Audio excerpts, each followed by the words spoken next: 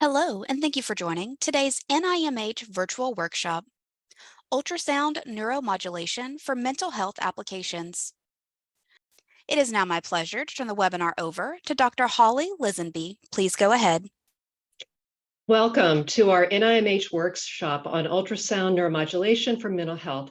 It's my pleasure to welcome you and open this session. My name is Holly Lisenby, and I direct the Division of Translational Research at NIMH. We are especially excited about novel tools such as focused ultrasound neuromodulation that can help us study relationships between brain and behavior, ultimately understand the etiology of psychiatric disorders, and hopefully lead to novel interventions. In particular, the ability of focused ultrasound neuromodulation to impact deeper brain areas without impacting superficial cortex is something that makes it unique among other tools and may have special advantages. There are also some particular research challenges and opportunities that we look forward to taking a deeper dive into throughout this workshop. I'd like to thank our workshop co-chairs, Drs. Kim Butts-Pauley and Leonard Verhagen, and also our NIMH organizing committee, Drs. Jessica Tillman, Dr. Lizzie Ankodovich, and Dr. Craig Fisher. And now, without further ado, I'd like to introduce Dr. Jessica Tillman, who will kick us off today.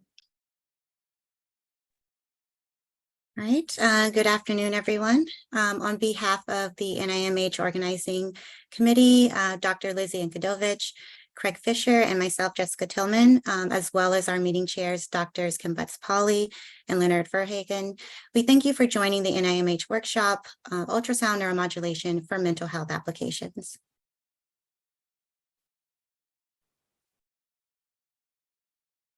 So here I'm going to go over the workshop program for the next 2 days. There will be 3 sessions each day. Today's first session will be a brief showcase of some of the latest research in the field. This session will be followed by a discussion on biophysical considerations, and we will end the day with a discussion on physiological and clinical considerations. And then tomorrow we will continue with sessions on the regulatory pathway for focused ultrasound neuromodulation as a treatment, experimental design and planning, and optimizing target engagement, parameter space, and effects. We will then conclude with a synthesis of the discussion held over the next 2 days, as well as opportunities and next steps for ultrasound neuromodulation research in mental health. So the overall goal of this workshop is to share the latest findings and discuss best practices for research in focused ultrasound neuromodulation for neuropsychiatric disorders. And some of the questions we're aiming to discuss further include: what is the current understanding of how ultrasound interacts with the brain? What are the risks, potential side effects, and patient burdens? And how can they be minimized? Given the above, how do we define the therapeutic window to maximize effects? And how can we best plan our stimulation and design our trials to ensure rigor? And other discussions will revolve around some of the main challenges facing the field, including the effect of parameter settings on biophysical and neurophysiological outcomes, how to quantify dose in a way that is relevant to neuromodulation, effects of repetitive protocols, accommodation of individual skull variability, off-target or confounding effects from activation of intermediate brain regions, and the impact of brain state on neuromodulatory effects. Lastly, as a reminder, the views and opinions expressed in the following presentations do not necessarily represent the views of the National Institutes of Health, the Department of Health and Human Services, or the United States government. And with that, I would like to thank you all again for your attention, and I will turn it over to Dr. Grace Wong to introduce our first session.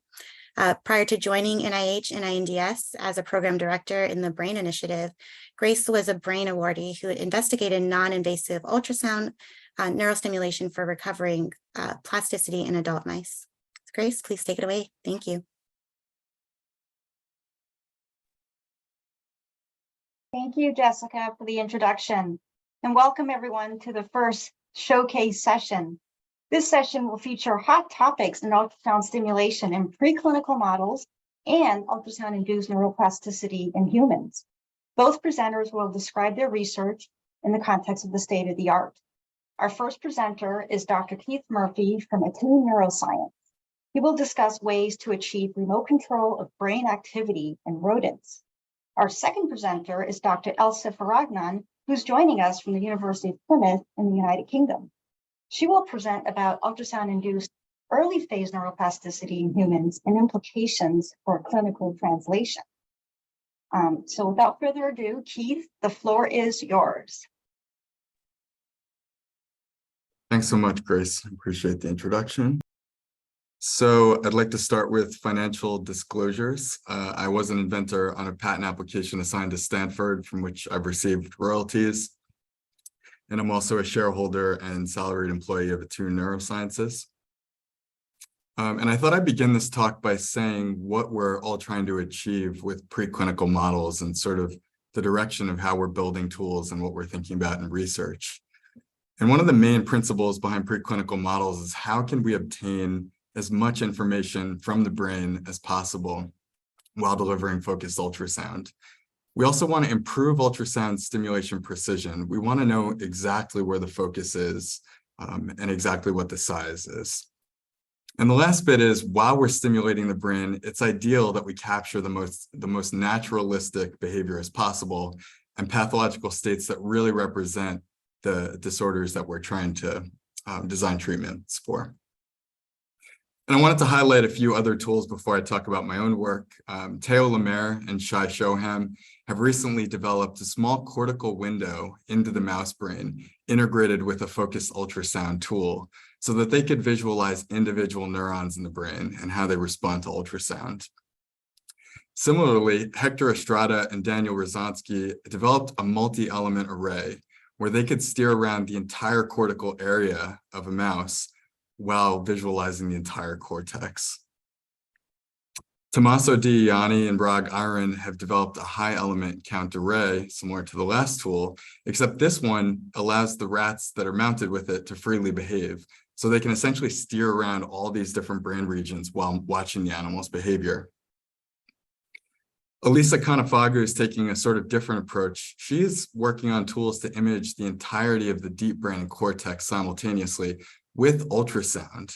And she's integrated this with high intensity probes that also stimulate the brain at the same time. And on the right-hand side, the backdrop image is changes in blood flow she's monitoring with ultrasound, with an overlay of where displacement is occurring in the brain. Work by Rachel New and Bin He has been exploring plasticity in animal models. So here they stimulate a hippocampal circuit electrically while stimulating with focused ultrasound. And on the top right, you can see that changes in the circuit's evoked potentials last long after the stimulation is on. And Grace has been doing work in this field as well. We're not just advancing small animal tools. Taylor Webb and Jan Kubanek have also been developing a steerable array that they call REMUS, where they can target individual areas of the macaque brain, and they can monitor the exact position of the focus using temperature and MRI readouts. Charles Caskey's group is also working on different methods for detecting focal position using a method called radiation force imaging that will be talked about later in the conference. And at the same time, they're looking at functional blood flow in the macaque brain, so they can start to correlate the position of the focus and changes in network activity. So in this sort of field of developments, we were looking to start to look at deep brain locations that were involved in sleep-wake behavior, and they're very specific cell types in the brain. Because we were looking originally at sleep and wake, we needed the animals to be able to behave very freely. So we decided to turn to a tool called photometry, where you virally encode a light-sensitive molecule into specific cell types in the deep brain, which is shown on the left. And you install a small optical fiber above those cells so that you can monitor when they're active or when they're suppressed. And our very simple innovation was to create a ring transducer that could be easily sort of mounted onto the skull of the animal. And this ring would emit radiating waves that had a natural focus right at the cells, which sit below the fiber. And this allows you to simultaneously image neural activity while animals are behaving. We called the development fiber photometry coupled ultrasound or focus. And it's a simple combination of piezoelectric components, matching layers, and mounting brackets. To give you guys an idea of how animals can behave, here's an animal not being stimulated at the moment, but freely walking around its cage with the device on. And you can see he can sort of reach up on the cage and wander around, and you might think about how a lightweight device might be used in your own research, particularly in mental health applications that require complex behaviors. We have recently tried to push the boundaries of what could be done with this tool, and we began studying rotarod activity. So here the mouse is sort of tasked with walking and balancing on this spinning wheel, and we were able to show that you can use ultrasound to intervene in motor behavior. An earlier sub-project we did involved recording from the ventral tegmental area. That's a deep region of the brain involved in stress, anxiety, and sleep. And we simultaneously recorded inhibitory GABAergic neurons in this area and their co-local dopaminergic outputs. And what we found was that when we stimulated with FUS, which is the purple shaded area here, we got strong excitation of GABAergic neurons, while dopamine neurons seemed to be suppressed, which sort of suggests that these two cells might be interacting locally. Because right after the FUS goes off and the GABAergic activity drops, you start to see that rise in dopaminergic activity, which is the green trace. Another project we worked on focused on the hippocampal area, which is obviously involved in many different things, locomotion, spatial awareness, and more recently, feeding behavior has been shown. And we simultaneously labeled two different cell types. So we looked at PV, paravalbumin positive interneurons with a red fluorophore, and CAMK2 positive excitatory neurons with GCAMP6. And although most protocols excited both cell types, we found that 900 Hertz at a 20% duty cycle over 5 seconds was able to potently decrease activity of our excitatory neurons while strongly increasing activity in the inhibitory cell types, again, suggesting the possible interaction between these two in the area.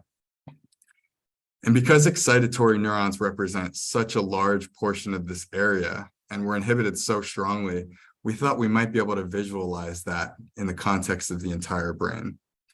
So to do this, we turned to PET imaging. And what we did was injected a small animal with a radio-labeled fluorodeoxyglucose and allowed it to walk around a cage for 30 minutes while stimulating every 3 minutes. And this was done at NIDA in Bethesda. And after stimulation, we put the animal into a small animal PET scanner. And we essentially visualized glucose uptake in the entire brain, and we compared the stimulated hippocampal area with the contralateral side of the brain. And when you look at highly significant suppression, you can see that the area fulfilled was exactly at the focus as we had intended, which was a little surprising. I mean, just how focal it really was considering the size. But if you lower the significance, so you start to get sort of a less modulated circuit view, you can actually see the hippocampal tracts outside of the focus were also affected, which the red arrow is pointing to into the bottom right. So this suggests that our reduced glucose uptake was not just some mechanical effect at the focus, but also a synaptic step away, and that we could intervene in whole circuits. It's previously been shown that stimulating inhibitory cell types in the hippocampus could suppress seizures. So we tried to examine this ourselves by damaging the hippocampus with kainate acid, which typically causes epileptiforms, while stimulating the contralateral side of the brain with ultrasound. And on the right-hand side, you can see that we get nice epileptiform spikes, these high-frequency oscillations. And very typically, when we would turn on the ultrasound, represented by the purple box, these seizures would halt almost immediately. And this effect would last somewhere between 10 and 30 seconds. So while it didn't last too long, it suggests that we may be able to create closed-loop interventions, where if we can detect a seizure starting to grow or come on, we might be able to intervene in the brain in real time. More recent work from the lab has reached into other areas of the brain, and we expansively searched many parameters that I won't have time to talk about today. but I wanted to focus on one particular region, the dorsomedial hypothalamus. And when we monitored GABAergic neurons in this region, we found that they were extremely responsive to focused ultrasound pressure. On the bottom right, you can see a 10-second stimulation at a low duty cycle and across different pressures. And you can see that not only do we get sustained activity during the entirety of the FUS delivery, but that it lasts for about a minute or so afterwards. And when we monitored animals during the stimulation, so on the top is an infrared tracking of a mouse being stimulated, and the bottom is a photometry trace. You can see when the FUS comes on, the animal immediately begins to start walking around its environment. And this lasts for a little bit after the focused ultrasound is turned off. Now, you might be thinking this is like a really good example that Keith is showing here, but I can tell you that this behavior is extremely robust. And here I'm showing the tracking from all the animals overlaid. And on the right-hand side, I'm showing a control region. So just 1.5 millimeters away, we're moving the focus. And when the black box comes on, that's the ultrasound stimulation. You can see robust walking from almost all of the animals that reaches the time period after, showing that we're able to remotely control walking behavior with just a short burst of ultrasound stimulation. And we've further validated that even regions 0.3 millimeters away don't quite have this effect. So we think it's very focally specific. In reaching into other regions, so here we were looking at the centromedian nucleus of the thalamus, we found another striking bit of information. And this was that if you tweak parameters enough, you can have very similar intensities and total energy delivered while achieving very different directionality in cell type response. So the red trace shows a quote unquote sort of excitatory protocol where we have very high duty cycle, short duration, and very low pulse repetition rate. So very slow pulsing for a short period. We're packing energy very tightly.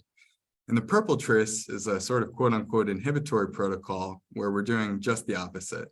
So with the same amount of energy, we can either excite or inhibit a brain region. And when we looked at behavior in this brain region, we didn't really see any changes in walking or anxiety, but we did notice head motion. So this indicates that the animal is sort of looking around the arena and aware of its environment. And in the bottom left, you can see with the excitatory protocol, we were able to increase this sort of alertness, while the inhibitory protocol could decrease it for most of the duration of the ultrasound delivery. So why is it that these two protocols with similar energy would have different responses? We thought the temperature from packing energy over a shorter period might explain this effect. So we took our device, and where we normally had the optical fiber, we replaced it with a thermocouple probe. And we spent a lot of time verifying that this was working properly, because when we looked at the skull temperature right below the transducer, there was a gentle heating, which you'd expect because the skull absorbs a lot of ultrasound. But at the focus, we saw exactly the opposite. So with our strongly exciting protocol, we saw a drop in temperature by almost 1 degree, which is really substantial in the brain, and a much lesser effect with our inhibitory protocol. We thought that vasodilation might explain this effect because blood can act sort of as a perfusion pump of temperature in the brain. So we injected rhodamine B dextran into the blood while simultaneously monitoring activity from these neurons. And you can see that while we get this robust increase in neural activity shown in green and a short spike in blood volume, which is probably something like the fMRI BOLD response, we get this lasting slow decrease in blood volume that follows. And we think what's happening is that we're getting modest vasoconstriction after this large excitation of neural activity. And this is not new. This is a phenomena that has been explored in the past. And it's thought that the cyclooxygenase system detects large amounts of neural activity in the brain and can vasoconstrict. So to test this, we injected animals with either a vehicle or ibuprofen, a cyclooxygenase inhibitor. And while we didn't see changes in neural activity, which is on the left, we almost completely eliminated this vasoconstrictive effect. You can see in gray is the ibuprofen treated animals. So we think that we've developed a protocol that is just generating a lot of activity and a lot of physiological effects, and we look forward to examining this further. And with that, I'd like to thank my mentor, my postdoctoral mentor at Stanford, Luis de la Sella, and all of our collaborators on this work, and our various levels of support from the NIH for these projects. Thank you. Well, thank you very much for the introduction, Grace. So today I'll be focusing on humans and how tests could be used to achieve short and even long-term changes, thereby inducing neuroplasticity, which would be particularly important when we're thinking about clinical applications. So treating the brain with TUS can elicit diverse response, including acute effect, which will be happening during or immediately after sonication, or delayed effect, where the outcome could be observed in different forms, the form of local effects, including changes in certain concentrations of metabolite in the brain, but also remote effects and functional effects, which could be in a form of behavioral, of cognitive change in the hour that follows the intervention. And I will be also discussing today very briefly the potential for TUS to trigger longer term outcomes, which could be particularly relevant for clinical applications. So here I'm thinking about changes that could be observed in the weeks or even months following intervention. But for the purpose of this talk, I'll mainly talk about early phase neuroplasticity that can be observed in the hour that follows the intervention. And I will present evidence of chemical change in the sonicated region. I will also be speaking about change in regional interaction using resting state network connectivity. And I will also be presenting some task-related behavioral change which are indicating of specific brain behavioral relationship, which are particularly relevant for learning and decision-making. Okay, so in the first study in the lab, we were interested in the in vivo concentrations of GABA, which is the main neurotransmitter, inhibitory neurotransmitter in the brain, in the hour that followed the intervention. This is a pre-register study. And in this study, we used a 5 Hertz pattern TOS protocol before people were put into an MR scanner. And after that, we just collected resting state and a spectroscopy data. Participant first came, and this was in the hour that followed the intervention. We had 24 participants coming. They came 4 times. So this was within a repeated design protocol. They first came for a series of anatomical pictures that were used for creating acoustic simulation and temperature simulation so to plan the intervention, and also for neuronavigation on a day. And then they were asked to come 3 more times on different weeks, where they either received TUS on the dorsal anterior cingulate cortex or on the posterior cingulate cortex, or sham. So on those 3 weeks, they were either receiving a real sonication or sham. And this is just the results of the simulation, where you can see the overlap between the spectroscopy voxel. So the spectroscopy voxel is going to be in the vicinity of the focus region for both regions. And on the right image here, I'm just presenting a representative subject where the volume of, so the focal volume, which will be the full width half maximum, is presented within the 3 different MRS voxels. So it's hard to see, but there is actually 3 voxels which corresponded to the 3 different weeks where we acquired the data. So in terms of data quality, both the fit error and the signal to noise ratio were very good for both regions. So we moved on with looking at the main analysis. And here is the results, which I'd like to unpack a little bit for you. So here we're looking at the PCC voxel, so the spectroscopy voxel in the PCC region. And this is the concentrations of GABA relative to water. So in the middle here is the condition where this brain region had received sonication. On the right is after when no sonication had been applied, and on the left after the ACC, which was the control region for that one, was stimulated. And you can see a very consistent decrease in GABA concentration following. So this was about 30 to 40 minutes after the sonication. So you can see a clear decrease in GABA. But this was not the case for the dorsal anterior cingulate cortex, which is quite surprising given the fact that it's the same protocol and it's the same individuals.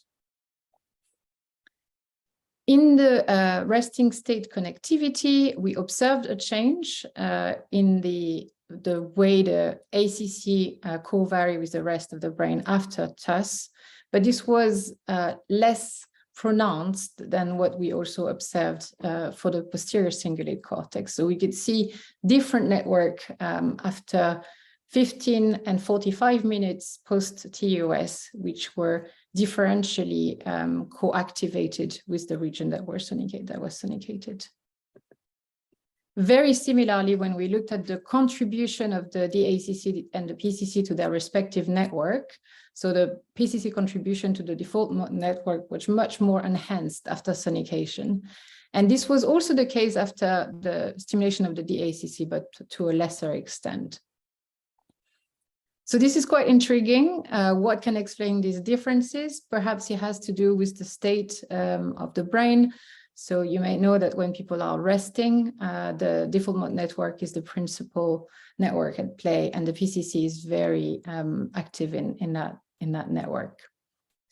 Or perhaps it has to do with composition of the tissue, as Keith was saying, differential cellular concentration, perhaps. It could also have to do with how, so here, the example of the dorsal anterior cingulate cortex, how variable this region is across individuals. Okay, and now I'm going to be presenting some new evidence of task-related behavioral change that we have just finished collection a few weeks ago. So I will use this little example here where you have two cues to choose from, it's called A and B, and you have no prediction over those two cues, perform an action, observe an outcome. If that triggers some sort of positive subjective feeling, that can update your prediction over that cue A. This can be formalized using reinforcement learning models, which could define the prediction error. This is a quite famous signal in the learning field, which will be simply the difference between the outcome and your expectation over A, which will be scaled by a factor and used to update your prediction over that cue. Simply how you make the decision will be, so your probability of choosing A again in the future will be the difference between the expected value of the two cues. And the reason I'm talking about those models is like they fit behavior extremely well. So this is just an example where you can see in black the behavior of real participant in choosing certain cues, and in blue the model. I don't have to go too much in detail, but I also want to say that these models have been gold standard in the field of learning since the early 90s, where it was discovered that the dopaminergic cell, particularly in the midbrain, multiple nuclei in the midbrain, seem to be mimicking that reward prediction error at time of outcome. So in humans, how you would be translating this, you would just be checking the amplitude of the prediction error over time, convolve it with a hemodynamic response function, and you would get a network. And that network would be showing the nucleus accumbens as the main hub. So the idea here in this study was to neuromodulate prediction error signaling by stimulating this deep brain region, which is the nucleus accumbens. So the experimental design is quite similar to the spectroscopy study in the sense that it's a repeated design. People came 4 times, first time for a UTE and a T1 weighted image that was used for acoustic simulation, but also for neuronavigation. And then they came 3 more times where they performed the study after receiving either a unilateral sonication of the nucleus accumbens or the active control was the dorsal ACC. And they could also have sham. And on each day, they received the same protocol. So this was a 5 Hertz patterned TOS protocol before they went into the scanner, and then we collected a series of fMRI and spectroscopy images.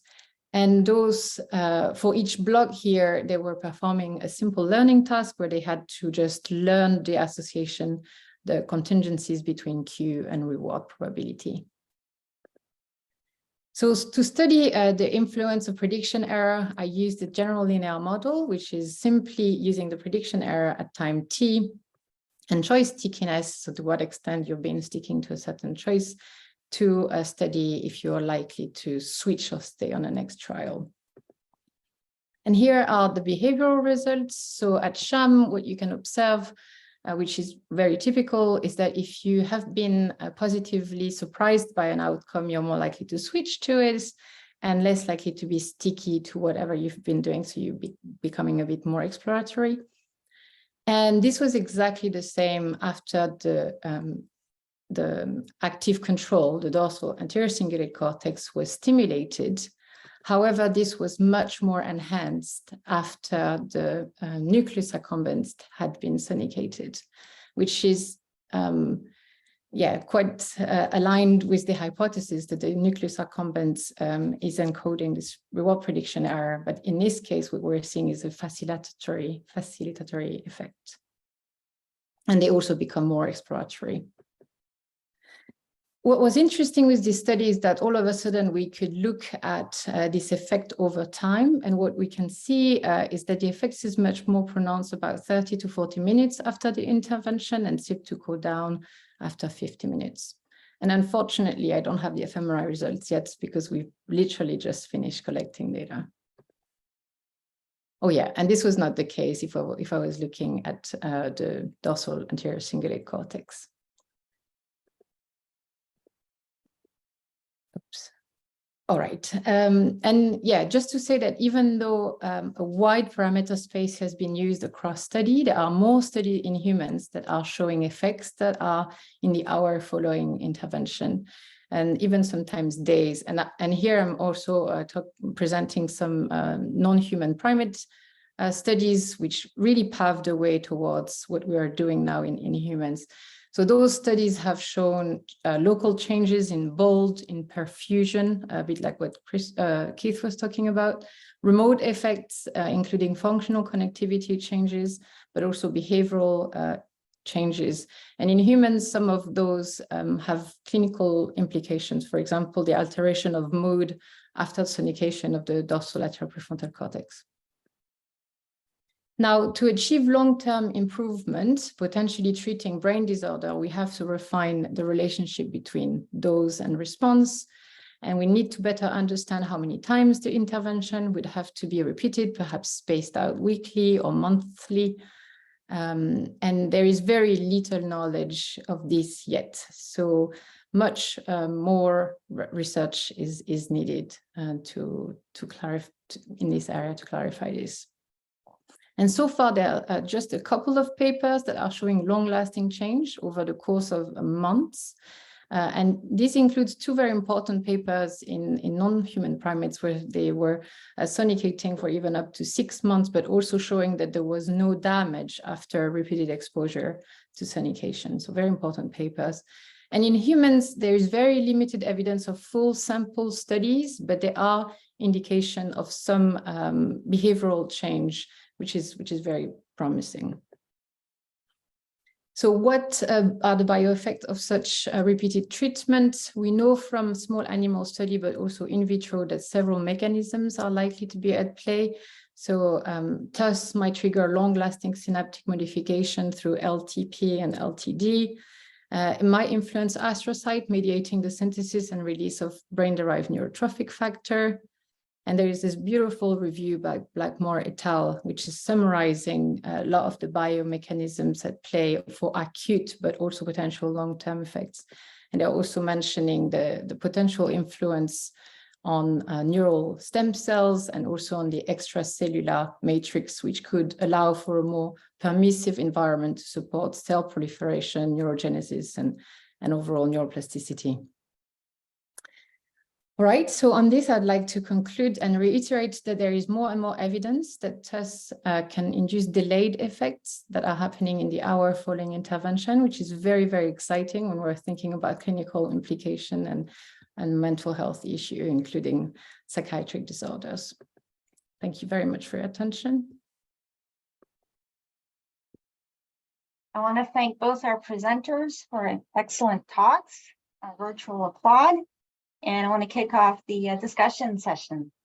So we have several questions from the audience. I'm going to start with a quick clarification, Elsa, on your result with respect to task-related behavioral changes. There's a question from Wayne Goodman. He says here, I see that the pulse repetition frequency was 5 Hertz. What was the pulse width and duty cycle of TFUS? Yeah, so it was 20 millisecond pulse duration for 200 milliseconds, so 10% duty cycle. The the pressure in the brain was about 0.6 megapascal, and on average, the in situ ISPPA was about, I think about maybe 8 watt per centimeter square. And similarly, I'd like to just move to a clarification question from Keith, from Joanne Yoshimura. Keith, why is the duration of the stim different for the excitatory and inhibitory protocol? You could.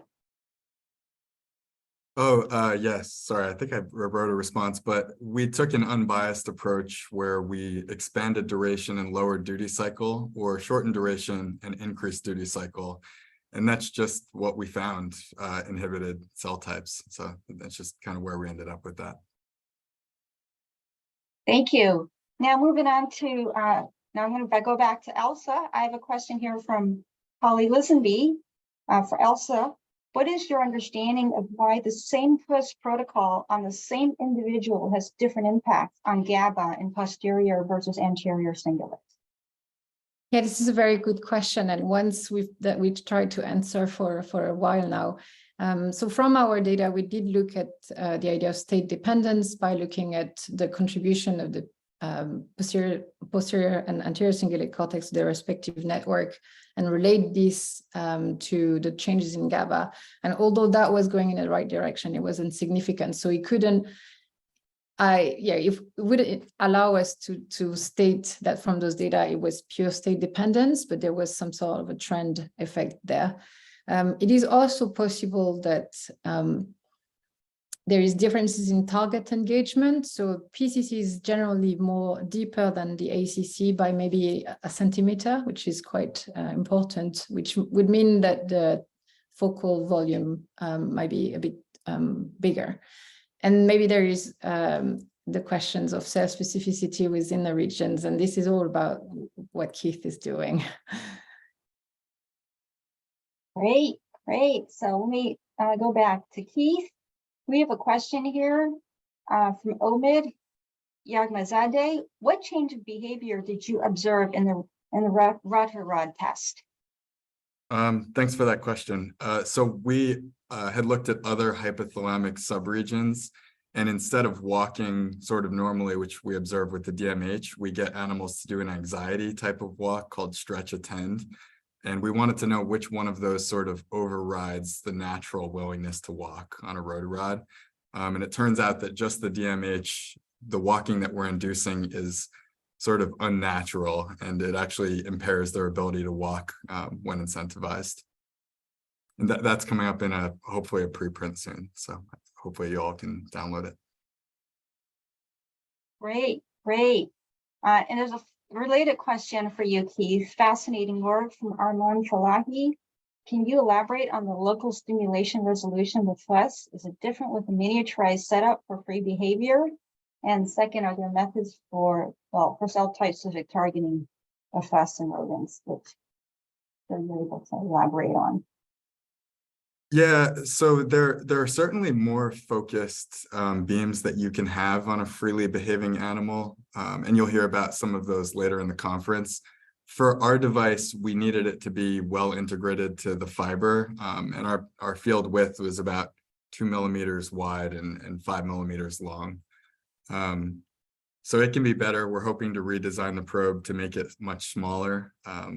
And of course, as you saw with the PET imaging, it's not necessarily about the field size, but sort of a titration of effect. And you'll get always the strongest effect at the peak of the focus, typically. So this brings me to a different question. For Keith and Elsa. So the photometry coupled ultrasound that you developed, Keith, appears to be very versatile, a very versatile way to monitor immediate ultrasound effects from many different brain regions. However, it appears that an invasive fiber may be required to obtain an immediate readout. Could you comment on a direct path for clinical translation to human studies? Yeah, so I will say Elsa's study is really exciting for that same reason. We're actually trying to work together to show in photometry that there's cell type differences and then hopefully translate that to humans.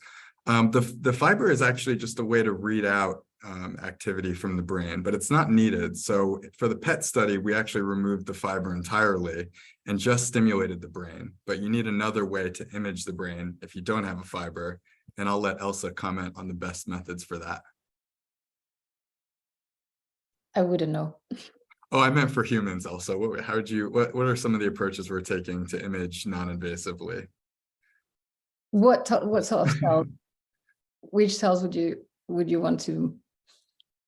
Whatever cells you want. Let's maybe start with GABA, with your GABA spec. Yeah, so the thing with GABA, with spectroscopy, is that you're just measuring the concentrations of the metabolite. So it's not necessarily related to cells. It could just be the receptors, GABA A and GABA B, that are across multiple neurons or other sites. So I'm not too sure that spectroscopy would be the answer. But if you were looking at glee cells, for example, because you're interested and many others are interested in astrocytes and so on, perhaps you could. So PET would be the way to go, but it's perhaps not the greatest for healthy participants and longitudinal studies. But diffusion weighted imaging could be the way to go. Then yeah. Thank you. So I have a question for you both from Mehdi Kiani. Could you please comment on what new technologies and hardware for generating focus ultrasound you would love to have? A more forward-looking, wishful thinking. Sorry, Grace, I was a little bit, I was reading the questions on the Q&A and I didn't listen, sorry. From Mehdi Kiani, could you please comment on what new technologies and hardware for generating focus ultrasound you will love to have? Sort of creeping towards what are the future gaps that you have, in whether your current gaps and what kinds of technologies would you love to have? I guess I'll start. So I would love to have very fast raster scanning around the brain. So it's much easier to do in animal models, of course, and many labs are already doing this, but the ability to know where the focus is and to move it along oddly shaped structures or to intervene in two circuits sort of almost simultaneously. So that's on my wish list. And on my wish list, since I am very, very interested in the prefrontal cortex, which is quite uniquely interesting in humans, I would like to have multi-element array to be able to go beyond the issue of the sinuses that we have with simpler sort of transducer. Great. I guess a straightforward question from Wes Lewis is, do you fabricate your own transducers? I do, yes. We have a machine shop that makes individual components, and then we use epoxy to stack everything together. And I think even for some human studies early on, people were sort of fabricating their own from piezoelectrics. But now I think, Elsa, there's probably many options for human studies. Yeah, there are a few almost plug and play systems that are used for research only. But there are also a lot more that are currently being developed and hopefully, and surely the field in the next 5 years is going to change quite a lot because there will be a lot more technology out there. Great. We have a few more questions, mainly for Elsa from the audience, and we still have 4 minutes on the clock. So what is the data on the duration of effects of a single sonication stimulus in humans? From Salvador Guenjon. I apologize if I didn't get that name right. So a single sonication, would that mean a single pulse? Because what I was presenting earlier was just the result of a single protocol of 80 seconds. And a lot of work had been done in the non-human primate field that are showing as well that just 40 seconds of a train of pulses can have long-lasting effect, well, short to medium lasting effects. So what I was presenting is what I would say the results of a single exposure to TUS. There is no repetition there. The participants came 3 times, but they were receiving sham or sonication in another part of the brain. So thank you for that clarification. And then another clarifying question from Amir Rajujan is, when you use the word no damage in your presentation, is it in consideration of thermal damage or other physiological response? when I was talking about the web study, that was histological observations. So yeah, it would be thermal damage and cavitation. Excellent. And so there is a question from Doug Manecki, and he does start with, perhaps this will be discussed in more detail in the biomechanism section, and this is referring to your talk again, Elsa. I believe during the DACC local and remote changes part of the presentation. So the question is, what are the hypothesized molecular substrates involved? The hypothesized neural substrates. Molecular substrates and PSD proteins, membrane ion channels, etc. What we are observing is perhaps the results of LTP-LTD. Is that the question? So what would be explaining an effect that lasts up to an hour and the release of GABA? Yeah, again, we need to think about what spectroscopy measures. So this decrease of GABA is surely due to the fact that there is less GABA in the extracellular space, if this is what's been asked. So it indicates that there is an excitatory response and that overall there is less GABA in the extracellular space, so more in the vesicle within the neurons, the cells. Thank you so much. I guess with one last question about any data about threshold effects on white matter versus gray matter that just came in from Stephen Asmussen. I believe that was directed to Elsa, but if Keith, you have thoughts on that, feel free to chime in. I haven't personally explicitly looked at the area, but I think Jean-Francois Aubry may be talking about differences. So they use the Insight Tech to highly precisely focus on white matter or gray matter, and I believe they saw some differences. So I think it's an exciting new area that I hope people look at, especially from a biophysical perspective. You know, these different types of tissue morphology might lead to differences in ultrasound sensitivity. Mm-hmm. Thank you so much. Go ahead, Elsa. No, I was going to say that, yeah, we've been generally looking at focusing on the cortex, but there is also the idea of the radiation force and everything that's going around. So it would be very interesting to look at what's happening in the white matter for sure. Well, thank you so much for this action-packed discussion Q&A. At this time, I'd like to turn the session over to Kim or to Lizzie. Thanks, Grace. Thank you for that fantastic session. Welcome everyone to our next session today, focused on biophysical considerations. For those of you who do not already know me, my name is Lizzie Ankadovich. I'm a program officer in the Division of Translational Research at NIMH, where I run the multimodal neurotherapeutics program. I have the pleasure today of introducing our speakers. First, we have Dr. Kim Butts-Pauley from Stanford University, who will be speaking on biophysical effects. She'll be followed by Dr. Jeff Aubry from Physics for Medicine Paris, who will be speaking on biophysical safety and who is also our moderator for this session. Welcome, Kim, and feel free to share your screen, and thank you so much for joining us.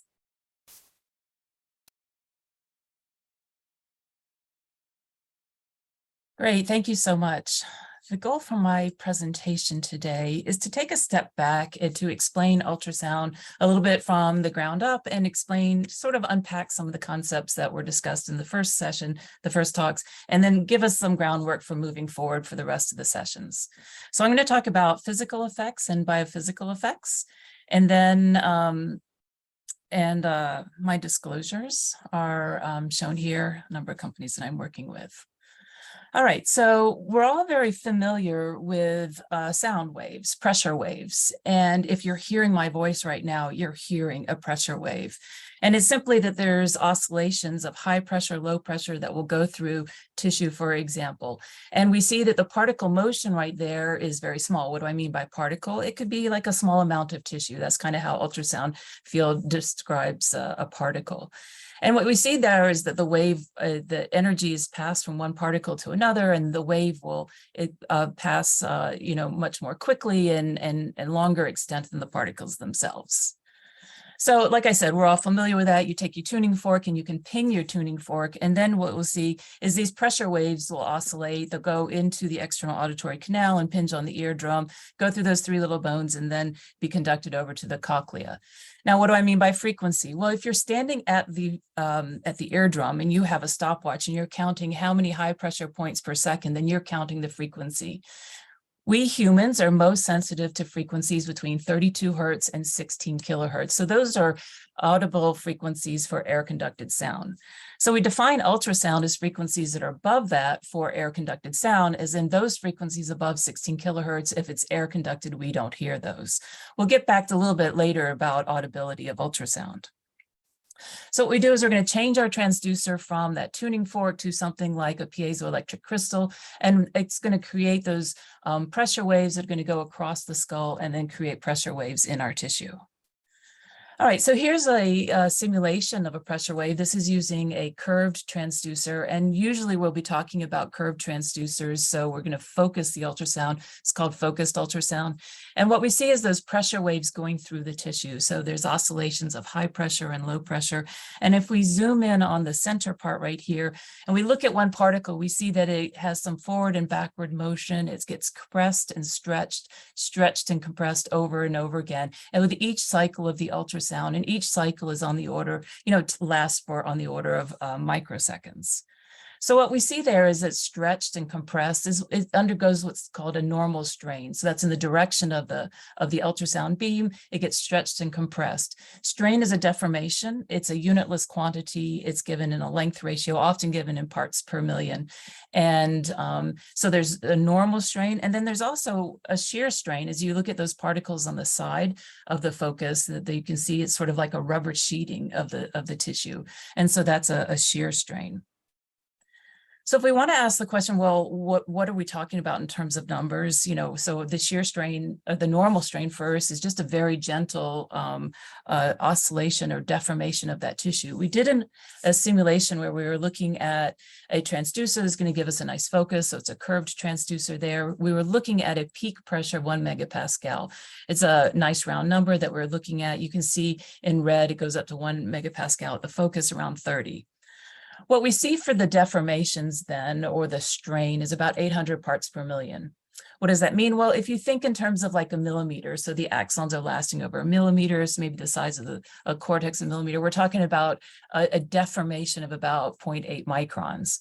If you're thinking about, maybe the size of the cell body of 10 microns, we're talking about 8 nanometers. So it's a very small oscillation that we're talking about. And then there's the shear strain. So again, it's sort of a rubber sheeting of the tissue itself. And then the types of numbers that we're looking at are about a quarter of what we were seeing for those normal strains. So these were some simulations that we were looking at a 0.5 megahertz. All right, so particle motion strain is one source of strain. There's also another source of strain, something else that's going on, and it's the acoustic radiation force strain. So that was mentioned before, and I'm going to start by giving you an illustration to describe what I mean here. And in my illustration, it's the child on the swing, because something we're very familiar with.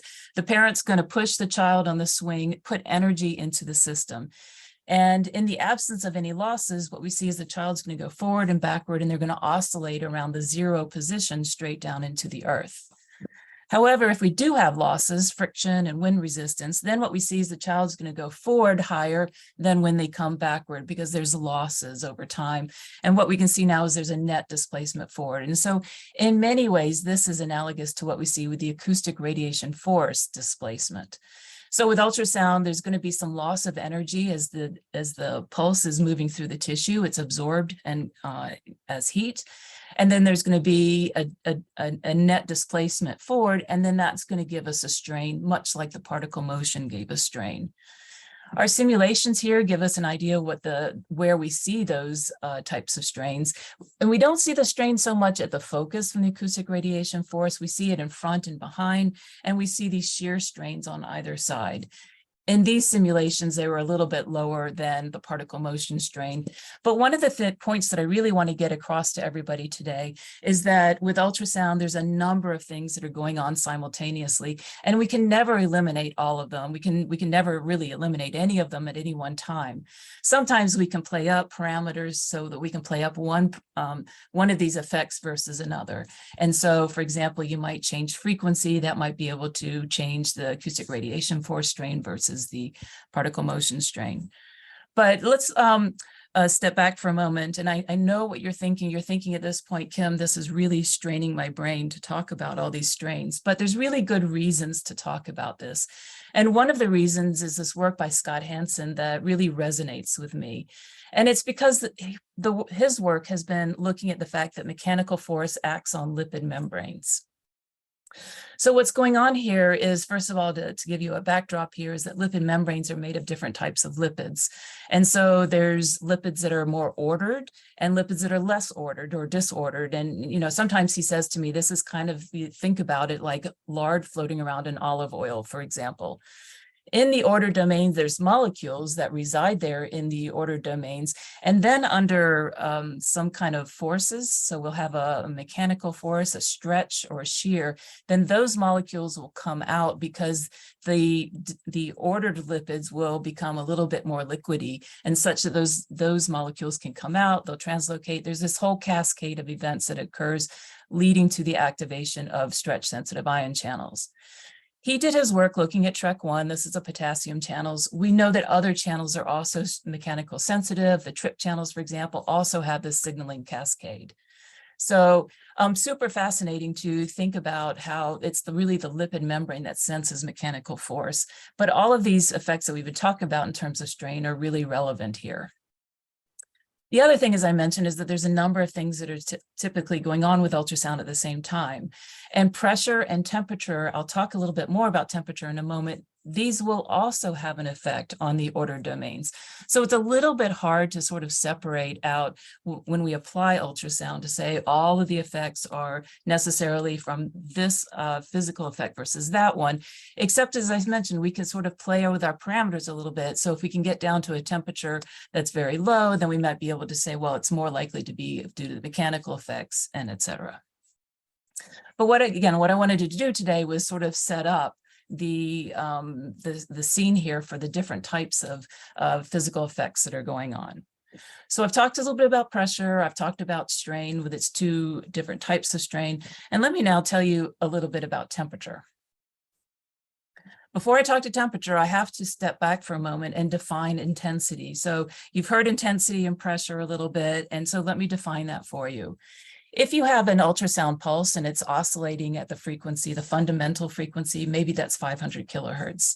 You have an envelope. You can look at the envelope and say there's a peak positive pressure or peak compression pressure. There's a peak rarefaction or peak negative pressure. Okay.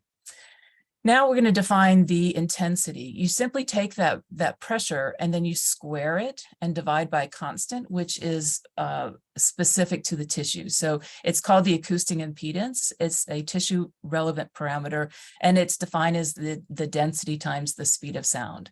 So then you can get the intensity, and it might look something like this. All right, well, given that we have a pressure, we can calculate our intensity. Some other parameters that we might be interested is to maybe what is the temporal peak of the intensity, what's the pulse average of the intensity, or maybe we're interested in the temporal average, which takes into account the ultrasound pulse itself and then the dead time afterwards. Let's put some numbers to this. If, for example, you have a peak pressure of 1 megapascal, we might be then talking about a temporal peak in brain tissue of about 60 watts per centimeter squared and a pulse average about 30 watts per centimeter squared. Some assumptions that went into that, this just gives you some ballpark numbers. Unfortunately, it's a little hard when you're listening to talks to say, to, kind of convert in your mind between pressure and intensity. And so, so that's why I wanted to give you these numbers and kind of give you just an idea of what we're talking about here.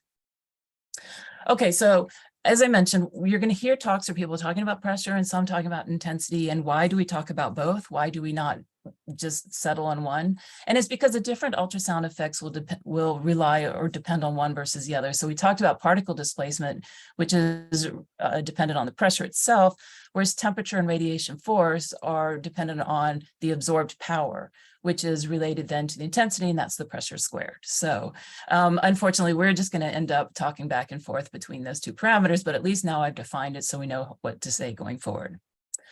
All right, now temperature. So we do know that ultrasound can induce temperature. We know this from the essential tremor treatments. We use a large area transducer. We focus to the VIM nucleus. We can get an MR temperature map. And then from there, we can look at that peak temperature there. We see that while the ultrasound's on, the temperature rises exponentially. And when you turn it off, it decreases, and it decreases exponentially over many seconds. And we can treat those patients. But what I wanted to talk about here is this plot right here and what governs this. So it's governed by an equation shown here, which is a little complicated, and I've made the text purposely really small so that you don't read it. I don't want you to look at that text. What I want to tell you and what I want you to take away is that there's a heat change term here. So that's what's going on with that curve up there. It's related to the heat deposition term. So this is how much power you're putting into the tissue. The power then is the intensity, and then there's the absorption coefficient. Then there's two heat dissipation terms, the heat conduction term. So that's simply if you have a spatial gradient in the temperature, the heat's going to go from high temperature to low temperature. And then lastly, a perfusion term. So when the ultrasound's on, for over short times, it's typically then going to be governed by this heat deposition term. When you turn it off, it's these two terms over here that govern it. And then you can find the temperature rise. All right, so now the question is, well, when we think about what we're doing with transcranial ultrasound, how is that now related to maybe the sort of the power levels that we saw with essential tremor that cause these temperature rises that you see in that plot? And just sort of ballpark numbers, what we see with essential tremor is that we're giving typically something like 100 watts per centimeter squared for about 10 seconds. So we're depositing about 3,000 joules. And here with transcranial ultrasound, it's much lower. Maybe we go up to 1 megapascal, which I said was a pulse average of 30 watts per centimeter squared. Maybe it's about 100 milliseconds for that pulse. That's about 3 joules. If we wait some number of seconds, then we're sort of starting over with that temperature rise because that decrease is going to happen over a couple of seconds. All right, so much, much smaller by 3 orders of magnitude typically. All right, so that's where we are with temperature. And let me now just introduce the idea of cavitation. Cavitation, unfortunately, means many things. The one that's most relevant to us here, well, there's really two that are relevant. The one, first of all, it relies on the fact that there are gases that are dissolved in our tissues. We know we have nitrogen, we've got oxygen, carbon dioxide, et cetera. So we have gases dissolved in our tissue. And when we apply ultrasound, during that low pressure part where there's low pressure, then what we do is that we can pull those gases out of the tissue and they form a bubble. Then the ultrasound is going to go through that high pressure phase, the bubble is going to compress a little bit, and then it's going to go now back through its negative pressure, low pressure phase, and the bubble is going to expand. But it's not only just going to expand, but it's going to grow. It's going to grow because the concentration of the gas in the tissue is going to be higher than in the bubble. And so as that bubble expands, it's going to have low concentration of the gas. The gas is going to diffuse into the bubble. A couple of things that really help that bubble growth. One is that as the bubble expands, the surface area gets really big. So there's large surface area for that diffusion. And then the contraction part, there's very small surface area. So we're really going to be sort of preferentially having those bubbles expand. And then lastly, there's a movie shown given to me by Larry Crum that shows the bubble expansion and that it spends more time on expansion than it does on contraction. So that contributes to what's called nonlinearity. So all those together mean that we could have the possibility for bubble growth. We're not necessarily going to see it, and that's going to depend on our parameters. And so all of these parameters, all of these things, these effects are going on simultaneously. They could all play a role in the stimulation that we see. It's a little hard, as I said, to sort them out. And what we're going to see in session 3 is a larger discussion about the biomechanisms. All of these could be taken to an extreme. And if taken to an extreme, then they can have an effect on safety and be less safe. So what we'll see in the next lecture is how do we think about safety? What do we know about safety? Where's the boundary, and et cetera. And that is going to be a large discussion point with the parameters that we've seen. And then we'll talk about this more, I'm sure, as well, but that what we're seeing is that we're, with these pressures that we're seeing that are under the FDA regulatory limits right now, that we're very gently having mechanical force on the tissue and creating these little strains and affecting mechanical sensitive ion channels. And again, you'll hear more about this. Okay, so where are we? At this point, the promise of transcranial ultrasound is that we can use external transducers, we can focus deep in the brain with small focal spots and gently perturb these mechanical sensitive ion channels. Along the way, there's going to be some speed bumps. And one of the speed bumps right off the bat is the skull. So I'd like to spend a little bit of time talking about the skull and kind of what are those physical attributes of the skull that make it difficult for us. One of them is that there's a variability in the skull, there's attenuation and speed of sound. So let me explain these in a little bit more detail. First of all, let's look at the variability. So here's a slide with a number of skulls. These are subjects that were treated for essential tremor. So I have these CTs, and what you see is that there's a huge heterogeneity between and within individuals. So you can see that you might have very thin skulls, very thick skulls that are thick cortical bone and thick trabecular bone. Typically, the skull has got 3 layers: outer layer of cortical bone and inner layer of cortical bone, and then in between there's trabecular bone. And the skull is highly attenuating, which means that as we apply ultrasound, there's going to be a loss in the pressure amplitude. There's going to be a loss of the intensity amplitude. What we see is that there's a big loss in the cortical bone, but it's even bigger in trabecular bone. So if we look at these and we say, well, which is the most attenuating to ultrasound, there's a tendency to look at this skull over here because it's so thick and it's so white, and you key in on that. But the truth is it's the second one that's the most attenuating because it has so much trabecular bone right there. Okay, variability is a problem and the attenuation is a problem. Let's continue with the story because there's a lot going on here. Speed of sound is different between water or watery type materials and bone. And so we can see that here. If you can see that high pressure point, it goes through the bone more quickly than it does through the water in this animation. If we look at the numbers, we see that for water, aqueous soft tissues, it's around 1,500 meters per second. And in bone, it's about twice as much as that.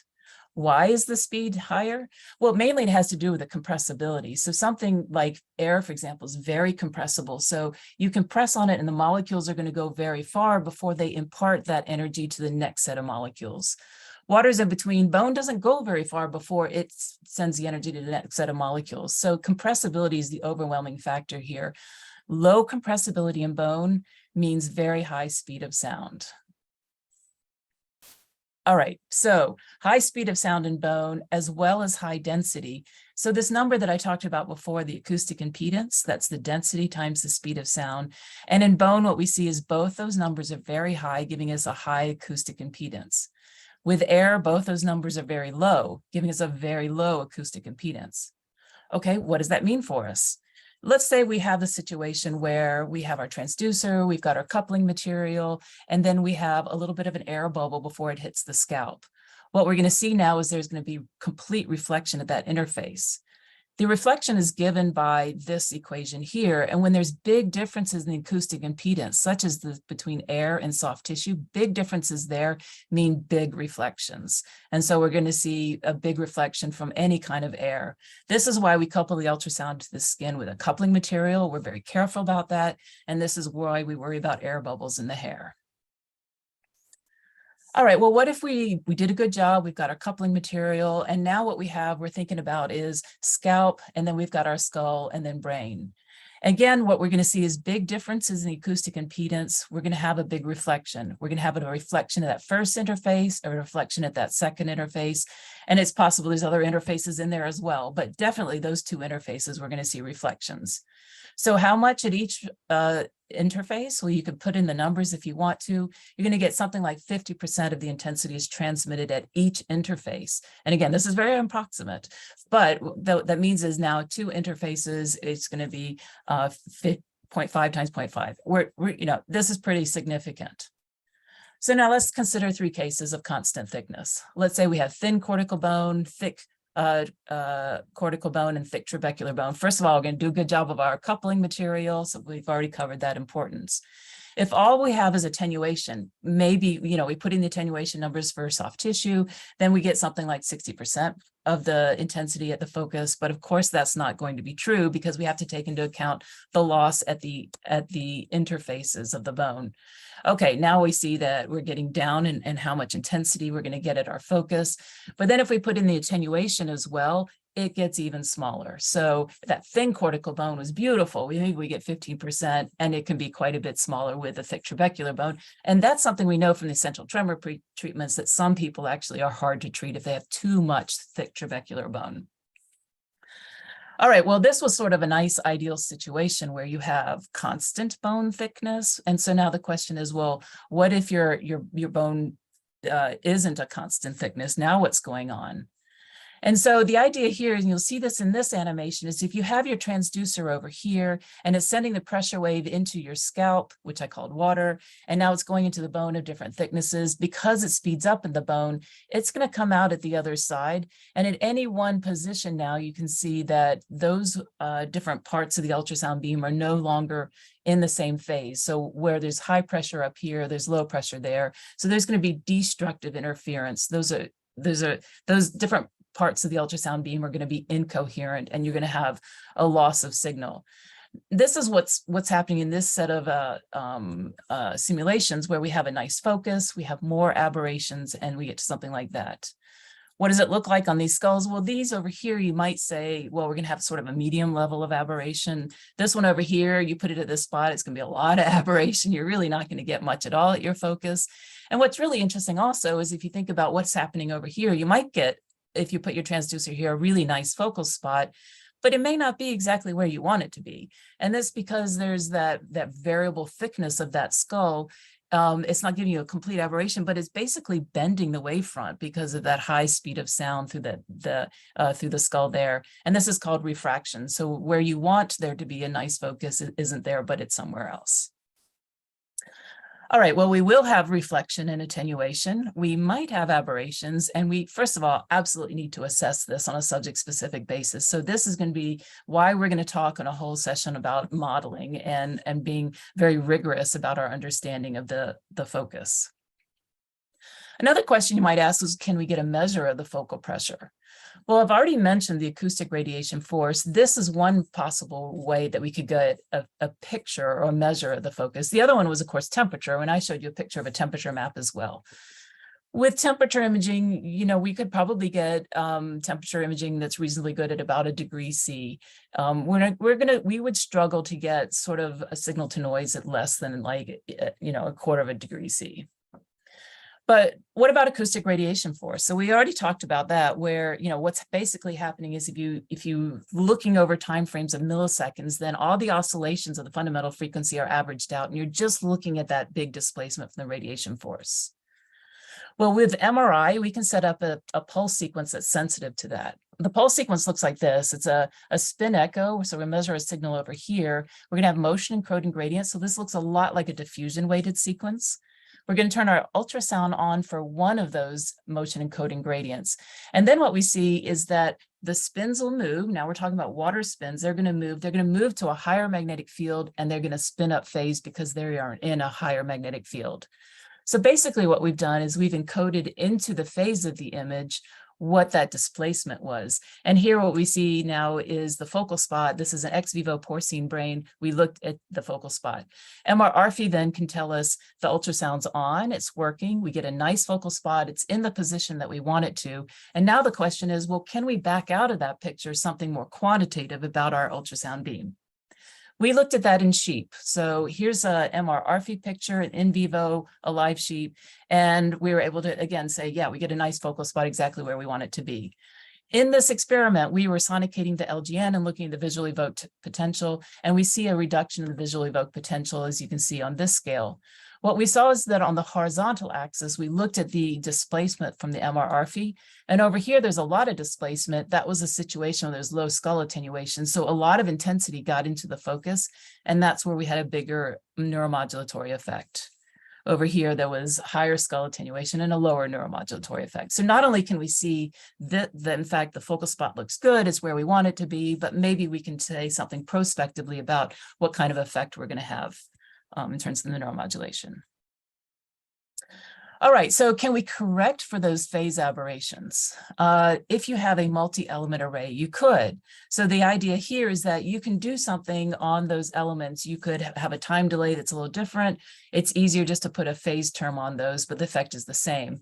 Now what the simulation shows is that when they come out after the bone right there, now each of those little wavefronts is now in phase. So we're going to have a better focus. So this is what the ancestral tremor treatments do. They have phased arrays and they can correct for phase aberrations. And it does require a phased array. Some of the systems that people are using right now are single elements that don't let you do that, or there may be annular arrays. An annular array will let you have some depth focusing, but it doesn't give you the ability to correct for these phase aberrations. So where are we? We will have reflections and attenuations. We will have phase aberrations, and we could correct for phase aberrations if we can measure and model them and have phased arrays. So that is definitely where the field is going. You're going to hear more about this in the modeling as well. All right, I have just a few minutes left. And one of the things I wanted to cue up as well is not so much what's happening with the tissue from the ultrasound in terms of the neuromodulatory effect, but I wanted to tell you a little bit about sort of the physics of where these auditory effects come from that you're going to be hearing about. So I'm just going to tell you a little bit about the basic concepts. And then later in the workshop, you're going to hear a little bit more from people about efforts to mitigate the auditory confound. All right, so where does it come from? Because what I already said was that if you apply ultrasound, that it's done at frequencies that are, defined as ultrasound, meaning they're higher than the hearing range for humans for air conducted sound. However, that can still be heard by humans. And it's simply, there's multiple pathways by which the pressure wave can then come in and be heard. So the sound pathways are shown here. First of all, the sound could come into the external auditory canal and then pass through the tympanic membrane, the normal pathway. It can come through the temporal bone and into the cochlea directly, or it can come via the soft tissues and through the fluids in the cochlear aqueduct. And so that's called the third window. So there's multiple pathways here. And ultrasound can be heard. And the reason it's heard is not because of that fundamental frequency, but it's because of the envelope. So that's what's shown here is the envelope. So again, what we have is a pulse that's oscillating at very high frequency, say 500 kilohertz, but we're going to turn it on and turn it off for some time. And so in this example, it's 80 milliseconds long. Maybe you'll hear about pulses that are 1 millisecond long or different sets of durations, but inevitably there's an envelope here and there's an oscillation of the frequency. All right, it's this envelope which is most audible to people. So if you look at the power spectrum, so this is the frequencies here, this is the human hearing range from 32 hertz to 16 kilohertz, then this waveform has large frequency components across the human hearing range.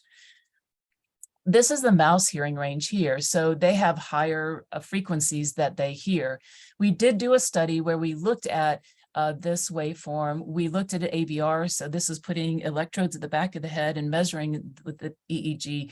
What is the signal coming from the brainstem, from the cochlea up through the brainstem and into the brain? And you see these squiggles here, meaning that this was audible to the mice.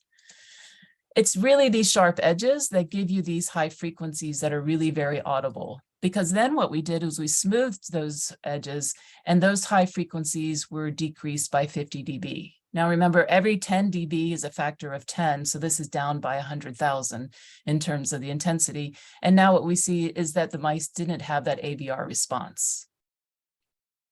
Okay, now that's great, but unfortunately, one of the difficulties of doing mouse research is that you can't ask the mouse what do they perceive. And so the mouse isn't going to tell you, well, you know, there was some residual sound that I heard, even though I didn't have an ABR. So we did do a human pilot. This is some work I did in conjunction with Leonard Verhagen and Ben Kopp at the Donders Institute. And here we did something similar to what we did with the mouse.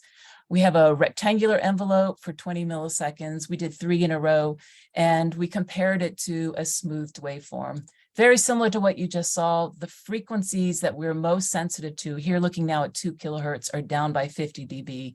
And then what we did is we asked the subjects as we played these two waveforms back and forth to tell us which one, you know, when do they perceive it? And you change the amplitude back and forth until, you know, you find the threshold. Plot the threshold here. And for all subjects, there was an increase in the threshold, meaning that this one was less audible.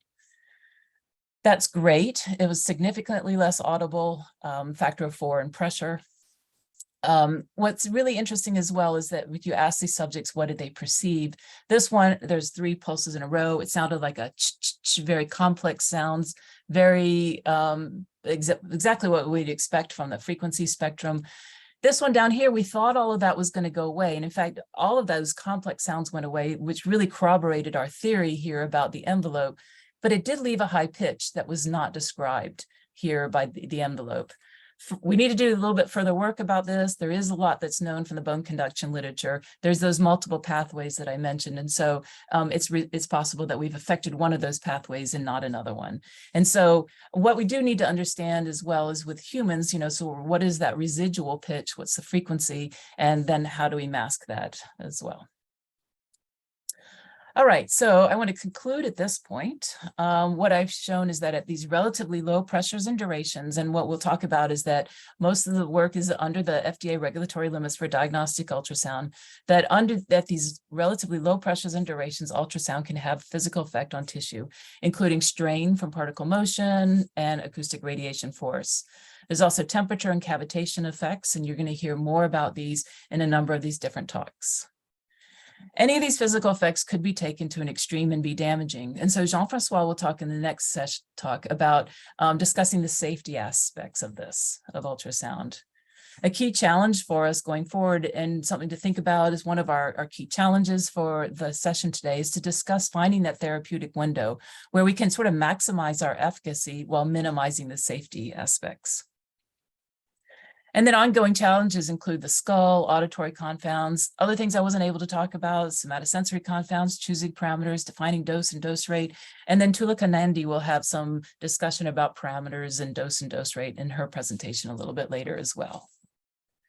So I'd just like to acknowledge my group, my funding, my collaborators, and at this point, turn it over to Jean-Francois for the next talk. So I'm going to discuss the biophysical safety for transcranial ultrasound stimulation. And I will start with disclosures. I received a grant from First Mobile Company and also from Insightec on ultrasound brain therapy. I hold stocks options of First Mobile, and I am co-inventor of 5 patents in the field of biomedical ultrasound, for which I received royalties in the past, and I might receive some also next. So let's jump into what what we would like to discuss here is what are the risks that are potentially associated with the use of ultrasound in the brain. And the first risk is mechanical damage. And as Kim mentioned, this might happen when a bubble is present in the medium, or if it's triggered by ultrasound, and it will oscillate, it will grow due to a rectified diffusion, as Kim explained, and finally, it might explode, and it might induce tissue damage. It is currently used actually for therapy, and this is how actually kidney stones are destroyed. In order to get rid of kidney stones, they are crushed into small pieces thanks to cavitation. So of course, this is something we would like to avoid in the brain, definitely. So this is the first risk, mechanical damage.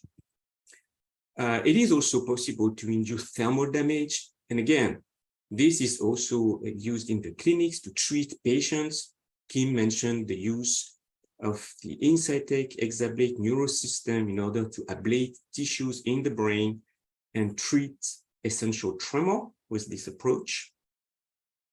And in that case, for thermal damage, what is important is not only the temperature itself. You can see here, it's a question of temperature, but also exposure time. So for a given temperature, it might take longer or shorter to induce a lesion, and I will explain this a little bit more into details later on. But let's start with mechanical safety. And what are the safety limits as we discussed? We can go to extreme levels in order to trigger this. So what is the limit to induce cavitation in tissues? And I've looked back in the past on published data, and very few experimental studies have been conducted in vivo trying to determine the threshold to see actually cavitation, and there's even fewer studies in the brain, but there are some. And first one is actually from our group in Paris, and with Jérôme Gatteau, we explored the probability of cavitation in sheep brain tissues. We used very high frame rate ultrasound imaging in order to be able to detect bubbles, the tiniest bubbles we could detect in the brain, and we ramped up the ultrasound until we could see some cavitation activity. And the threshold that we measured was actually minus 12, almost minus 13 megapascal, and we were using 0.6 megahertz ultrasound with very short ultrasound impulses. So very similar to what is used for diagnostic ultrasound, but of course with a much higher amplitude. Other groups also, when trying to take advantage of this therapeutic effect, not for kidney stones, but in tissues, and in that case, this is called histotripsy, to actually destroy tissues by liquefying the tissues with ultrasound. And mostly the Michigan group, and they looked also for thresholds to induce cavitation because they wanted to use cavitation to treat. And they also came up with quite high pressures in that case, again, with very short ultrasound impulses, minus 13 megapascal at 1 megahertz and minus 21 megapascal at 0.7 megahertz, 0.75. And those are either in phantoms or in tissues.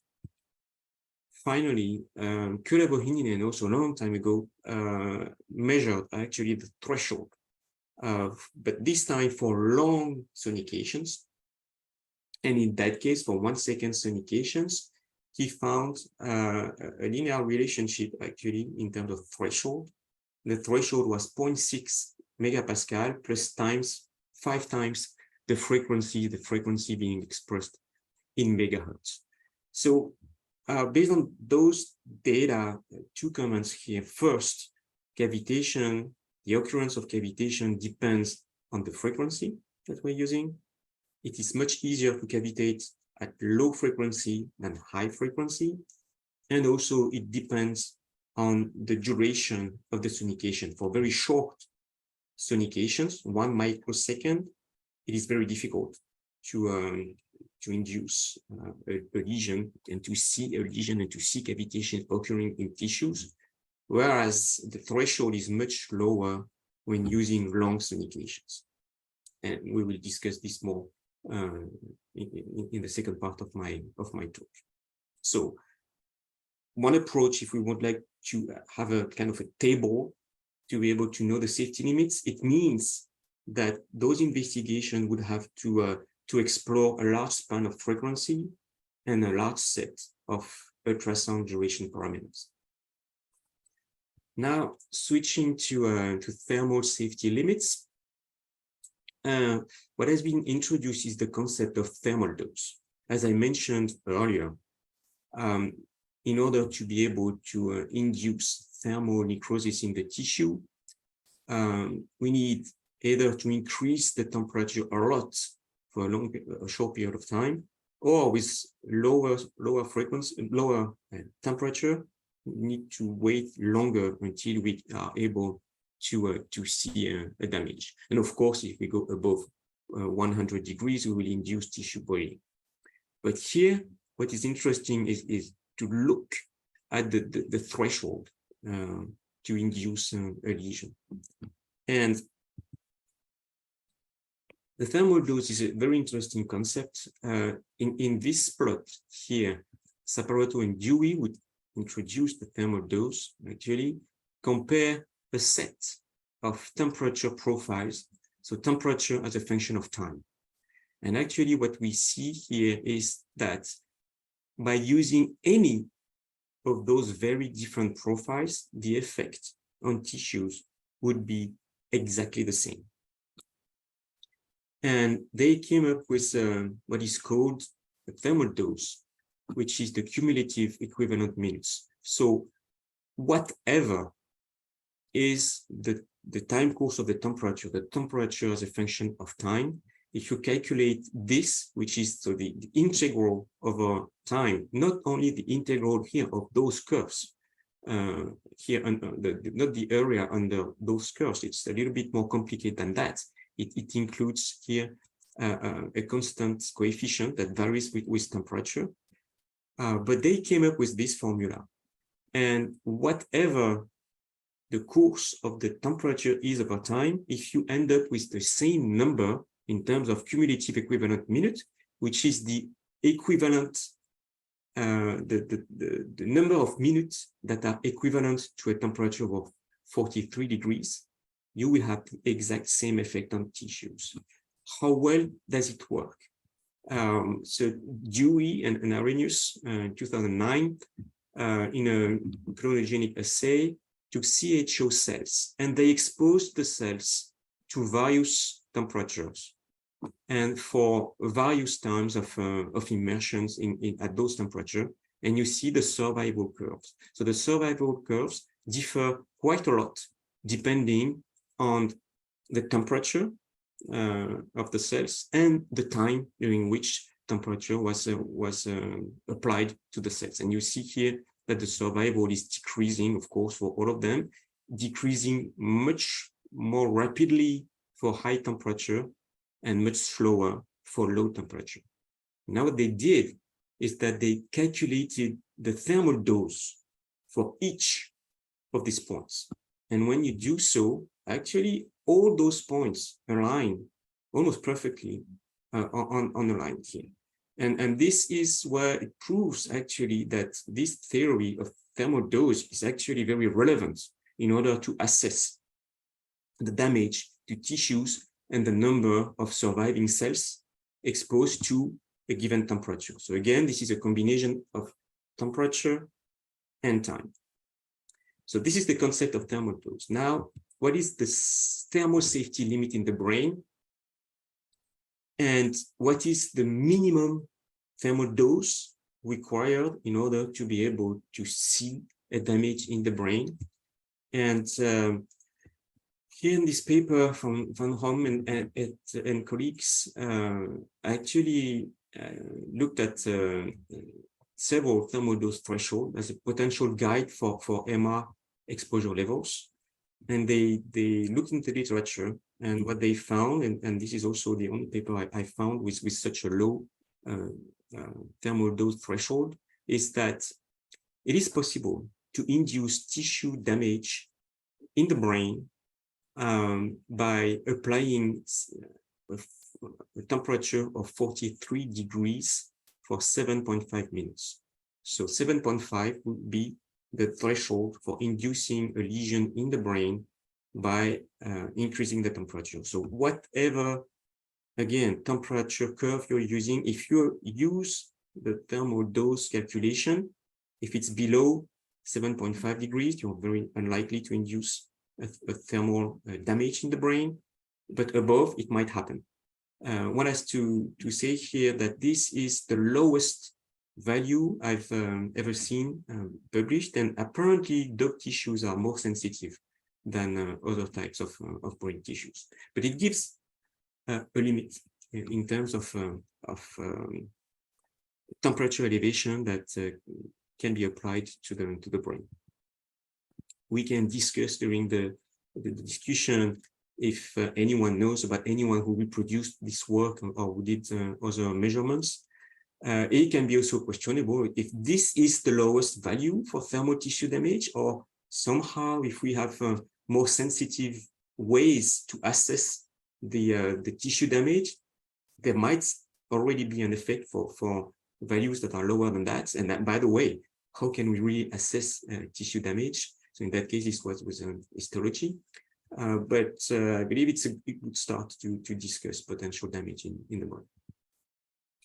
So what I explained before, for both thermal safety and mechanical safety, is a way to assess it is just to look at thresholds, for which above the threshold we can see actually lesions.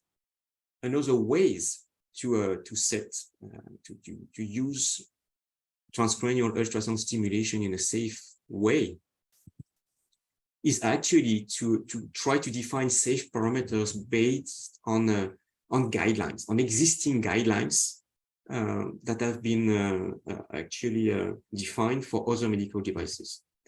So what are the closest guidelines to a transcranial ultrasound stimulation? Because there's no guideline currently for transcranial ultrasound stimulation. Of course, imaging, diagnostic ultrasound is definitely the closest guidelines that we have. And also the guidelines for magnetic resonance imaging. We'll discuss this.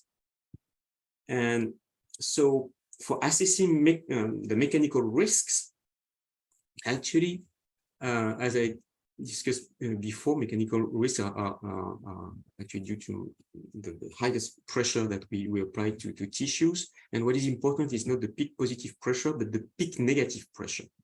And the mechanical index has been introduced for diagnostic ultrasound systems in order to assess the mechanical risks. Here is the definition of the mechanical index for diagnostic ultrasound. See that it is the peak negative pressure here divided by the square root of the frequency that is used. So I already discussed before that the risk for cavitation is higher for lower frequencies. So you see here that when using a low frequency, this would increase your mechanical index. So again, this makes sense. Of course it does. And this is a way to assess the risk of cavitation for short impulses, because this is for diagnostic ultrasound. And currently, recommendations are to limit the mechanical index in the brain, again, for imaging, to values that are lower than 1.9. So how does it compare to what I explained before and what has been measured before? So in the experiment by Gallo et al., I showed you the peak negative values before. So the equivalent MI here would be 15, so way above the 1.9. And here the equivalent MI would be 13 and 24. This is almost the real MI because it's very short sonications. And with the experiments with from Kula-Bohininen, it's I know I should not be allowed to talk about MI because it's long sonications, but still, let's say that we equivalent MI by just calculating the peak negative pressure divided by the square root of the frequency. The lowest MI would be 3.7 at 0.25 megahertz. So I do believe that for mechanical indexes, values lower than 1.9, even when using longer sonications, even if this was not what was intended when the mechanical index was first introduced, there seemed to be no evidence of cavitation of damage due to peak negative pressure if the MI is less than 1.9. You can see here that in this set of experiments, we're getting close to this value. And in that case, cavitation has been seen. So we have to be careful again. If one would like to go higher than 1.9 value for mechanical index, it should be supported by experiments using the same frequency and the same duration and look at damage. It's very difficult from results given at one given frequency or with short impulses to compare with what would be obtained with longer signals. So it should be safe if the MI is less than 1.9, but for transcranial ultrasound stimulation, we are in a situation that is slightly different from the true definition of the mechanical index. To go back to the definition, so here the mechanical index is the peak negative pressure divided by the square root of frequency, but the peak negative pressure at the location where the pulse intensity is at maximum. And this value is derated by the attenuation of tissues. In our case, for transcranial ultrasound stimulation, one has to carefully look at the location where the peak negative pressure is at maximum, because depending on the location of the skull, this point might be inside the brain or outside the brain. And we don't want to damage the brain for sure, but we don't want to damage the skin either. So this depends on the setup, and it remains to be determined. But also, especially in the case where the peak negative pressure is maximum here inside the skull, in the definition of the MI, it is derated by soft tissues, but it's not the case. We know that the impact of the skull is much higher, so that actually we should be able to increase the power because the transmission through the skull is higher. So in order to develop a conservative estimation of the transmitted power through the skull,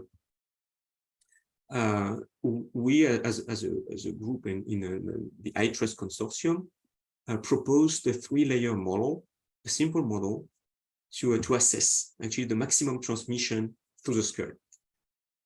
And basically what we did is that we took a set of human skulls, and we registered the skulls.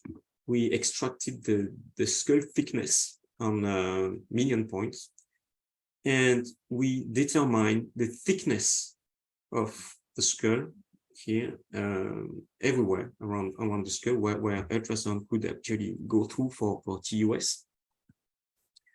And from those data, we estimated the maximum transmission through the skull for different frequencies. And we know also, you see here that it's very heterogeneous. So the average transmission that can be achieved by the transducer is actually averaged over the surface area that is actually going through the skull. And so you see that the maximum transmission through the skull depends both on the frequency that is used and the surface area of the transducer, or more precisely the surface area of the beam intersecting the skull. And we provided here conservative values of transmissions that are actually, the transmission is lower than what you would expect by just considering soft tissues. But of course, this is highly conservative, and we took here the maximum transmission that we found on millions of points on a set of 15, I think, human skulls. So this is just to help assessing the mechanical index in the brain in the I would say the most realistic but yet conservative case in which we take into account the effect of the skull.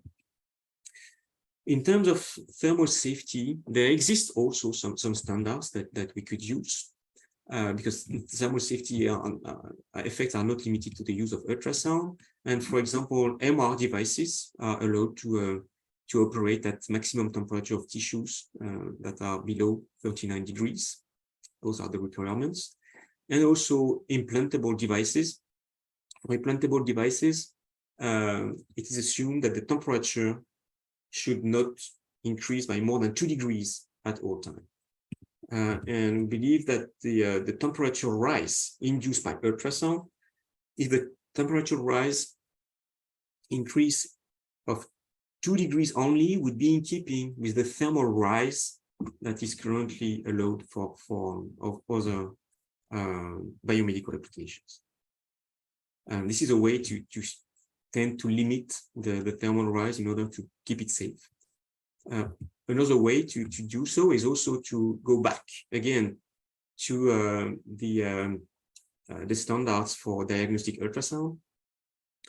And for diagnostic ultrasound, the thermal index was introduced. The thermal index is the ratio between the acoustic power that is emitted by the ultrasound probe divided by the power required to raise the tissue target by 1 degree.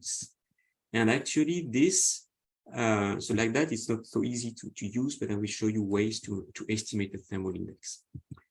First of all, there are different types of thermal indexes. One is the soft tissue thermal index, if there is no bone here on the path. One is bone at focus, and mostly this is when imaging babies, for example. In that case, there could be some bone at focus.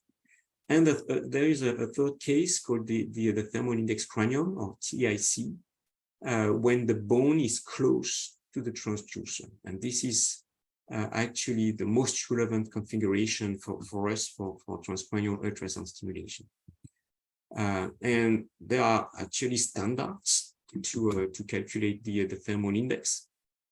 And here is an easier formula to estimate the thermal index, which assumes actually that all the energy that goes through the skull is entirely absorbed and converted into heat and contributes to increase the temperature. So it's a very conservative approach, but it gives you a very simple formula where this time W is the transducer output power that you can measure. You're supposed to know what is the output power of your transducer. The equivalent is the equivalent aperture at the skull surface, so it should be here the interception of the skull surface. Mostly for diagnostic ultrasound, the transducer is located at the surface of the skull. So usually D here in diagnostic ultrasound is actually the size of the transducer. In our case, this is most of the time different, and the transducer is away from the skull. So the equivalent diameter is this one that should be taken into account. And C, TIC, is a constant. I encourage you to carefully read the EIC 62359 standard to properly measure the TIC and properly measure, especially the equivalent diameter. But it gives you a data, and it's possible to measure the TIC. And there have been several recommendations about the maximum TIC values for ultrasound images. Basically, you can look at the values that were recommended by the American Institute of Ultrasound in Medicine or the British Medical Ultrasound Society. They both came up with slightly different recommendations. And I'm going to summarize in the next slide. And actually, in the next slide, I will try to summarize all that I've discussed in terms of going back to some existing standards and trying to use them to adjust the safety levels. And this is a work that has been done with the within the iTrust Society in the safety committee. And so for the mechanical index, what we believe is safe is to use a mechanical index lower than 1.9 in the brain and in the skin. And the D rating could be the 0.3 decibel per centimeter per megahertz recommended by the FDA, but we believe we could also go through other methods, and in particular, we can take into account, but it needs to be done in a very conservative way, but you can take into account also the attenuation by the skull to make sure that the mechanical index is less than 1.9 within the brain. And this is for mechanical safety. And now for thermal safety, we can use any of those assessments. So I discussed that the thermal rise should be less than 2 degrees at any time. It is also possible to calculate the thermal dose. And in that case, we believe it is safe to keep it much lower than the 7.5 limit to see a lesion, but to keep it below 0.25 cVm. And also here are the recommendations from the AIOM. So actually, once again, it is a matter of power with the thermal index and time. So it is possible to go actually as high as a TIC of 5, but in that case, one should not sonicate for more than 10 seconds. And if the thermal index is lower, it allows you to sonicate for a longer period of time. And so hopefully this will be coming soon. And we will provide a consensus on biophysical safety for transcranial ultrasound stimulation. As I explained before, there are 2 ways to assess safety. One is this one with a consensus, which is a very practical approach to be able to start now applying ultrasound stimulation in humans in a safe way. And this is based on previous recommendations with other biomedical devices. So it's a very practical approach, but we are also aware that it's a very conservative approach. What we're going to discuss during the panel is that there is another way to do, and this was the first part of my talk, where I tried to look into literature and look at the threshold in order to be able to induce either a mechanical or a thermal lesion.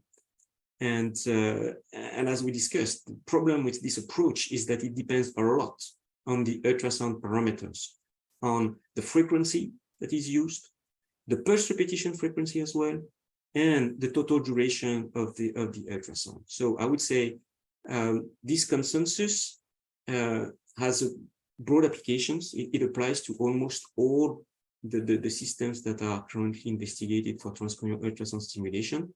The other approach we need more thorough experiments in order to investigate all the possibilities. Right, so I thank you for your attention, and I leave it to Lizzie. Thank you, Jeff, for that fascinating discussion. So we do have some times some time for our Q&A, and the question box is open for your questions. We have a couple that have come in during the talks. So yeah, Jeff, you talked a lot about how some of these kind of recommendations that we have that are kind of informed by international standards and FDA kind of recommendations and guidelines are well below, are conservative. And there's a question here that I think is interesting to kind of discuss. How do we kind of determine what intensity is considered harmful? And you talked about how we need a lot more research to determine this, but how do we do this? Well, I guess that's almost what we're going to discuss during the panel, but I can give you some indication. First, be careful with, of course, intensity will not be enough. If we think in terms of intensity, it means that the only thing we could assess is the mechanical damage. Because if you increase too much the intensity, even with short impulses, you can induce some mechanical damage. But if the intensity is low enough, then you're not going to induce mechanical damage. But even with a low intensity, if you sonicate for minutes, hours, then you might end up with thermal damage. So again, it's the combination of the two. And I think we should first separate completely thermal safety and mechanical safety. And then for both the duration and the peak negative pressure, so the intensity is important. So maybe an appropriate metric might be the energy, the total energy. And again, this would not be enough again, at least for mechanical damage. Even with very low energy, we could induce mechanical damage. The advantage that we have is that at least we have lots of confidence in the mechanical and thermal safety for diagnostic ultrasound, because I mean, so far there's been no risk with ultrasound, associated with ultrasound, at least without injection of microbubbles. And so I agree. We could try to go higher in duration and higher in power. Now the question is, what efficacy can we obtain with those very conservative parameters? And the thing is, do we really need to increase the parameters to increase the efficacy? As Kim mentioned, focusing through the skull is not easy. So one way to also increase the efficacy might be to make sure that we concentrate the ultrasound at the right place, and also that we compensate the aberrations in order to increase the peak negative pressure in the brain without increasing the energy on the transducer. So it's also important, I guess, in terms of safety, to make sure that we do not send too much energy just because we don't want to correct for the aberrations. See, so there are so many things to optimize before increasing the power or the duration. Thanks, Jeff. We have another question for Kim. Given the neuromodulatory effects of ultrasound have been demonstrated in brain slices, in peripheral nerves in vivo, and other isolated neural tissues, how significant is the auditory effect as a primary mechanism? Well, I don't know if I'd say primary mechanism exactly. It is a significant effect in terms of sort of masking the effect of ultrasound for acute studies. So Ben Kopp and Leonard Verhagen did a very nice study where they were looking at, for example, whether or not ultrasound could have an effect on the motor evoked potential from transcranial ultrasound magnetic stimulation, so TMS. And they found that it did have an effect on motor evoked potential, but so did playing a sound across the room have an effect on the motor evoked potential. So, with these acute studies, it seems like it's very significant. When you think about these longer term delayed studies, even minutes or hours later, I think it's a different story. I do think we need to be thinking about when we're doing a study, if we want to separate out the effect of the ultrasound from a placebo effect, that then we're going to have to think about it more carefully. But once we've done a study and we've sorted out the effect from the placebo effect, the fact that they can hear it may not be an issue long term for sort of delayed effects. So that being said, I do think we have to worry a little bit about auditory safety and making sure that we aren't playing sounds that are very loud, especially in an MR environment where it's coupled with something that's already loud, and earplugs can make the sound very, very much louder as well. So I think that at some point we do have a safety issue even for that. Could I just maybe, if I've answered that, comment on the other question that you asked, Jean-Francois? Go ahead. Okay, great, thanks. And so that was back to safety. And I just wanted to mention the fact that we had done a study, there had been a study already in sheep saying that there was a potential for microhemorrhages with neuromodulation. So we did a study with sheep just to follow up specifically on that. And with our sheep, we were at pressures of 3.5 megapascal, and we applied 8,000 pulses. And we looked at H&E, and we didn't see anything. We didn't see any effects of the ultrasound. We didn't see any hemorrhage that wasn't already there in the control animals. That being said, there's two things. One is, what other studies do we need to look at? And one of the things is that we have so many more tools now becoming available all the time. So we're in fact going back and looking at these, looking at the immunohistochemistry to see if there was anything there with glial cells or anything else for cytokine increases or anything else to be seen. So, in terms of the question of what do we need to do? Well, we need to be very careful, and we need to be sure that we're applying all the tools that we have. And I forgot my other train of thought, so I'll just stop there. Thanks, Kim. There's kind of a more basic question, kind of mostly about some of the terms that were used. Are the basic parameters like frequency, intensity, etc., that are used in diagnostic ultrasound different from those used in therapeutic ultrasound for neuromodulation? Not much, actually. Well, it depends on the studies.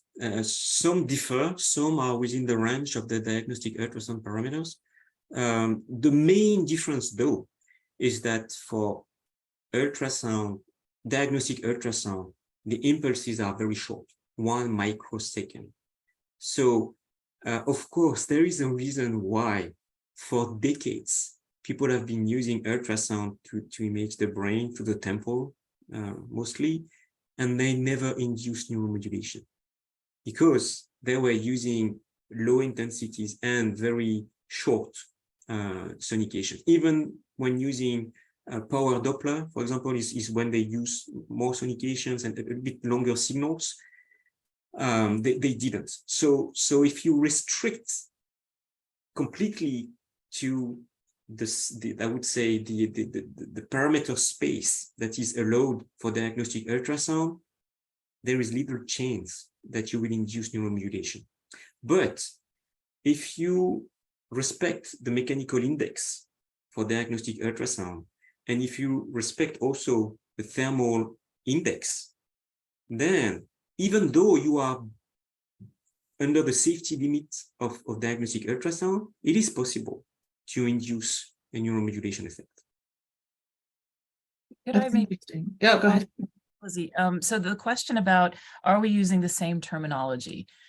We have tried very hard to use the same terminology as with diagnostic ultrasound. And I think there's only one case where the terminology has been a bit confusing, because I think most of the terminology is all exactly the same. The one thing I think is a bit confusing is the use of the term burst. In diagnostic ultrasound, it refers to like a single pulse, and then people in transcranial ultrasound stimulation of saying a train of pulses is equal to a burst. So we're actually coming out with a paper on standardized reporting where we're suggesting that people don't use the term burst because it's been very confusing. And then just kind of reiterating what the other terms are that, I think that, and Jean-François, maybe you can comment as well, if there's any other place that we've deviated from diagnostic ultrasound. I don't think so. I mean, we tried not to deviate. Yeah. So the terms are the same. Yeah.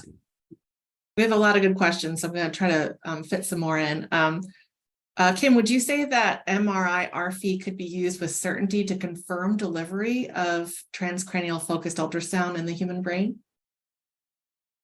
Yeah, I mean, with our sheep study, it worked beautifully because there was once or twice when the equipment just wasn't working. We didn't know that until we're like, we don't see an RFE spot, and then we figured out it wasn't working. So it was absolutely just a very robust confirmation that it was working, and we got a nice focus, and that was beautiful. So I do think that it can very much be used kind of as a confirmation that way.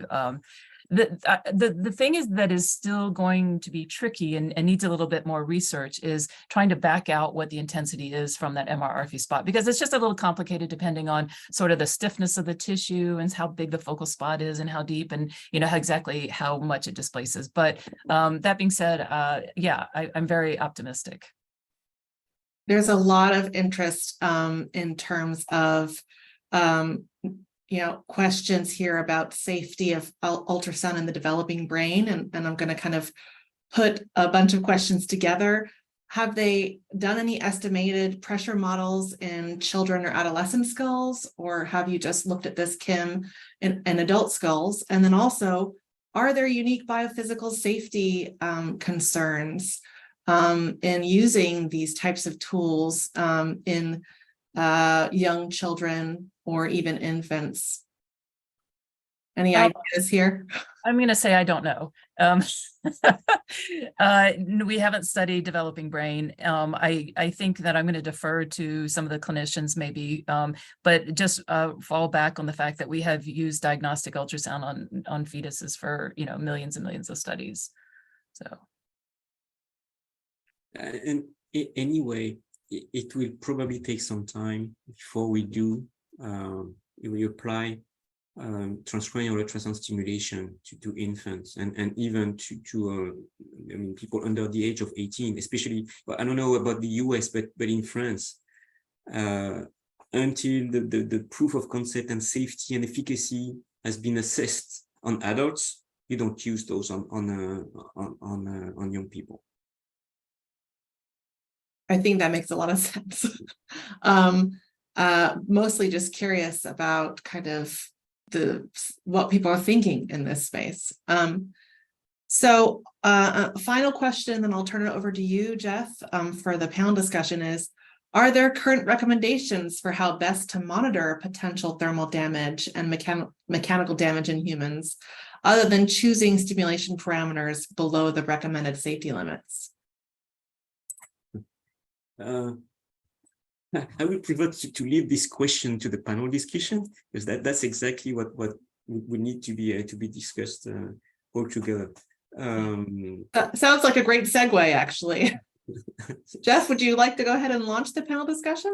Sure, with pleasure. And so I would like to ask all the panelists to turn their mic on and video on, so that they can actually. Thank you. Most of them are coming. Great. And so feel free to jump if there's any question that you would like to answer. And maybe all together we should initiate the discussion with the Insight procedure. When using the Exablate neurosystem, the procedure consists, and this is for thermal therapies, but it consists in increasing slowly the temperature. They don't jump directly to high temperature, and they see transient effects on neuromodulation.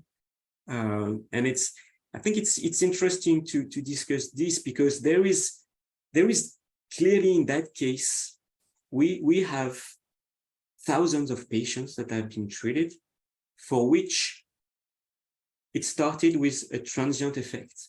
And then they went all the way to a permanent effect, inducing a lesion and actually seeing a permanent lesion.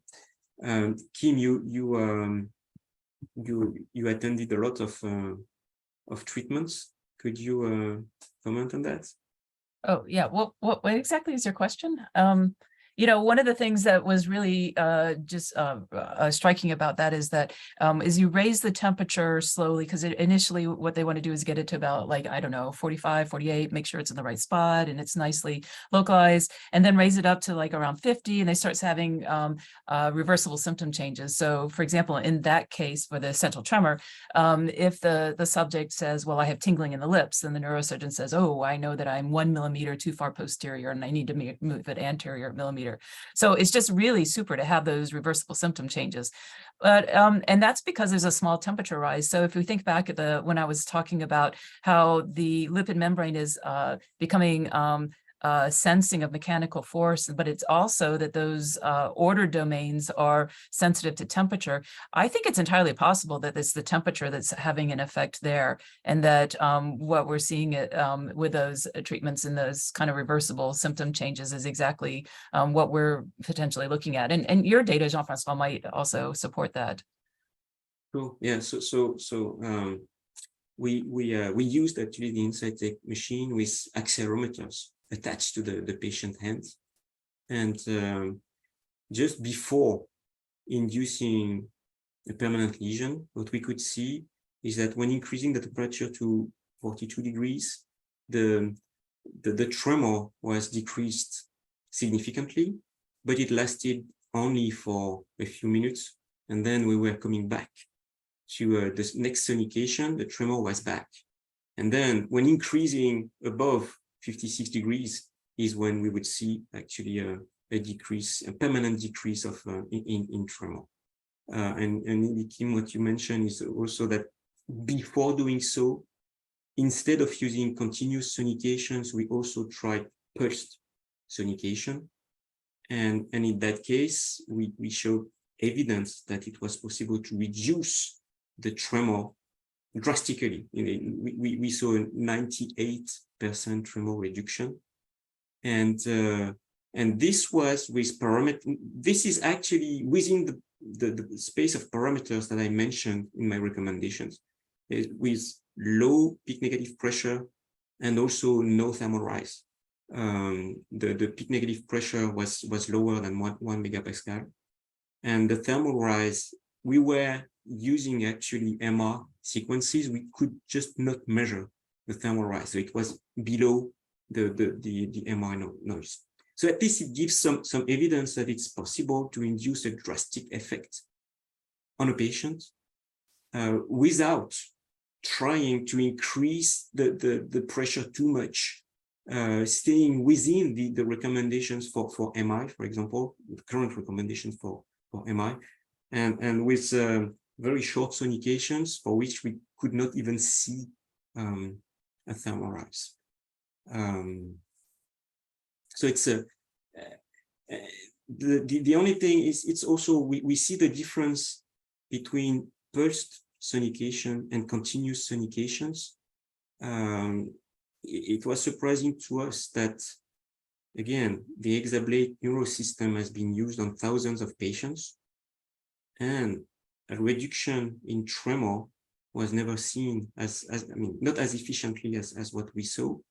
And what we obtained was with I mean, a few watts, very low wattage, and short duration. So it's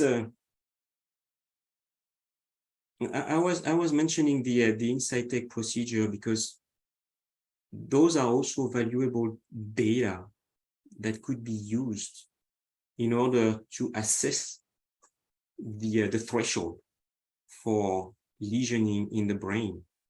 because we have all those data for which we have actually the thermal rise that was measured with the system.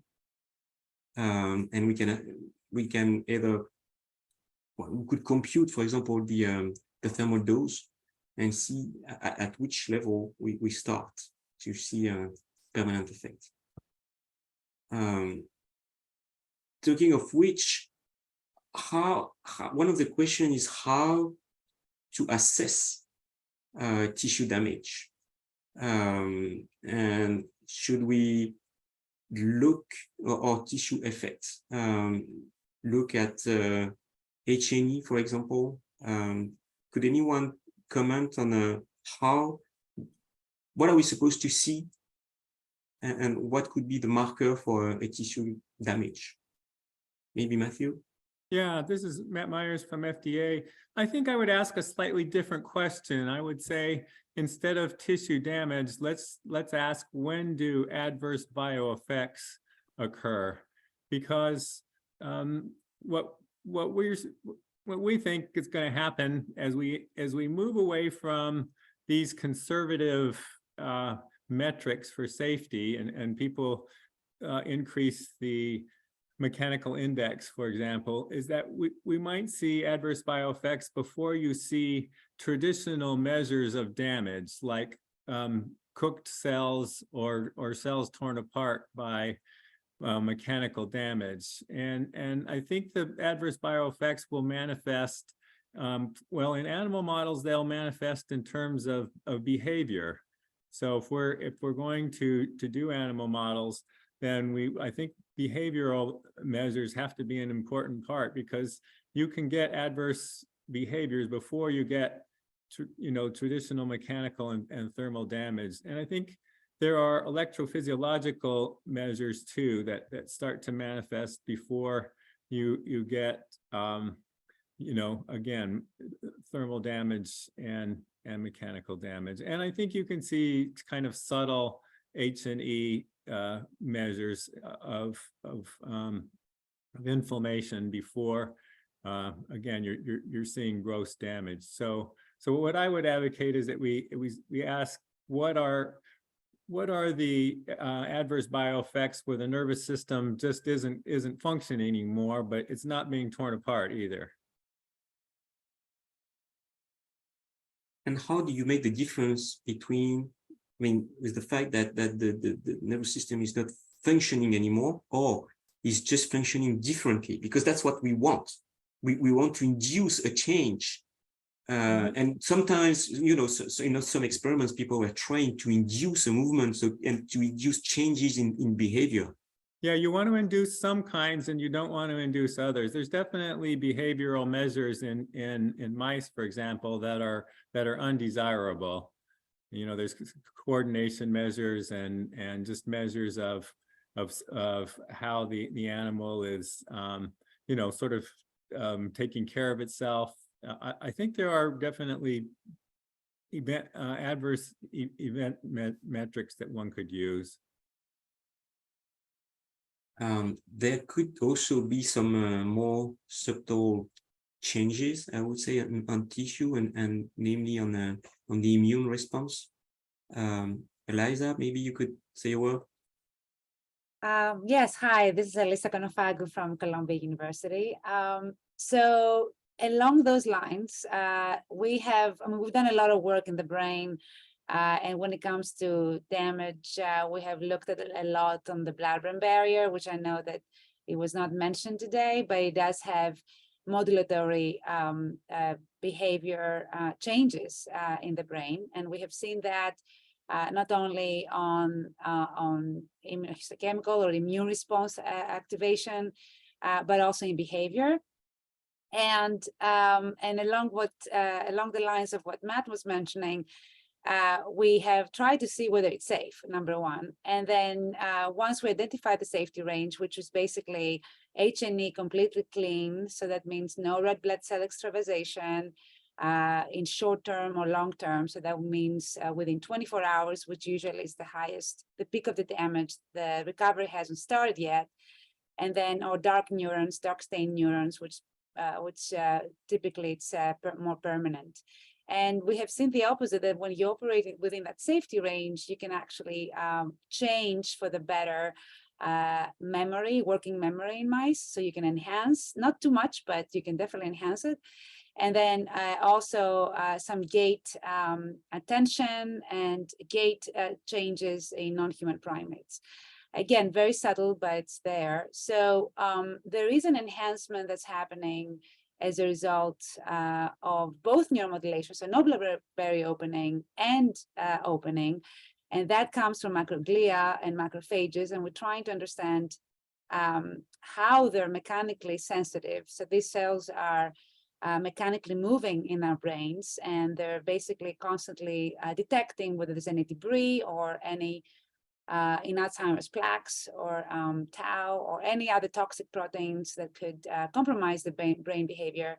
And we have seen that they can be mechanically activated by ultrasound. So, so in a good way. Obviously, when you increase the intensity and all that good stuff that we just talked about, you can also damage and cause pro-inflammatory responses, which we don't want. But there is a window, and that's very important to know. It's a very short window, but still there, that we can potentially also manipulate. So do you think, I mean, I mentioned in my talk, I tried to find some work showing some threshold for tissue damage. But it's true, we also have lots of data that have shown safety. So maybe we would need kind of a catalog of results showing actually not focusing on I would say negative aspects, either lesions or bad behavioral change, but also what has been reported so far as safe parameters to kind of try to narrow and determine exactly this window. We want it to be efficient and safe, and maybe look too much on the upper range of lesioning. It might be also limited. I mean, limiting in terms of determining this window. Yeah, it's definitely not an on-off switch. So basically, you can go from absolutely safe and nothing happens to the brain, all the way to, of course, what's FDA approved, which is ablation.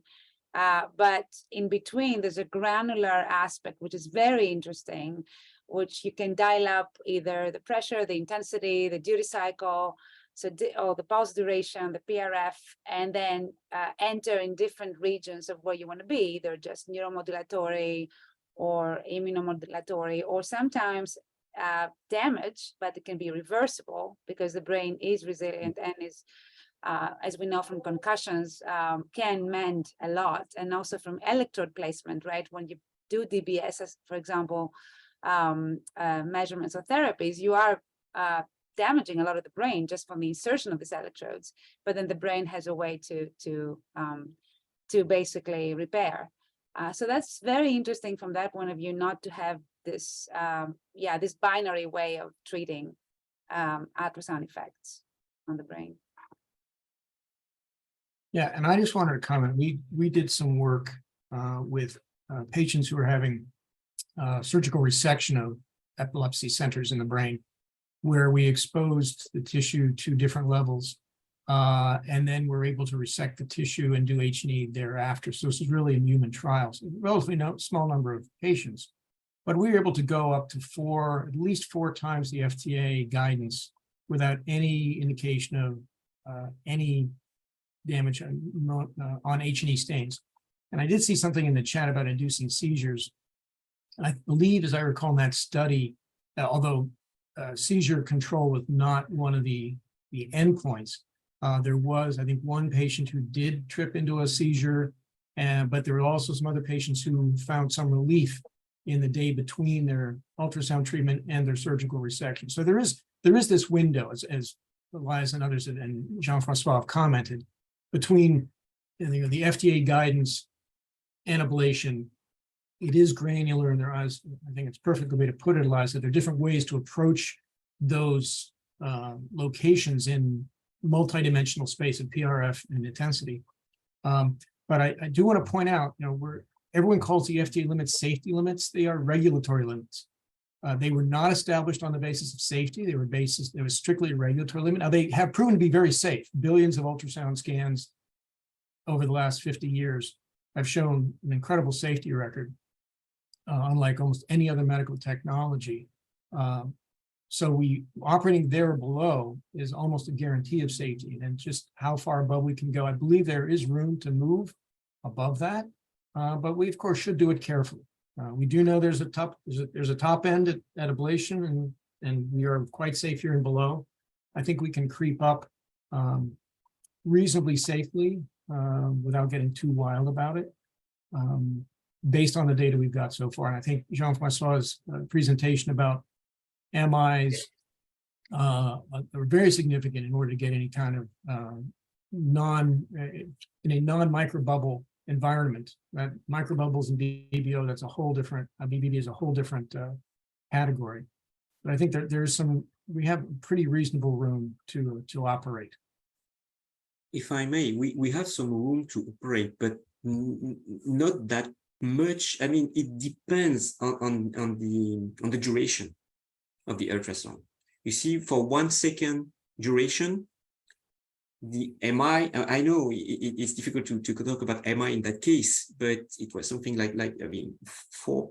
So it's not so high compared to the 1.9 limit. And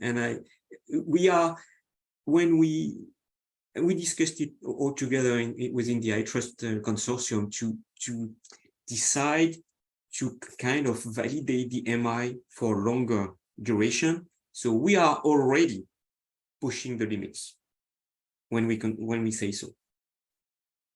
And also recall the MI as calculated. I think, and you brought it up, it's a very good point. The FDA derating is in fact a completely arbitrary derating value, which I believe, a different derating we talked about in that paper that is more appropriate for the brain case with the skull, different attenuation in the brain.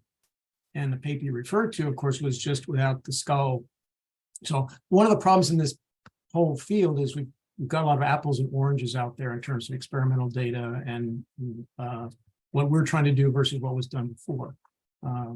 I think we're treating it very seriously and walking very slowly, as we should. But I believe that we will get to closer. I think a lot of the variations in efficacy we see now are because we're near thresholds of efficacy, because we're operating so well down in the exposure category. I think we just need to get a little bit higher, and we will. I think our efficacy will go up faster than our safety will go down, in my opinion. Yeah, I have something to add on. In addition to thermal and mechanical damages, as Matt just mentioned, we also pay close attention. I'm with FDA, I'm sorry. We also pay close attention to the adverse bio effect. When we're talking about treatment, ultrasound must have be applied to patient population.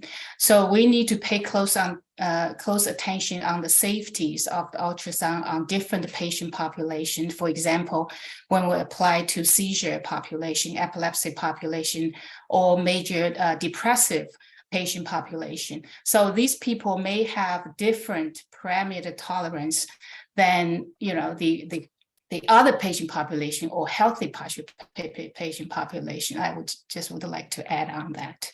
Thank you. Certainly, patients subject to seizure would be a special category, but there are things that we would do in a different patient population would then cause an adverse effect, and then because of their underlying condition, certainly. And I forgot to identify myself. I'm with Drexel University. Sorry.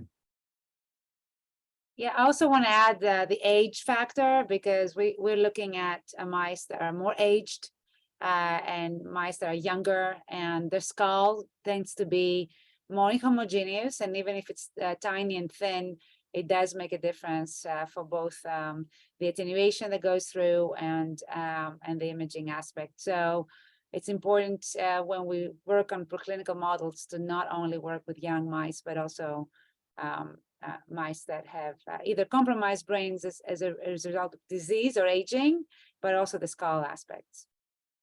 I fully agree with you, and it's even worse when considering a human population. The skull, as Kim mentioned, from patient to patient, the skull will vary a lot, and so will vary also the transmission of the ultrasound. So the dose that we apply to the brain, which will affect both the efficacy and the safety of the treatment, but also, as Kim mentioned, the defocusing effects. For some patients, we might actually target the right location. For some, we might be off. And it might also have implication, again, on the efficacy, but also on the safety, depending which part of the brain we are currently stimulating. It's important to make sure that stimulation will occur at the right place. If we discuss safety, this should be included in the whole package. Certainly work was done in many years of transcranial Doppler, where the patient studies have shown, ethnic variations, age variations, sex variations that are have quite dramatic differences in the bone characteristics. So, Jean-Francois, you're exactly right, and that's something we should be aware of in recording the data as we do these studies going forward. Maybe could I just ask one of the panelists, I'm curious, Matt, if we ask you over and above the things that we've already talked about, are there other things the FDA would like to see? Well, I think that Mark brought up a good point that a lot of FDA's wisdom out there, our guidance, if you will, is arbitrary. It was based on, the diagnostic guidelines were just regulatory guidelines. They weren't based on science. So what we would like is a real science-based approach to determining safety for neuromodulation. And unfortunately, that's going to require a lot of studies because there's so many relevant parameters that we're seeing. I mean, it's the parameter space is probably 7 or 8 deep, but I think it needs to be done, and we can sort of leave the diagnostic guidelines behind and have real science-based measures of the safety envelope and the efficacy envelope. So that's what we're looking for right now. But who should conduct those experiments? This is an extraordinary amount of experiments. If you wish to span the whole field, I mean, in terms of frequency, duration, it's a lot. And so far, some of it has been done in terms of efficacy. But I remember a long time ago, I wanted to do it, and actually Kim did it. But just adjusting the duration and the frequency, it is huge. And if you add on top of this the fact that assessing the efficacy is one thing, but the safety, so many things can happen and so many things need to be monitored in terms of H&E, damage to the brain, but as you said, also behavior. So it's a lot of work for one single set of parameters in terms of, if we say just duration and frequency. So how could someone somehow collect enough data to cover all the frequencies and all the parameters that are currently being used? Yeah, it couldn't be done by one study, to be sure. It would have to be a very group effort. But I would say the alternative is that when people come to the FDA and we don't have a good grasp of the safety envelope, what do? We require them to do animal studies for the parameters that they are using in their study, and that's not very attractive either. That's burdensome, and so so it's a big investment. Hopefully we have funding people in the audience now. I think it's a very worthwhile audience. I mean, it's worthwhile to the audience to invest that money so that our knowledge base is better, and our our regulatory process is faster, and we're not just taking submissions on a case-by-case basis and saying, all right, do the animal studies with the parameters that you're proposing. So I agree, it's a very large study and a big investment. I think that modeling can help break it down. I think if we had a better mechanistic understanding of neuromodulation, that would help us to say we don't have to cover the whole space. We think we understand, the dependence on different parameters from models. So I think we don't have to really cover the whole space, but I agree it's a big investment. The effort we went into developing the current thermal index and mechanical index was a consortium of almost all the diagnostic manufacturers, the AIUM and the FDA, and the university community, working for 2.5 years straight through. So just getting to that level, and at the end of the day, we stuck with the 1976 output levels. So this would be a major undertaking, but certainly worthwhile if it gets us closer to some answers.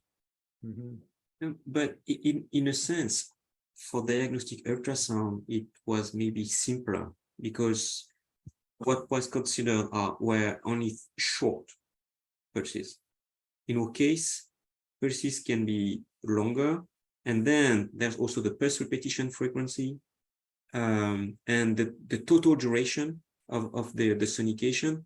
So the space of parameters is much larger for TUS than diagnostic ultrasound when trying to test on animals, for example, or to assess the safety. And it was a huge, as you mentioned, Mark, it was a huge task. I mean, it's very impressive what has been done on diagnostic ultrasound to kind of try to assess the safety. We are now at another level, I would say, not only in terms of pressure, but in terms of I would say, variability of parameters that are currently used. I would agree. We made a decision early on to kind of separate the field, no pun intended, into short pulse, look at mechanical effects, and then longer pulses, because we're dealing with Doppler. We're dealing with continuous wave Doppler and pulsed wave Doppler on single beams focused at a single spot for a long time. We said that would be on the thermal side and short pulses for the mechanical index. And we did divide that. Now we've got a situation where pulses of not a dissimilar intensity or peak pressure from the imaging side are now being used as longer pulse ensembles. So indeed, it is kind of bringing the two, meeting somewhere in the middle. And so it is a different space, but some of the basic physics is still there that underlie everything. We have also a question from the public. Maybe could I ask Jean-Francois, the panelists, a question? And I know we're going to have another session where we're going to talk a lot about seizure, and we're going to get some experts from neurology, for example. But maybe we could just ask this group, is there, especially Mark and Matt, is there any data that's already been shown about diagnostic ultrasound in terms of inducing seizure? Like, what is there, any data there that ultrasound can induce seizure? Again, except for the study we did, we were excising the tissue, and I'd have to go back and look at the raw data. I think we had 1 subject out of 8 that a seizure occurred, and then we had 2 subjects for whom their rate of seizure went down afterwards. But I don't believe in diagnostic ultrasound. Again, the only time, there's been the whole idea of imaging the brain is relatively new in diagnostic ultrasound. Transcranial Doppler has been around for a while, and I'm not aware of any case reports of seizure. And I'm also not sure whether at the time, in fact, epileptic subjects that was considered an exclusion criteria for transcranial Doppler, to tell the absolute truth. So I'm not aware of anything, but it may be just a fluke of the way the products were cleared. Thanks a lot. Thanks a lot. This can be discussed. Yes, it will be discussed anyway in the next panel, and we are now running out of time.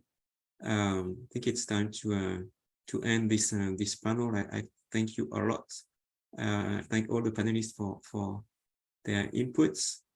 And we'll now leave it to Lizzie, and we're going to have a short break, I think, pretty soon. Thank you. Thanks a lot. Thank you. Yes, thank you to all the panelists. Such great discussion. Hello, everyone. Welcome back to our third session focused on physiological and clinical considerations. Our first speaker in this session is Dr. Shai Shoham, who joins us from the New York University Grossman School of Medicine, and who will be speaking today about biomechanisms.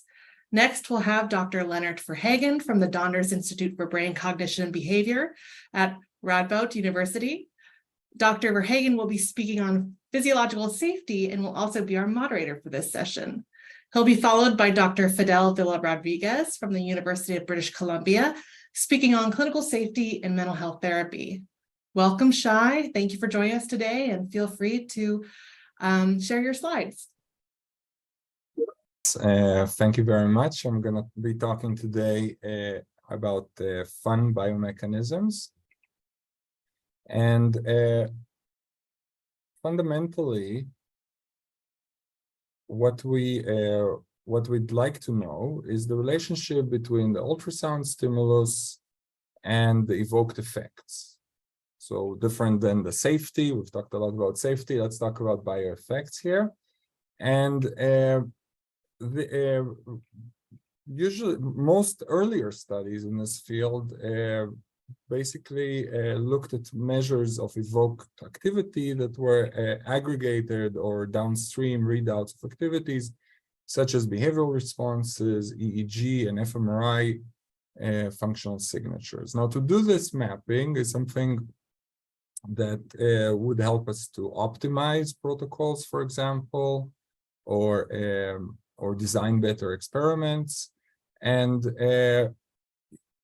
as an engineer, I think this is something that's very basic and near to my heart, because essentially in every engineering discipline nowadays, we use these types of design software that basically use such a mapping. But somewhere between the ultrasound stimulus and the effect, we have some sort of a biophysical effector, maybe part of a cell or the membrane.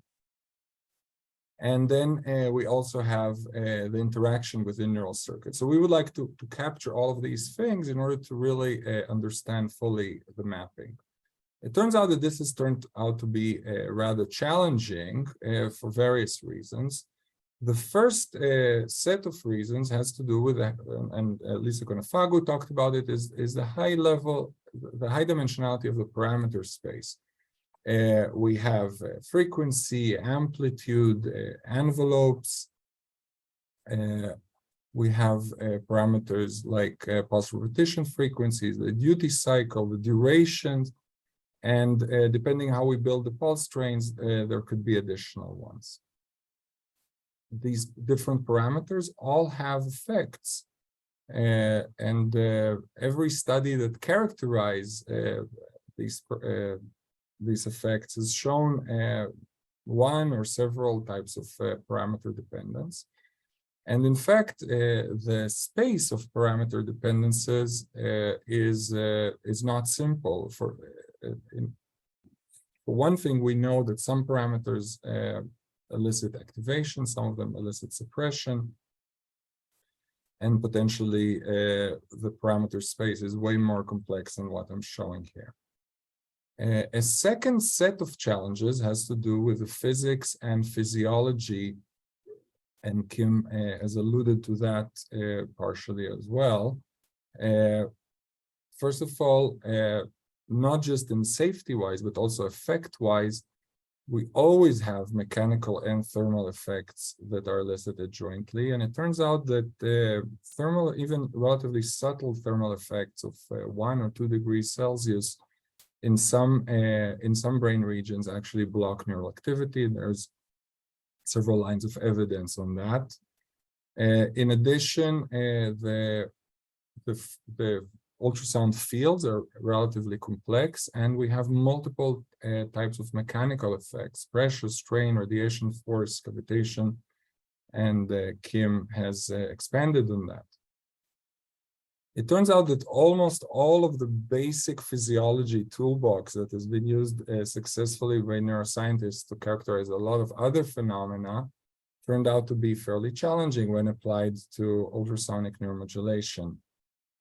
For example, tools for doing intracellular electrophysiology, glass electrodes tend to resonate. In vitro setups have multiple reflections in them. And then, of course, auditory confounds are and have been really highlighted when it comes to small animal in vitro as well as human neurostimulation. So just the physiology toolbox turned out to be challenging. And then as a result of some of these things, as well as additional challenges, we still have an open question about what is really that target effector. And I just want to highlight the possibility that it is a complex collection of calcium channels or other ion channels that operate in concert. Could be in neurons, could be in astrocytes, and those are extremely small and difficult, and also differentially distributed in different neural tissues. So this is the set of challenges. So if we circle back to this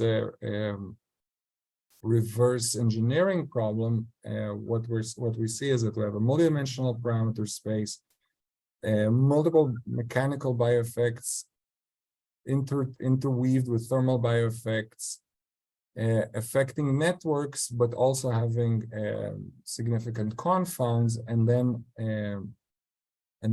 that leads to our measures, which are diverse and sometimes have their own challenges associated with them. So I started off with a disclaimer, but we actually we can do things to characterize these bioeffects fairly carefully. For example, in recent work jointly with Daniel Rozansky and Hector Estrada, we've built a phased array, high-resolution phased array-based system for imaging with wide field fluorescence imaging for imaging ultrasonic targeting. This is in a relatively high frequency. So thermal effects actually dominate, and we can see here a thermal dip that is elicited by a very sharp ultrasound stimulus. But we can also simultaneously explore ultrasonic neuromodulation that is evoked locally in these by these foci. So we have one kind of tool for studying evoked neuromodulation.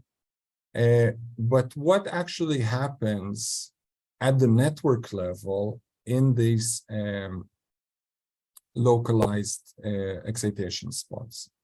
To address this question, we combined focus ultrasound with two-photon imaging, and basically in transgenic mice that express GCAM fluorescent reporter in specific neurons. We surgically implanted a cranial window in the cortex and coupled a two-photon microscope platform with a ring-based ultrasound transducer, where we could image through this ring, and we acquired fluorescence videos of the functional responses of visual cortical neurons during ultrasonic neuromodulation. And this is what a response like this looks like in a line that expresses GCAM 6S in SST neurons. We developed an analysis pipeline to analyze these movies, and basically could see very robustly evoked responses in the population of neurons during when we deliver these ultrasound stims. We then first addressed an obvious concern, which is the question of the focality of the evoked effects. And what we did was first we mapped the size of our evoked ultrasound field. It's laterally about 0.5 millimeters and axially about 3 millimeters. Directed, as I said, at mouse visual cortex, and then we could displace our transducer laterally different directions, and characterized how that affects the responses, and we saw a dramatic decrease of the responses even when we moved by as little as 0.5 millimeter, suggesting that these are very focal responses with some network crosstalk laterally. Then, after verifying that we could elicit robust and focal effects, we started comparing the responses between the different cell types. And we specifically looked at 3 classes of cortical neurons. The Thy1 pyramidal neurons constitute the majority of the majority of the population of neurons in the brain, and these are excitatory neurons. Somatostatin inhibitory neurons target excitatory dendrites, and parvalbumin inhibitory neurons are identified as fast spiking neurons and have generally the faster spike waveforms that were studied by different groups in this field. So together, these 3 cell types constitute more than 90% of the total cortical populations, and constitute both excitatory and inhibitory neurons. I'm going to highlight the behavior of the Thy1 and SST populations in what follows. We looked at the effects of different parameters.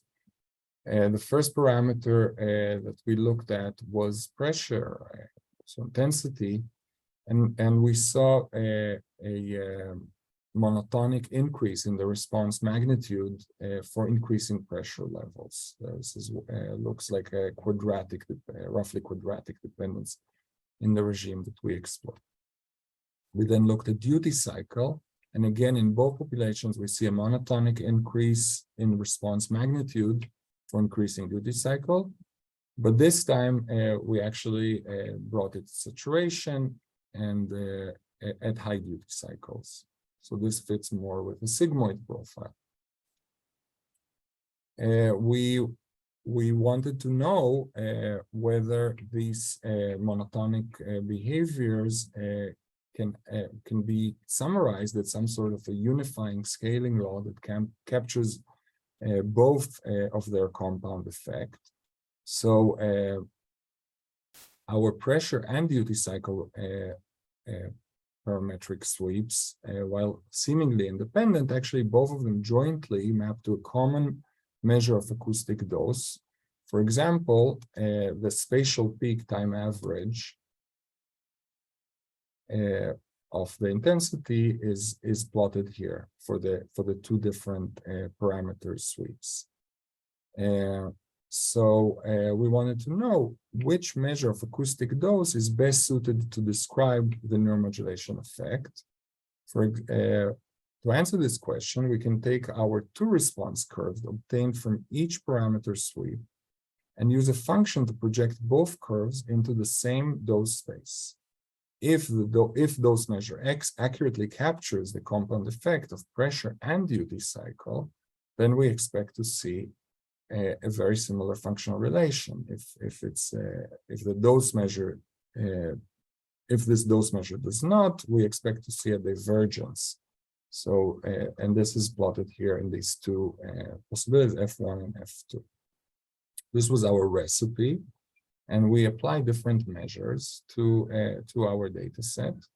And what we found is that, for example, if we look at the average pressure, there is some discrepancy. First, looking at the SST neurons, there's a much lower discrepancy when we look at the temporal average of intensity. And again, there's an opposite type of discrepancy when we look at the RMS intensity. So for 3 different compound measures, we see different levels of complexity. We saw a very similar picture with when we looked at the different cell population of the Thy1, the pyramidal neurons. So this suggested to us that the average intensity, the ISPTA, the time average intensity during, or the pulse time average intensity, is a great compound measure. And then we started looking at what would be the net effect given the given ISPTA. So our different cell populations, the excitatory Thy1 and the inhibitory SST, had different response magnitudes. They also had different population density. There's more pyramidal neurons. When we factor those 2 things in, we got sort of a tug of war between excitation and inhibition. And that led to a net effect curve that had net suppression at low ISPTA. It's also low duty cycle in this case, whereas net excitation kicks in at higher intensities and duty cycles. So this is something that comes out of these single cell level recordings, and you might, in a mouse, and you might wonder if it also says something about human ultrasonic neuromodulation. So here I defer to studies by Wynn-Legon that combined TMS, motor-evoked potential by TMS, with focused ultrasound delivered here in the center. And what Legon and colleagues showed is a very similar curve dependence for the effect of ultrasonic neuromodulation on this motor-evoked potential, with the suppression kicking in at low duty cycles and excitation kicking in at high duty cycles. So at least on the face of it, there is an agreement. These results are also interesting to examine in the context of the first question which I posed, which is the site of the effector somewhere in the neuron, and the mechanism of actuation, which of the mechanical effects of ultrasound actually induces this neuromodulation. There were several key ideas in the literature. For example, the effect could be mediated directly on ion channels or through the membrane indirectly on ion channels, but still the effect could be, in both cases, is ion channels leading to depolarization or calcium entry. There are biophysical ideas on how conformational changes in the membrane can induce changes in polarity. These are known as piezoelectricity or flexoelectricity. And then another idea that my colleagues and I contributed to the literature is this idea of intramembrane cavitation, where ultrasound induces bilayer cavitation that trigger membrane capacitive currents. A little bit on the history of this last idea. This was a brainchild of my colleague Eitan Kimmel, who basically recognized that by plugging in the relevant physics and biophysics, that the membrane could potentially be the element capable of absorbing ultrasonic mechanical energy, a little bit like how the windows of this building would vibrate if an if an airplane nearby would produce an hypersonic shock. We embedded this idea together with a very clear kind of biophysical reality that we have a lot of membrane proteins in the anchoring this lipid membrane along islands or other kind of structures, and basically posited that during ultrasound induced vibrations, small structures in the lipid membrane could potentially be vibrating. Of course, if that vibration is taken to an extreme limit, it could lead to tears. But that's not the regime that we're working in. And indeed, observations in tissues that were sonicated suggested to us that this could be happening and in sonicated tissues. When we examined what that would do in terms of the biophysics, we realized that this high frequency membrane oscillations, when coupled electromechanically, would lead to progressive depolarizations and a neural response. This was coupled into a Hodgkin-Huxley type of model, and what we saw was basically a slow accumulation of charge on the membrane, ultimately leading to firing of action potentials. We tried to examine predictively what would come out of such a mechanism. And this idea of progressive charge accumulation, you can intuit it as a sort of an Archimedes screw that rotates and rotates and basically gradually leads to the elevation of water across a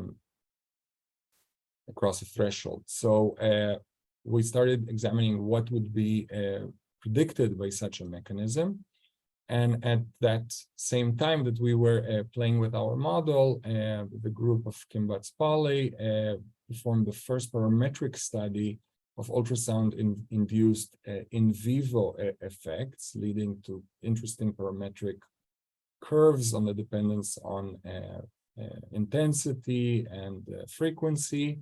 And our model predictions were very similar to that. In fact, when we corrected it for some very simple corrections, it really fit very well these parametric behaviors, both in terms of dependence on intensity and on duration.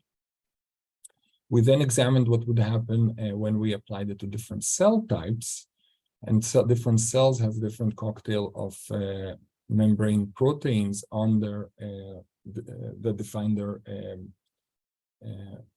their biophysics. For example, cells that are known in the computational neuroscience as low threshold spiking neurons or LTS neurons, also identified mostly with the SST inhibitory populations, have a prominent expression of T-type calcium channels, which change the biophysics. Especially, it changes the impact of short pulses on these neurons.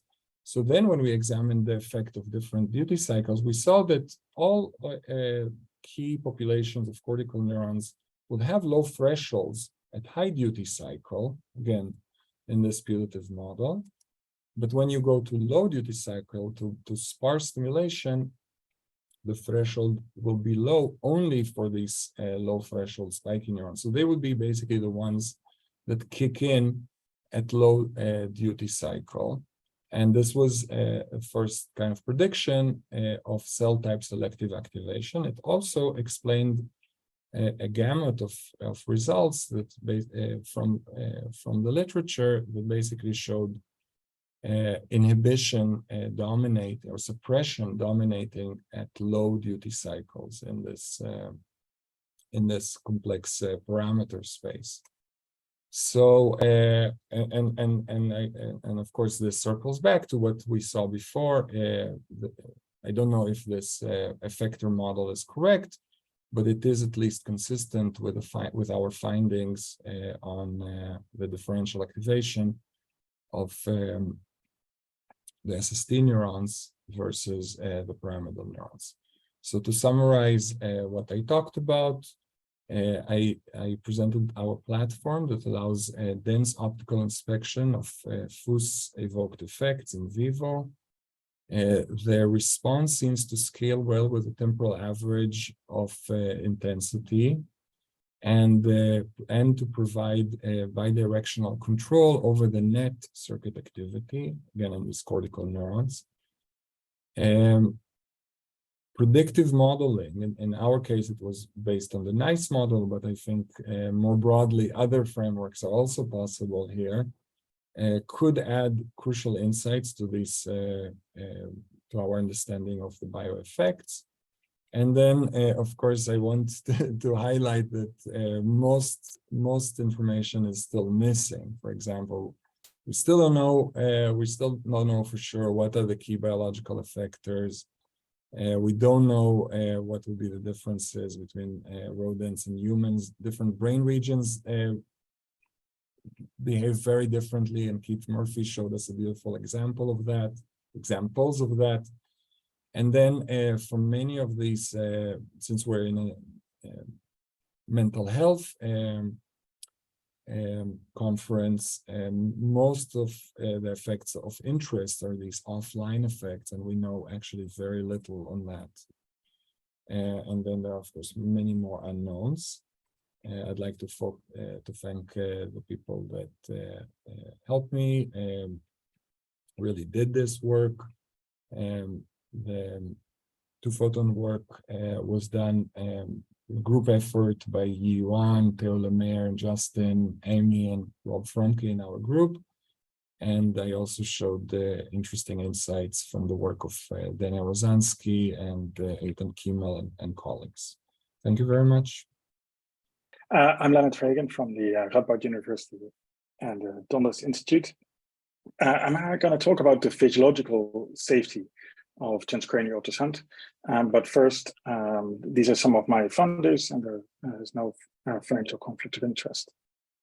When I'm saying physiological safety, we're really extending and moving beyond the previous session. There we were talking about structural damage, the lasting, permanent. We already learned that there is a very large transition period.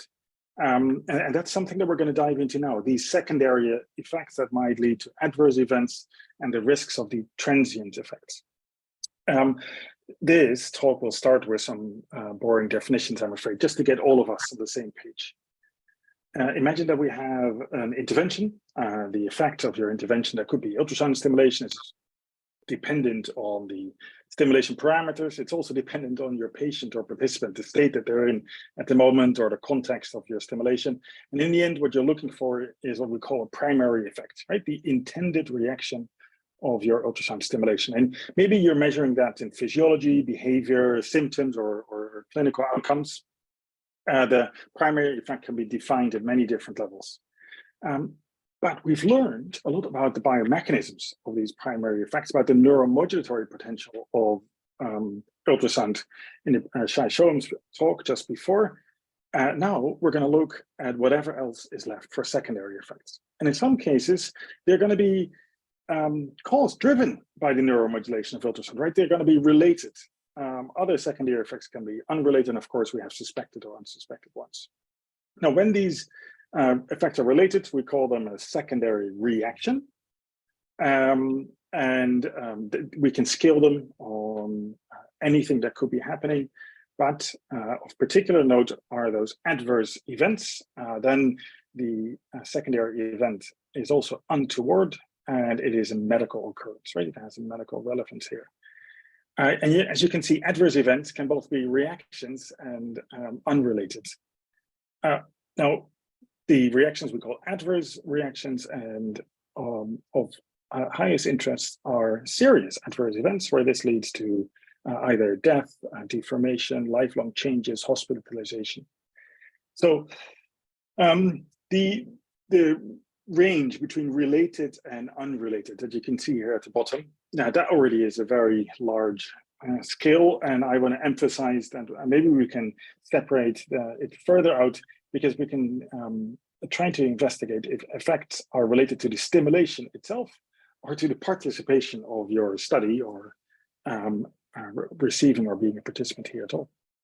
Now, a second domain in how we might classify all these secondary events is whether they're expected or unexpected. And I am mostly going to talk about expected secondary events here.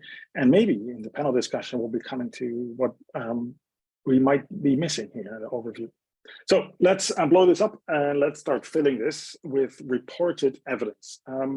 Ultrasound is a novel application of a non-invasive brain stimulation in humans. And it's particularly helpful, for example, that there is a single center retrospective study of secondary effects out.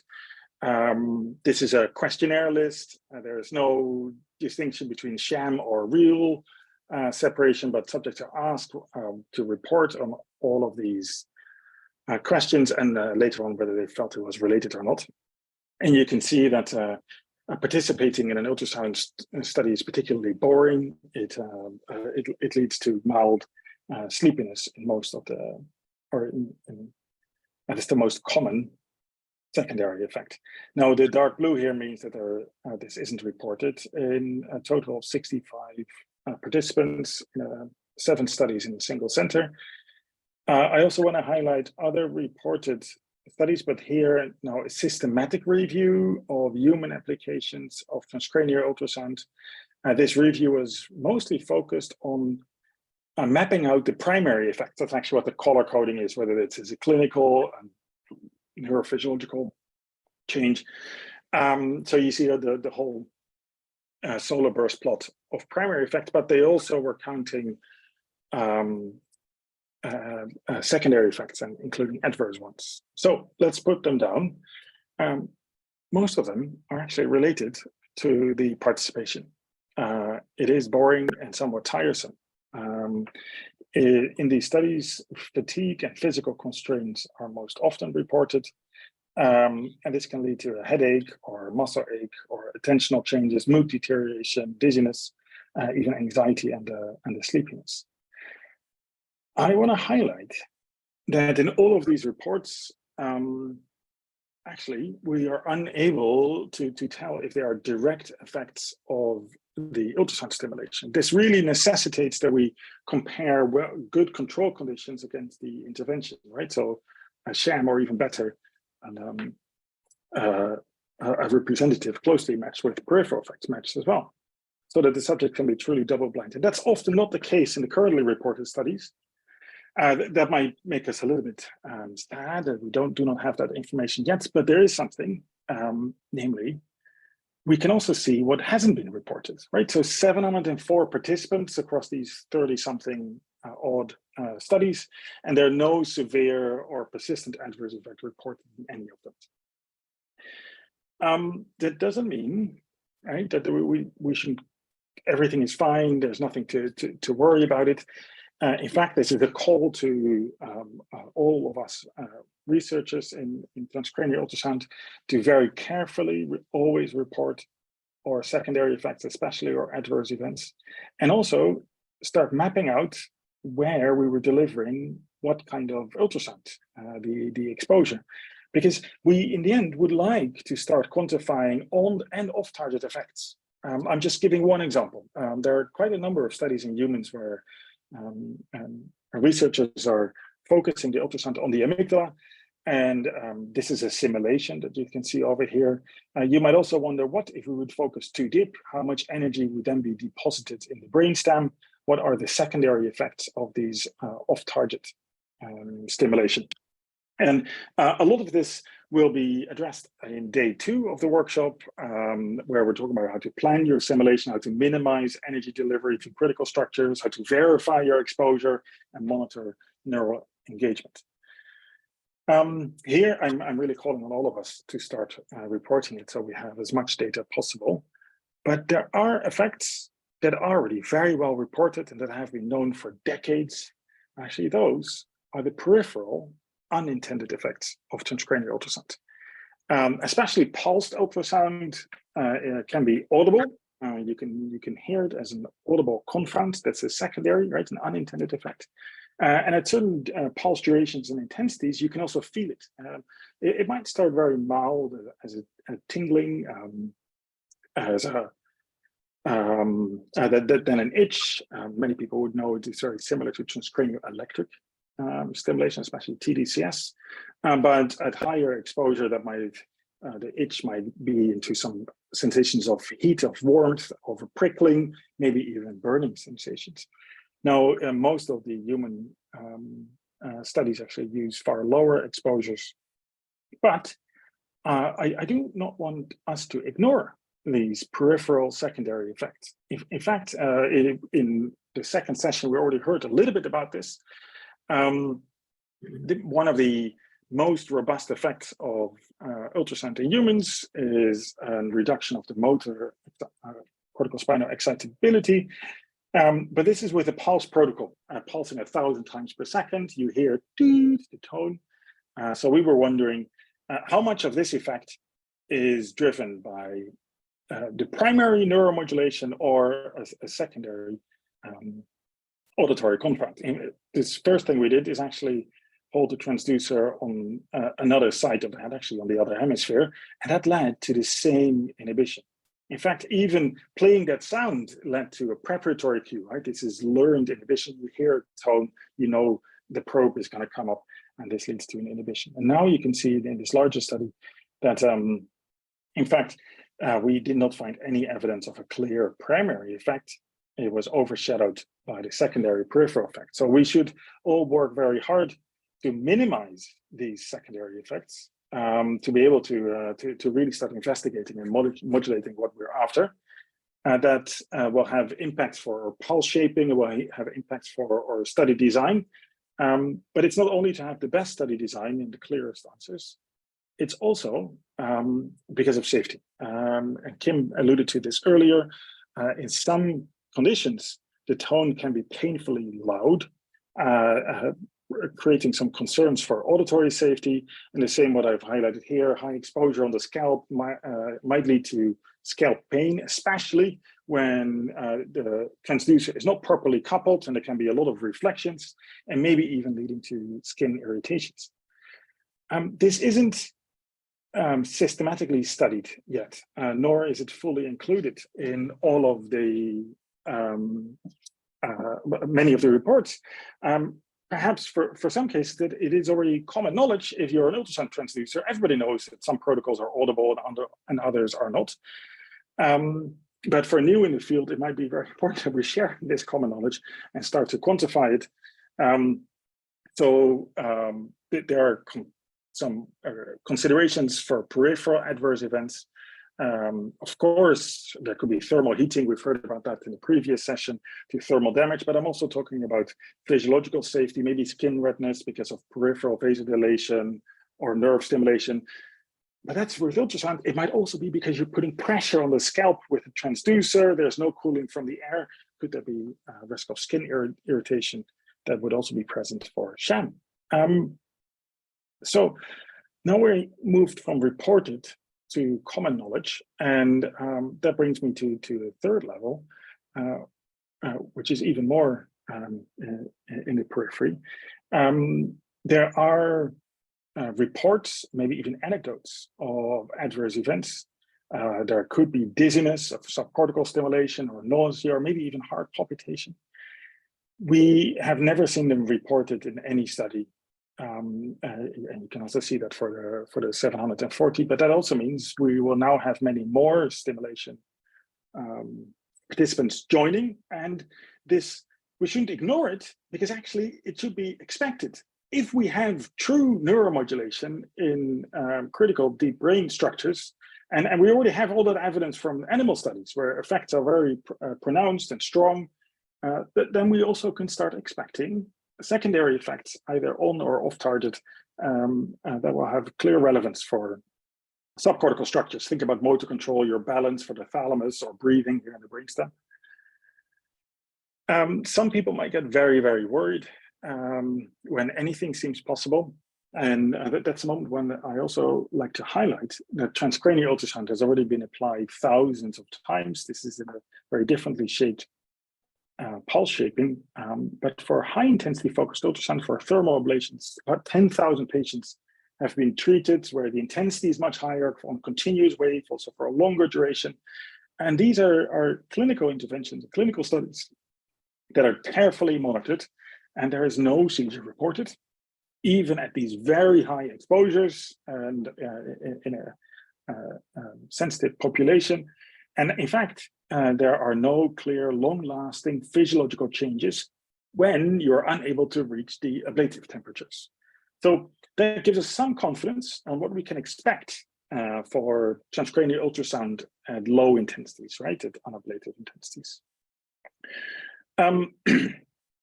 I also want to highlight that our list of adverse events clearly will be growing the more participants we include.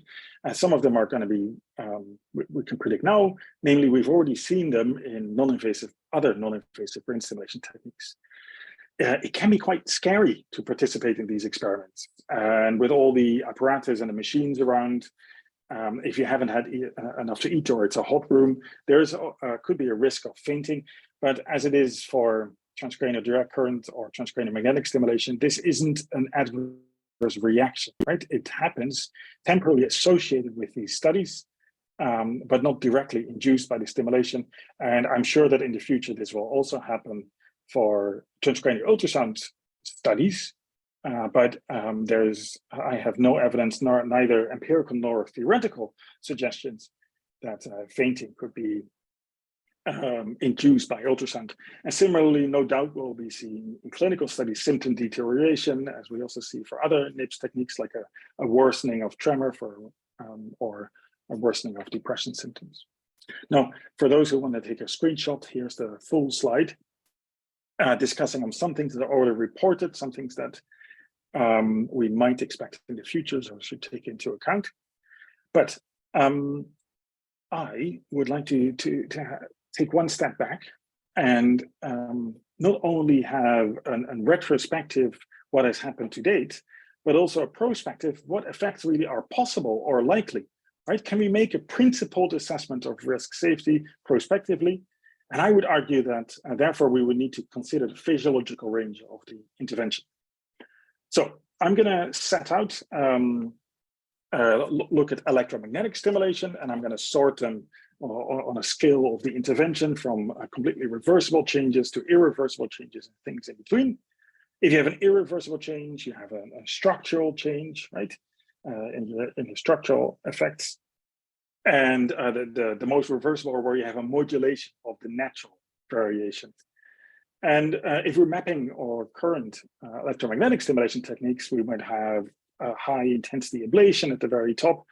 And we can already see that there could be a mixture, for example, for electroconvulsive therapy, or much more reversible effects in transcranial magnetic and transcranial electric stimulation. And these are separated because transcranial electric stimulation at low voltages is unable to clearly evoke synchronized activity, while TMS is. When we are looking on what the effect depends, for ablation, it's often only on the biophysics, but all the way for reversible changes, we need to consider the neurophysiology. The effects are dependent on neuroactivity and a whole wide range of conditions and parameters.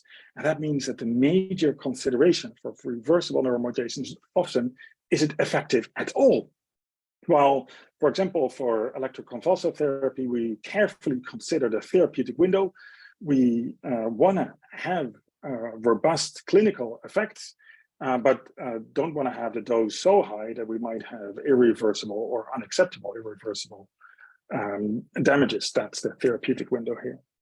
Mapping this approach to transcranial ultrasound, I would actually argue that we have a similar set: ablation for structural changes, blood-brain barrier disruption for extra physiological changes, and neuromodulation at the moment really seems to be spot on here in a modulation of activity within the natural range, right? Within the physiological range. So efficacy is one of our main concerns, and underdosing is one of the challenges. So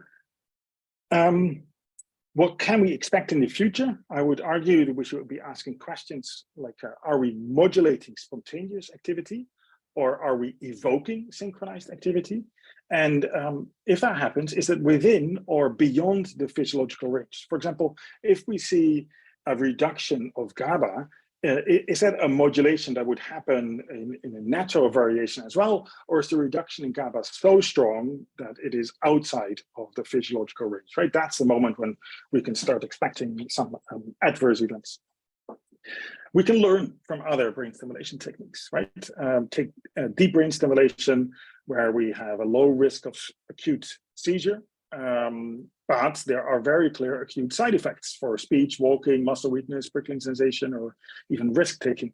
And because this is such a synchronized evoked activity with chronic long-term use, it's known as longer term to lead to neuronal damage, for example, through overexcitation. Moving to transcranial magnetic and electric stimulation, these are quite distinct in the set that TMS, it really elicits brief synchronized activity, right? TMS drives the neurophysiology, and that creates a risk of extra physiological activity, such as seizure. While transcranial electric stimulation, the low voltage and moderate currents here, that modulates neurophysiology. It changes the probability of spontaneous action potentials, and actually there is no known or negligible risk of extra physiological activity. That can be contrasted against the high voltage and low current TES that can drive action potential. So a critical difference is, do I drive action potentials directly by the stimulation or not? This has been studied in animal models for ultrasound. It's clear that ultrasound has a delayed onset latency, for example, at least 40 milliseconds. The resulting modulation of activity is not highly synchronized. It's very dependent on the spontaneous activity. And in low to moderate intensities, maybe this will be a strong modulatory effect, right? But who knows, at higher intensities, if we move to domains that aren't often explored and that it might not even be biophysically safe in humans, could synchronized activity be possible? We had a fantastic talk by Shai Shoham, where we learned that both inhibitory and excitatory neurons respond to ultrasound, and that matches a lot of what we heard earlier from Keith. Maybe inhibitory neurons have a lower threshold. They maybe dominate at the low intensities, while at the higher intensities, maybe the excitatory response could dominate. And Shai, I've just screenshotted your presentation to include these wonderful figures of you. Thank you very much for borrowing them. But I want to highlight that there isn't a one-of-one mapping from animal studies to humans, right? Most of these studies often rely on calcium imaging. That is not the same as spiking activity. Similarly, and maybe most critically, there is actually no TAS-evoked muscle twitch in humans. We can learn a lot from what we already see in humans, right? Just to repeat, I actually do not know of any clear study that has specific TUS evoked potentials with appropriate control conditions.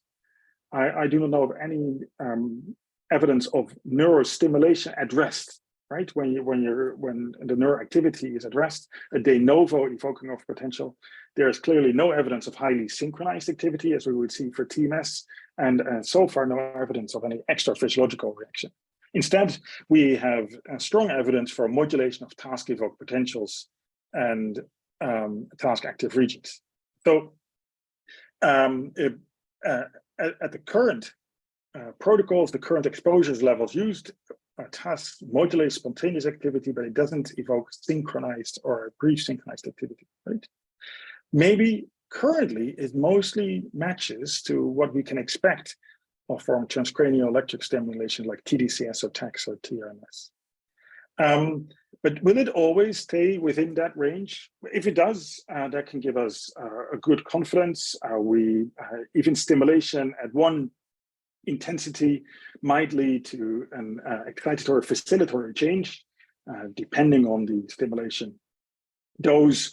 We might see long-term potential as indicated here by the arrow, but as what often happens if you're stimulating within the physiological range, a repeated stimulation means that actually the dose response plasticity curve is changed, and the same stimulation a second time around or repeatedly might then lead to an inhibitory response. That's a homeostatic effect. That means that there are no runaway effects. We must acknowledge that most animal studies currently focus on excitatory and inhibitory activity. So immediate acute modulation of this activity, while many human studies are using offline designs to study short-term plasticity, but still looking at excitation and inhibition. And in the future, I wouldn't be surprised if we're looking more into gating of plasticity or introducing neural noise without a specific EI change. It is tricky, in fact, in the healthy range to modulate this, because in such an optimized system, you're often already at a peak performance in the Goldilocks zone, where any change in excitability or any modulation might bring you away from the optimum and lead to a perturbation of function or behavior. Well, if you were using in a disordered state or diseased state, there might be much stronger modulatory responses even to the same stimulation parameters. Now, there are many open questions. And for example, about the strengths, what will happen if we are exploring more protocols, moving beyond what we currently do? How do we define exposure and dose? How do we define the therapeutic window? But some of them will be discussed in this panel, and others will be addressed in tomorrow's sessions. For now, I would like to thank you for your attention and my wonderful lab for providing all of the thoughts, ideas, and work. Thank you very much. Okay, thanks so much for the opportunity to present today. And I'll take advantage to introduce myself a little bit. I come to the workshop from Vancouver in Canada, from the University of British Columbia. And the laboratory here at UBC is specialized and has a particular interest in any neuromodulatory interventions that can help alleviate the suffering of people with psychiatric disorders. So we're going to be embarking on low intensity focused ultrasound in the very near future, and it's a really excellent opportunity to be attending the workshop today. Again, I was talking about my disclosures, and I was saying that I don't have any conflicts of interest specifically with focused ultrasound. The lab has received funding from different funding agencies, and we do have received in-kind support from a MagVenture with magnetic seizure therapy device for an investigator-initiated project. I'd like to start with a bit of a roadmap, and I'll be taking a lot from the speakers that have already presented, and I'm hoping to provide some of an overview and a roadmap of and organizing the content that has been discussed so far and how it leads to clinical applications. This conceptualization of non-invasive neuromodulation techniques is applicable to any type of neuromodulation. And we always start with biophysics considerations and whether we can design devices that can transfer energy. And along those lines, in this stage, we kind of consider a lot of aspects around biophysics and modeling. Once we have a device that is able to transfer energy, then the question that follows is about the biology. And here's where earlier today, we've seen what are the effects of this transfer of sonic energy onto tissue and cells. That is the purview of that basic science. Once that's established, then we move on to kind of a different level of questions. In one case, Leonard has discussed applications of focused ultrasound for the study of how the brain works in healthy volunteers. If we apply focused ultrasound for the purpose of treating a medical condition, then the questions that we deal with are whether those biological effects actually improve outcomes. Or, as well, we're very interested to know whether the intervention, whether the focused ultrasound is associated with any adverse events. This is the preview of clinical trials. And focused ultrasound, low intensity focused ultrasound is at a very exciting stage. We've heard a lot about the excellent and very thorough science on biophysics, on basic science. And right now we are at that stage where we can confidently start to think about applications, therapeutic applications. There are not a lot of clinical trials actually published, let alone in the space of mental health, but there are an increasing number of clinical trials registered. And I just looked at one of the clinical trials registries, and there are more than 30 at the moment. So this is something that is coming up. It's something that this workshop it comes at a very timely point in time in the development of low intensity focused ultrasound. Similar to what Leonard just did, I would like to pause for a second and go over a few standard definitions that are adopted in the context of clinical trials that will help us anchor the discussion with the panel and also hopefully provide some framework for us collectively in the field reflect about how we go about ensuring safety and in clinical trials. The first one that is very important is adverse event. In clinical trials, an adverse event is an untoward medical occurrence or effect. And I put in italics untoward because those of you who shared with me that English is your second language may or may not be familiar that untoward is it's a beautiful word with very nuanced meaning. It has the connotation of something negative, something inappropriate, inconvenient. So an adverse event is something negative, something inconvenient. And it could be a medical occurrence or effect that is either subjective, that's reported by the person, I'm feeling pain, I'm having headaches, or could be something that can be objectivated. For example, some blood work analytical parameter that goes off. And so those are some examples of adverse events. It's important to note also the nuance of the word event. Event is like anything, right? It's very open. And it's very also important to note that in the context of clinical trials, adverse events are monitored during the entire duration of the study. That's a particularity that sometimes we kind of lose sight of it. But when a person enters a clinical trial, and that is the time when that happens is very concrete, is when they consent to enter a trial, they enter kind of a special dimension in terms of the team, the research team is monitoring, is collecting data about what's happening. So anything that happens then is recorded. And what I'm getting at is perhaps best illustrated by an example from one of our clinical trials where someone consented to enter a clinical trial to use transcranial magnetic stimulation for depression.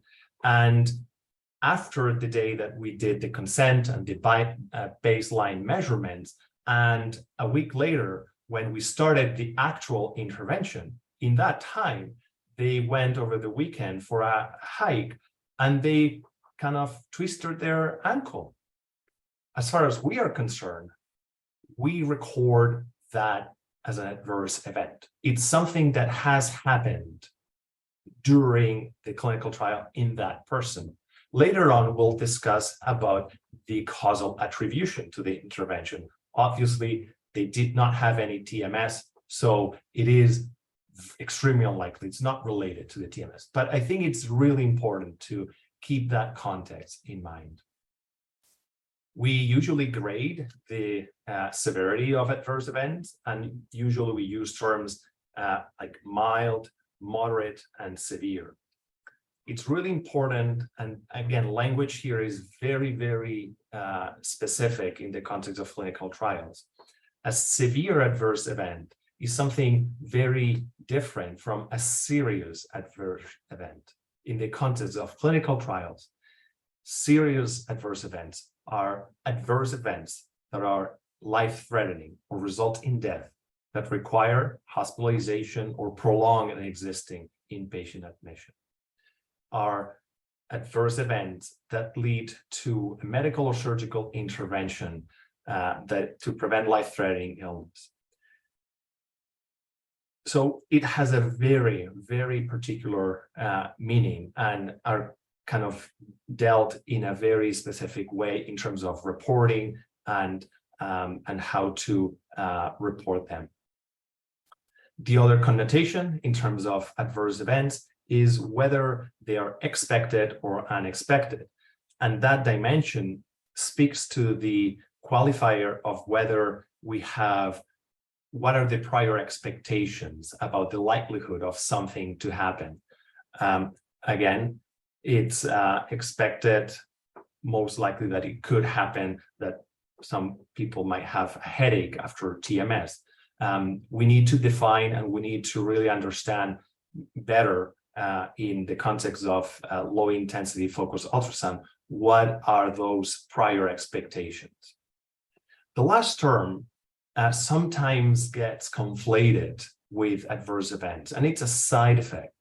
A side effect is a concept more in the purview of clinical practice, and side effects are potential negative effects of interventions that are likely to be causally linked to that intervention, to that treatment. So when we go about doing clinical trials, the information that we derive from them eventually inform on the label of interventions.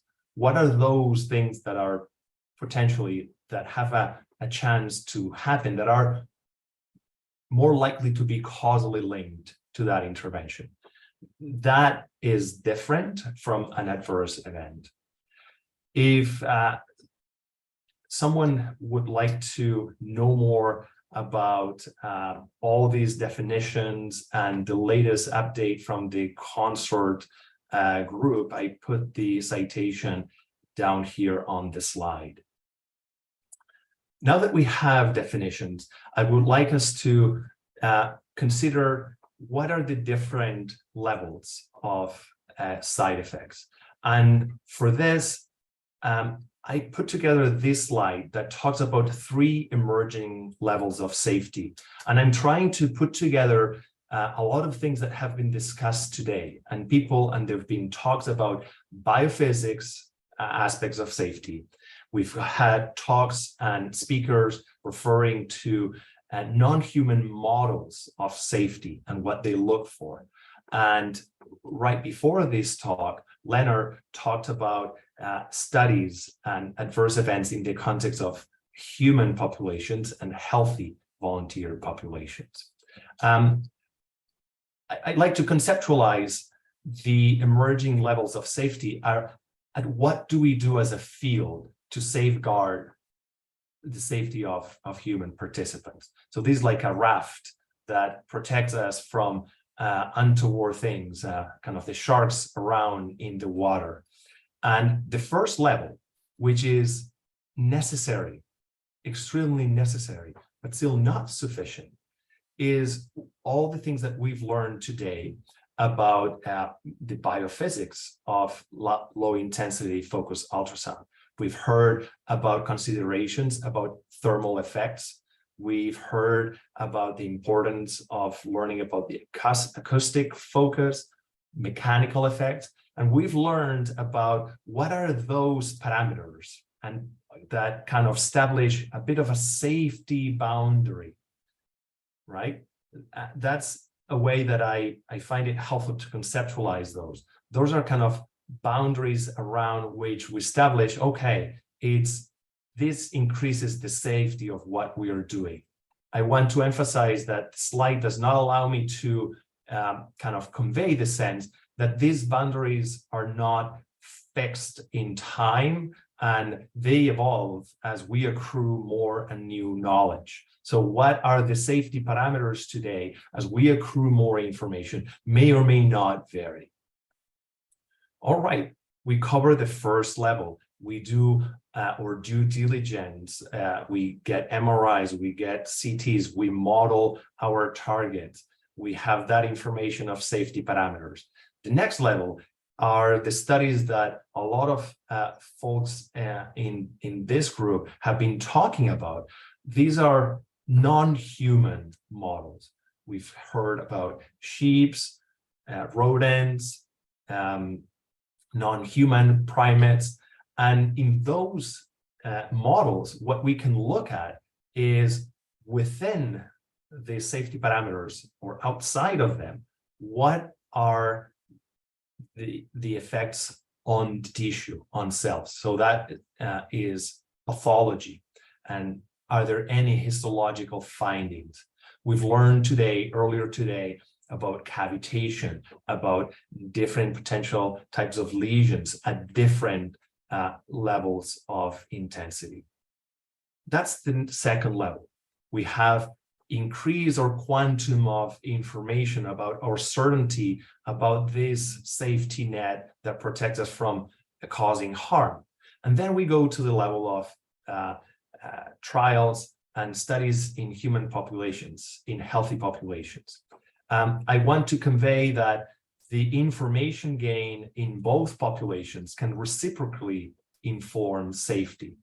So as Leonard rightly pointed out on his talk, all the experience that has been accrued by researchers who've conducted low intensity focused ultrasound in healthy volunteers do provide invaluable information that kind of added to the biophysics and the non-human safety models make us more confident of making that step, that leap to start doing clinical trials in humans, in clinical populations.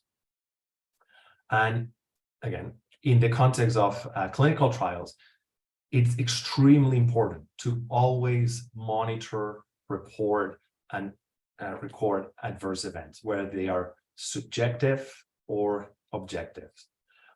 And this is an iterative process. So as we do more clinical trials, as the field advances with more information in non-human models and biophysics, we update the information here, and treatments become increasingly safer and establish the parameter space. Tomorrow, we are going to hear about regulatory aspects, and I'm not going to go into the details about regulatory aspects, but I want to introduce how the three levels of safety that I just discussed play out in the sequence of discovery, specifically in the field of low intensity focused ultrasound. The sequence goes such that the field has done now and accrued a great deal of information in preclinical and biophysics, and so established some parameters and safety. Also, the second level of safety that I just showed, the studies on animal models and safety, these are critical inputs along with information on healthy volunteers.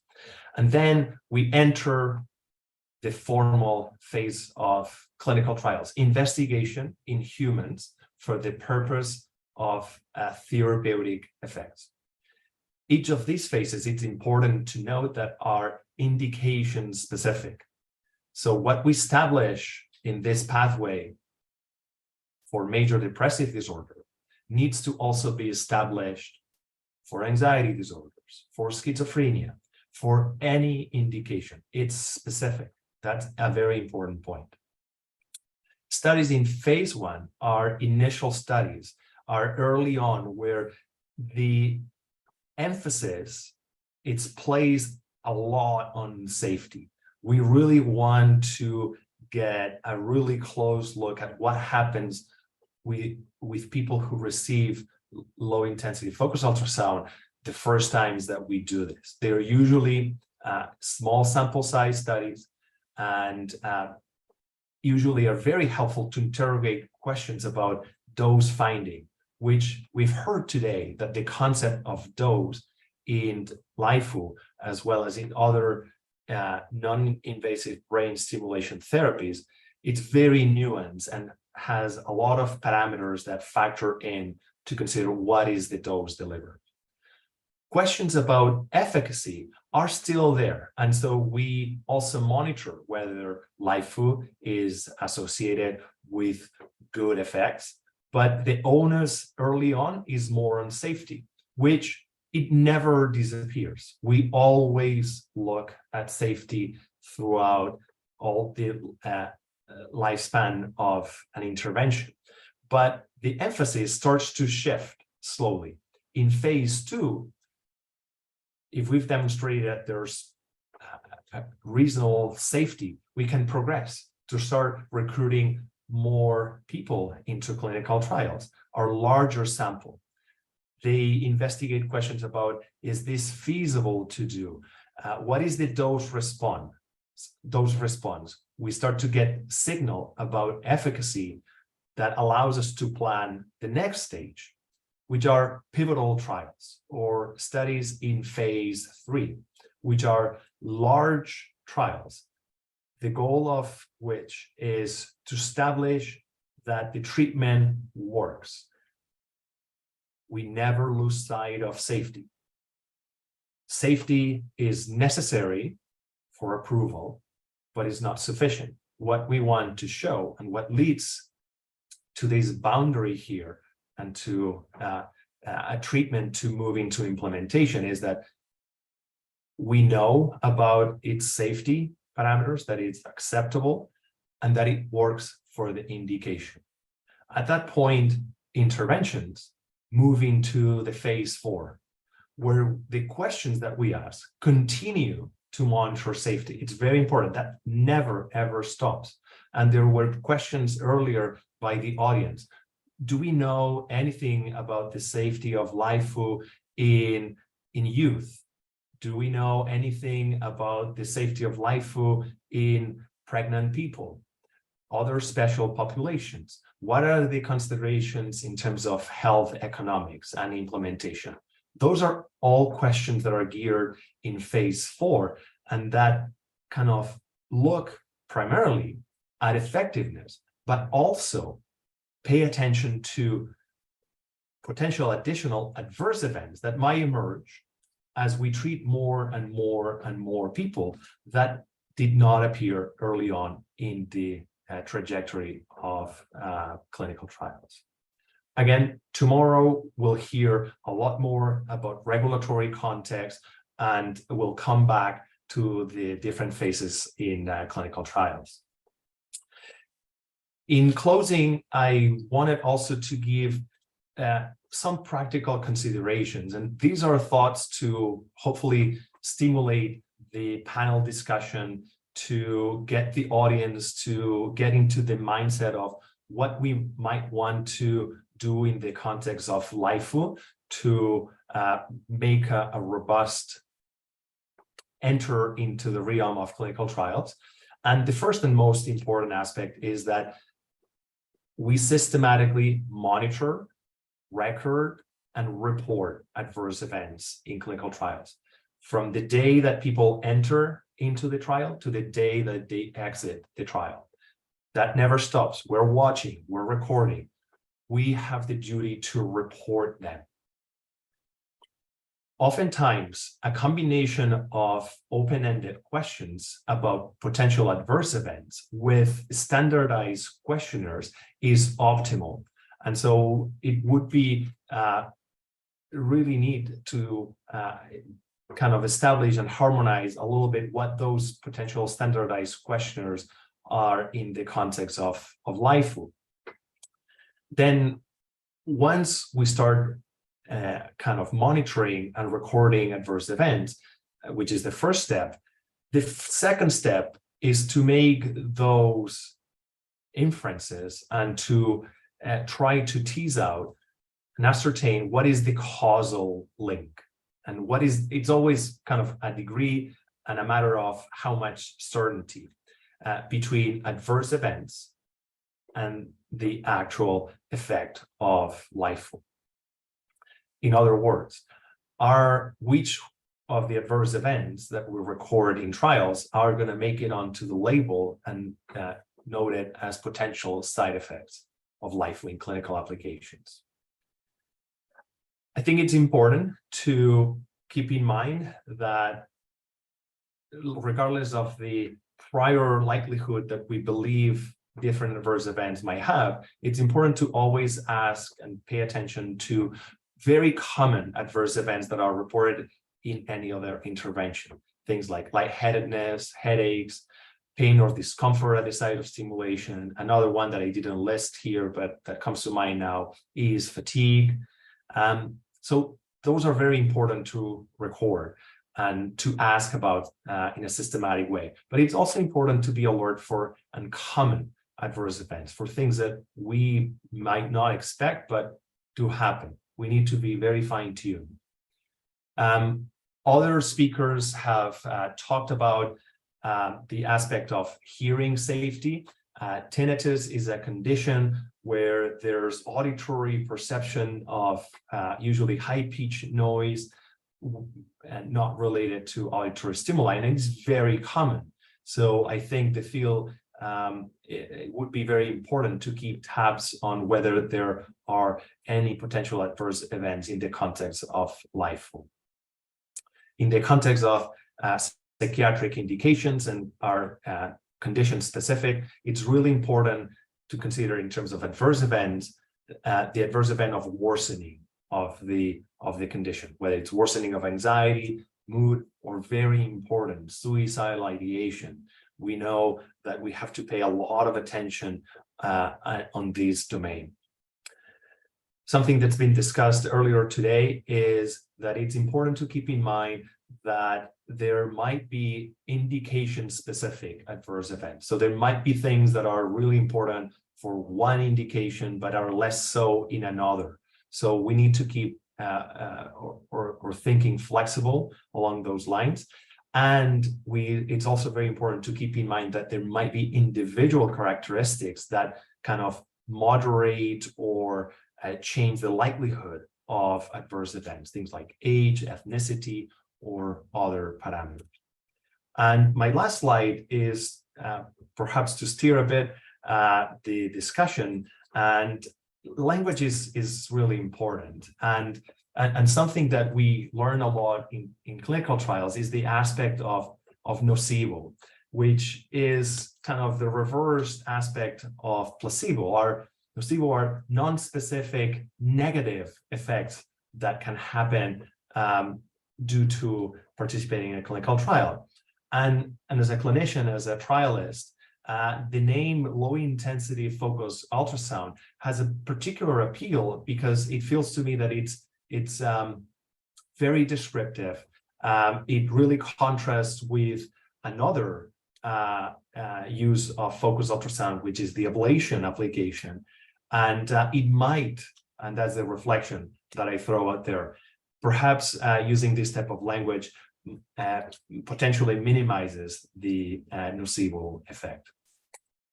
Thank you very much for your attention. I look forward to the discussion now. And I want to acknowledge the support of funding agencies and colleagues at my home.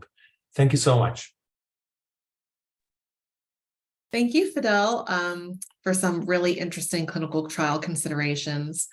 So we have a minute or two for questions. There was one that came in during Fidel's talk, but I think it relates to some of Leonard's presentation.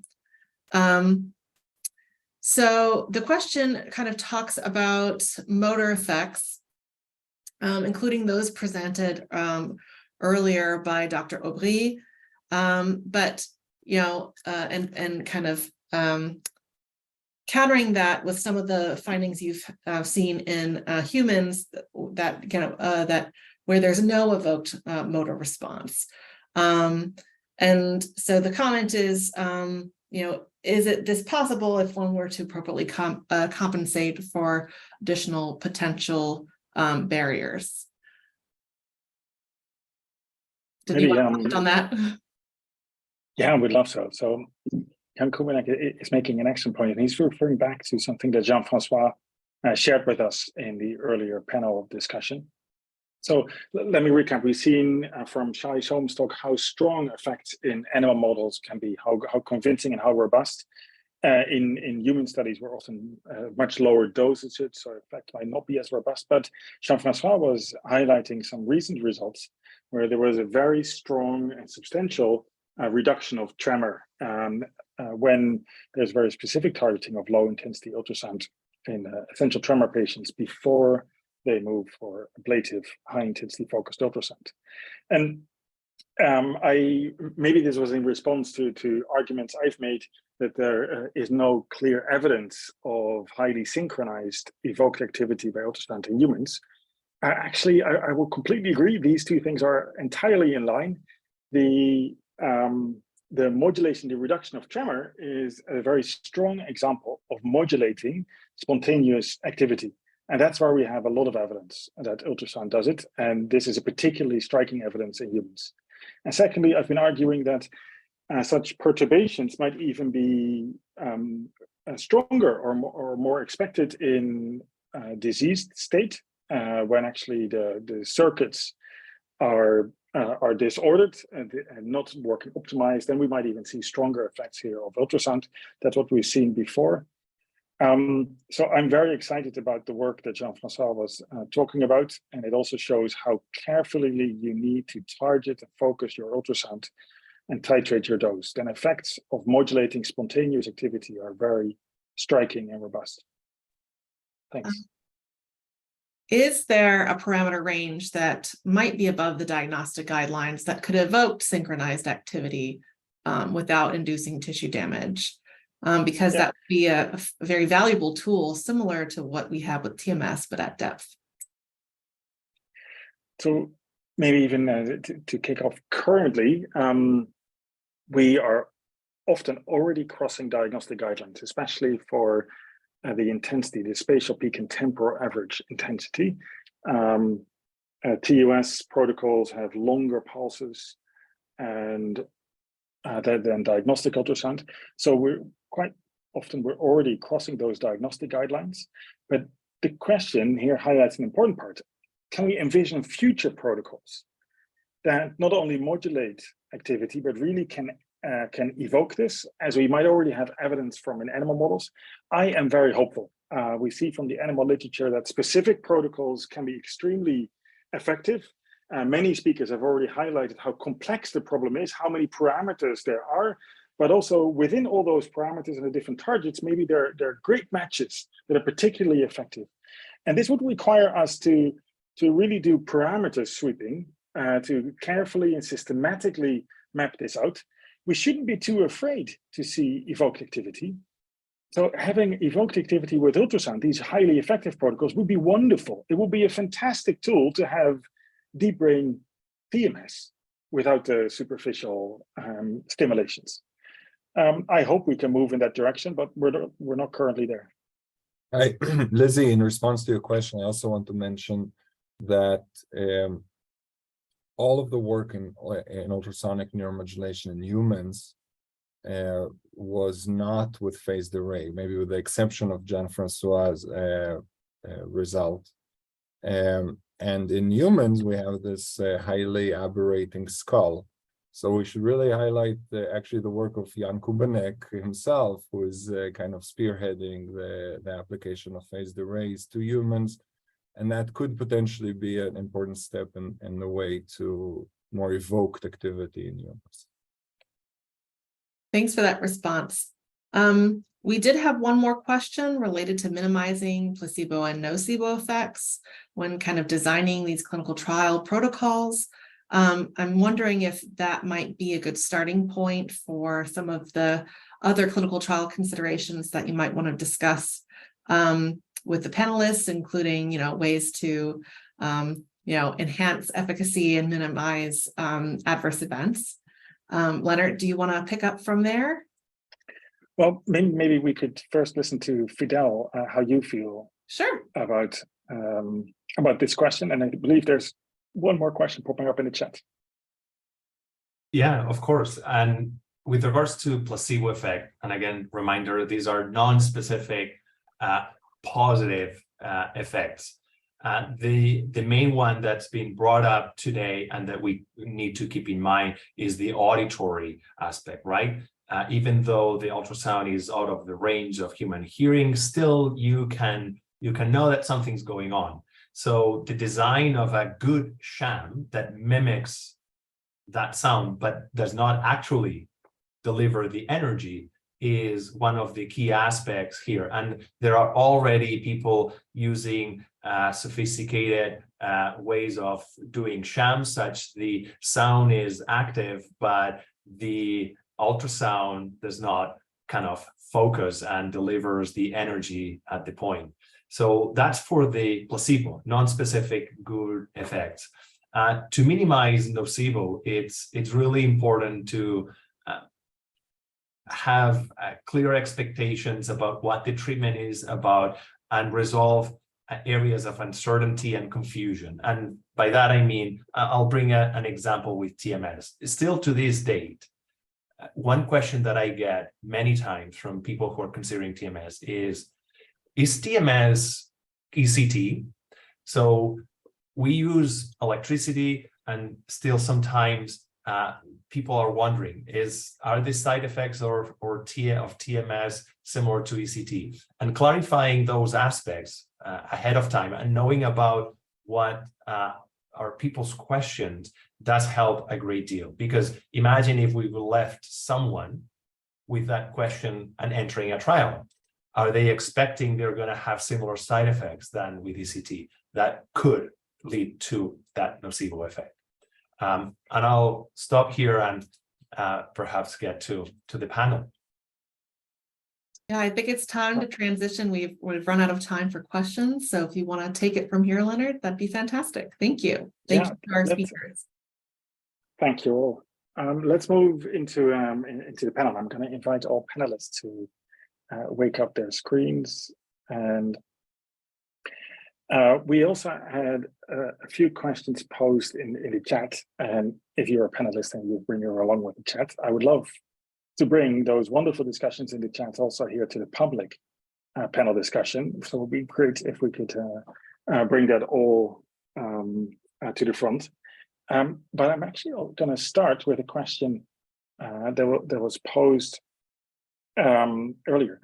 The question here is, might the glial system, glial effects play a more prominent role, for example, owing to mechanosensitive receptors in TUS compared to, say, transcranial electric stimulation? And if so, could this confound or limit how much ultrasound can learn from other stimulation modalities? That's an important question.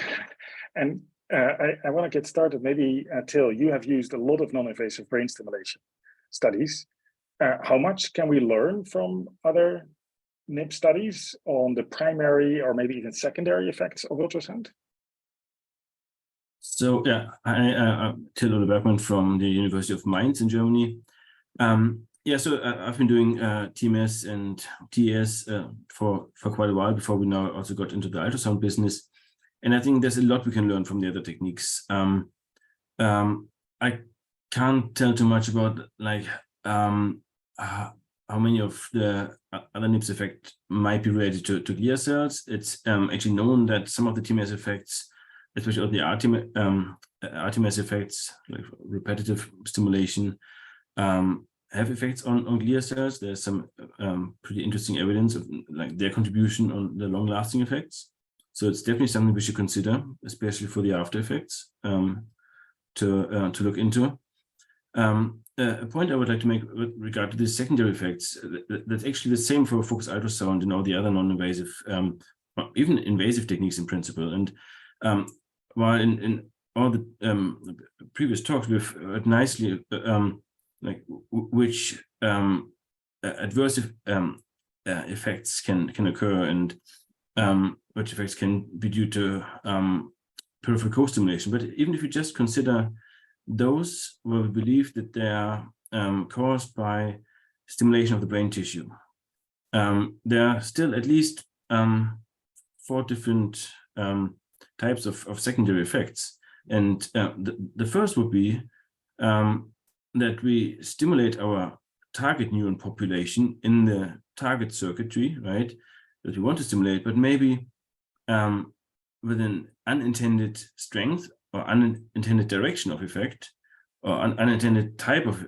effect, so that we get a response that is undesired, an excitation instead of an inhibition, synchronization. I don't think that this is really happening with focused ultrasound, but in principle, the second would be that we're stimulating still our target region, but we're affecting neurons that are not part of our target population.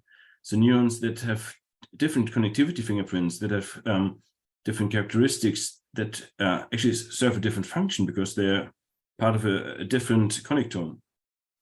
Third, off-target stimulation basically of neighboring regions, because as you referred, typically with a single or few element transducers with this elongated focus, and there's no way this by chance fits exactly our target structure shape. So plus we don't know exactly what the threshold is for evoking neuromodulatory effects. So even if we give this 4/2 maximum for our focus, that doesn't mean anything with respect to what is the effective size of the stimulation, right? So we may stimulate functional circuits neighboring that have a completely different effect on a behavior level. And then finally, there's even the stimulation of potential stimulation of non-neural elements, glia cells, maybe direct effects on the vascular system, the lymphatic system, etc. That is really not much known about, but that should be studied well in animal models first in the future. And thanks. Professor Binhay, you've done a lot of studies on ultrasound, both in animal and in humans, learning about seeing so many primary and secondary effects. What do you consider the risks? Were there any that you maybe haven't heard yet in these talks? What neurophysiological risks should we consider? Well, I think there's a lots of points that are being covered, and certainly the most important, you look at the mechanical damage or thermal damage, and you measure the temperature, look at the structural damage. I wish to just make one point is I would suggest that also a lot of discussion in this chat among the panelists, as Holly brought it up. And I think we should add a neurophysiological monitoring and assessment. And I want to add more that what we communicate. We did observe that actually in small animals, the rat, we were able to give folks ultrasound stimulation. We record EEG, we're able to localize the source. Very recently in unpublished work, there's an experiment in monkey we just completed. We did a similar experimentation by putting folks ultrasound on frontal eye field. And with the monkey just have eye fixation. And then with the ultrasound goes to thalamus. And we observe that in the waveform, we are able to see something like evoked potential if you would average this phase locked activity. We were also able to localize the source, which we haven't completed the work. So we don't know exactly how many, what's accuracy, but it's clear that it is possible. Lena, as you pointed out, like as TMS or others, the focus of ultrasound actually is inducing electrophysiological effect that can be quantitatively assessed. Of course, more work is needed. So my point is we should add electrophysiology as one of the multiple tools to assess the efficacy and the risks. Thank you. And that brings up an important point. And we've also had it in the questions that the audience has asked. There has been no observed direct reaction of seizure with ultrasound. But Mark, you're not part of this panel, you were part of the previous panel. Would you mind popping back up? Because did I hear you correctly that in one of your studies, there was an adverse event of a seizure? Would you mind?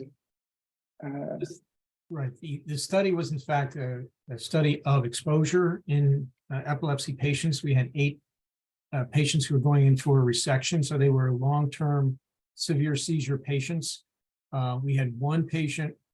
This was, I was recalling this, ended up not being the study because the supervising physician determined that the seizure, which happened several hours after the treatments had ended, was typical of their pattern of seizures, was not considered out of the ordinary.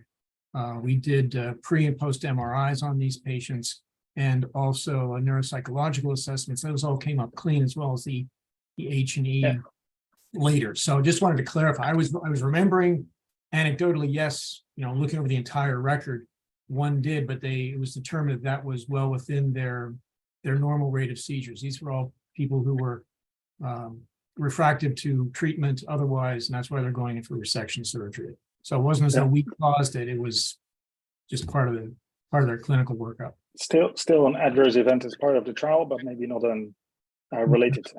Exactly. Sarah. Well, first of all, I just wanted to pop in really briefly. Thank you also for your really informative discussions. And thank you, Mark, for clarifying that what you had mentioned previously was not likely to have been a seizure induced by the focused ultrasound. What I heard, Leonard, from your talk was that in the human work so far, that there has been no clear evidence of focused ultrasound in evoking potentials in humans and no clear evidence of neurostimulation at rest. Often we use the words modulation and stimulation as if they were the same thing, but I think a distinction is being made here that you're saying in the human work so far, focused ultrasound has not stimulated an evoked potential, but modulates ongoing activity. But we also heard some really important animal research, and Ben, you just mentioned that, and your work is and others are really very important, that at some parameters in some species, there does seem to be evidence of focused ultrasound being able to evoke synchronized activity, not just modulating ongoing activity. And I think this could be useful as a research tool. We really would like to be able to focus stimulation at depth. If that could be accomplished in a therapeutic window where you're not causing tissue damage, you are causing stimulation. And if such a tool were available, since we currently have that for cortical stimulation with TMS, if we could do that at depth, then we certainly would want to know the seizure guidelines, because if you are evoking stimulation, then you could induce a seizure. And that would be the space where we would want to know what are the parameter sets that we need to stay below to avoid that risk. So thank you for letting me parachute into your panel. Back to you, Leonard. Well, I'm very thankful that you did, because these are fantastic and very important points. And here on the panel, actually, we have quite a few experts who might want to weigh in. But I'm also hoping to learn from Ellen, right? So Sarah, Holly was just describing maybe at the current stimulation settings and parameters, there's no evidence of a seizure risk. Is there a possibility that we might induce a seizure? Will we be needed for this? And how do we know where that transition is, right? How do we know and what we should be doing for monitoring? Yes, thank you. I'm Ellen Bubrick. I'm an epilepsy neurologist, clinician scientist. And these are really important questions. So I think it's possible that at certain parameters it could cause seizure. It's possible that some drugs at certain doses that don't normally cause seizure. It's possible that a lot of things that don't normally cause seizure could cause seizure. So I think the question is, why would we need to look at it? I'm less worried about it causing seizure when we have thousands of normal human controls where there was no seizure reported. But I do worry, as Holly was saying, she's absolutely right. We do need to do that parameter sweep, right? We need to know how high is too high, what other problems could we start getting into?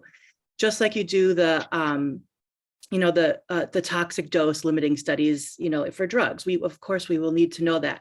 We may not need to get that high, actually. I mean, we're already seeing some significant evidence of neuromodulation at fairly low intensities. So I don't know that we want to play with fire, and go too high. We just want to know, is it safe to get the kind of neuromodulation we need to modify disease? So we may never get to a point where we see seizure. But we may see lots of stuff at higher doses that we don't want to see, and that's how we back down.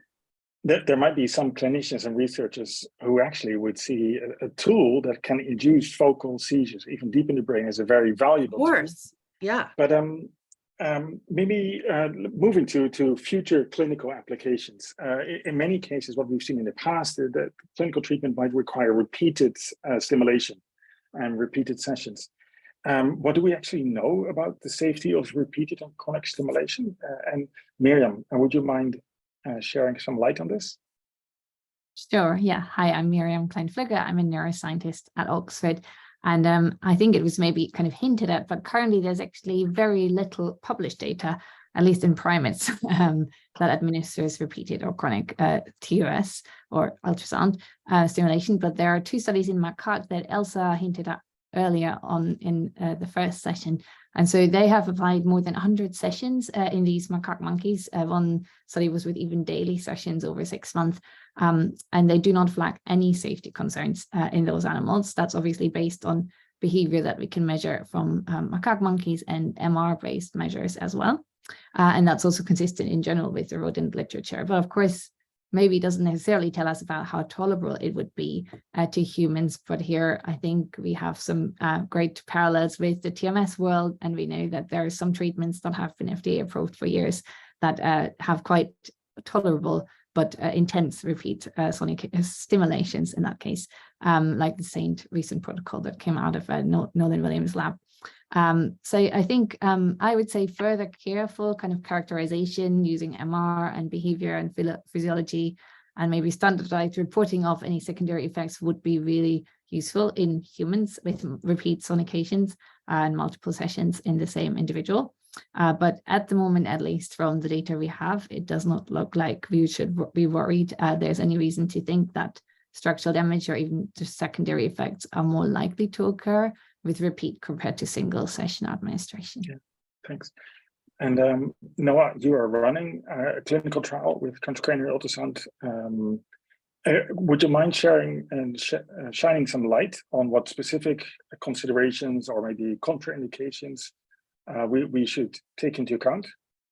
Yeah, happy to do so. So Noah Phillip, a psychiatrist at Brown University. And I think to echo some of the things that have been said previously and maybe build upon it.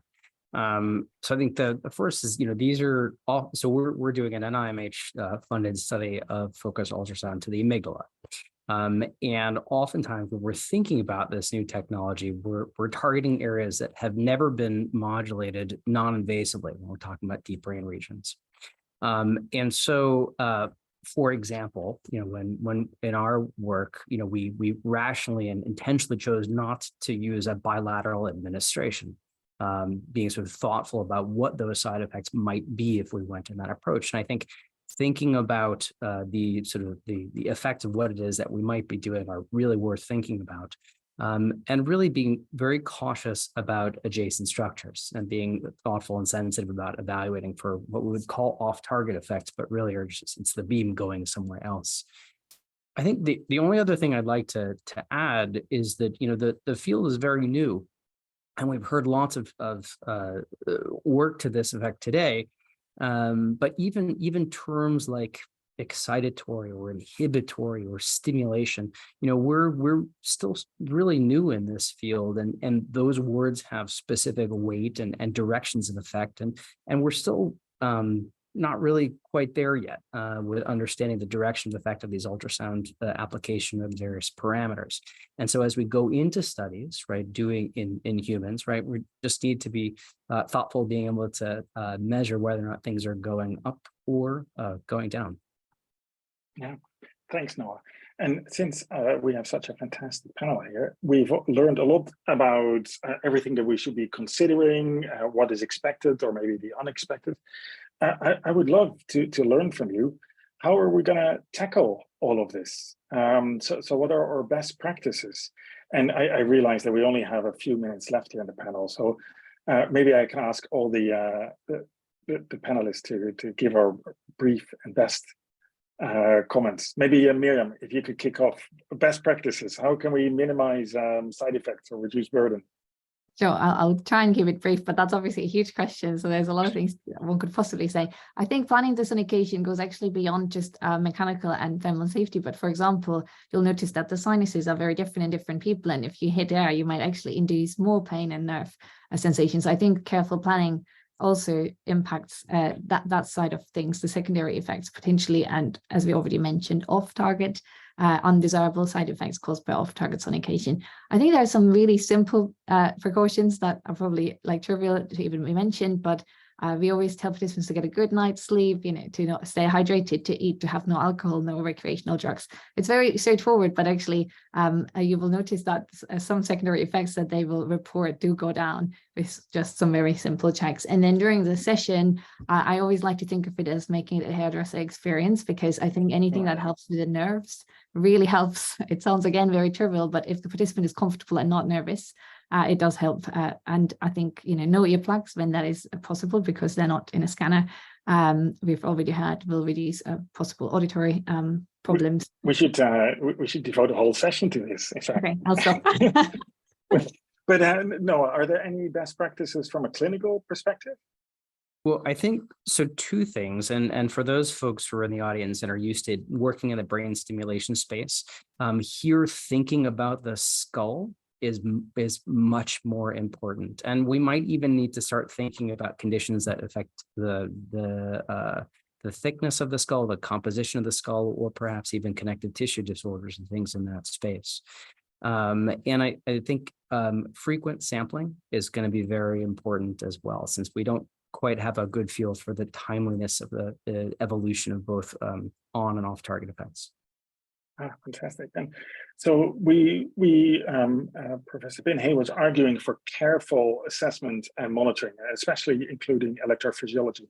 And Till, I've had it before, you've done a lot of non-invasive brain stimulation techniques. Are there best practices for assessment that you could share with us? So, I mean, it depends massively on the effects you're expecting, and you cannot monitor everything at the same time. So you have to choose your recording modalities that best fit your effects of interest that are most sensitive for it. EEG is definitely an important one, but we also have to remember that very small volumes of tissue that we're stimulating, which might not even create a sufficiently large some potential at the scalp to pick up with EEG, like EEG recordings. fMRI is another one. We're going to hear more about that, I assume, also tomorrow, which may also pick up more of the induced, less phase locked activation. But I think it's crucial that we think a priori about where are we going to stimulate, where are we going to have off-target effects likely, and then have based on our neuroanatomical knowledge and acoustic simulations, have an informed idea about which types of effects to expect. And when we are simulating close to the brainstem, and there will be likely an overlap, we may want to monitor some vital functions, some heart rate, some breathing, etc. And if we're simulating close to some limbic or basal ganglia nuclei, we might want to monitor some other function, like some mood or motor function, right? And we can do so also by questionnaires. That's maybe the last important point.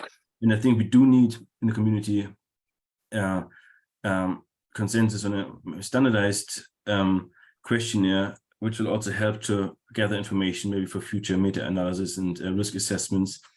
So this is something I think we should work on together.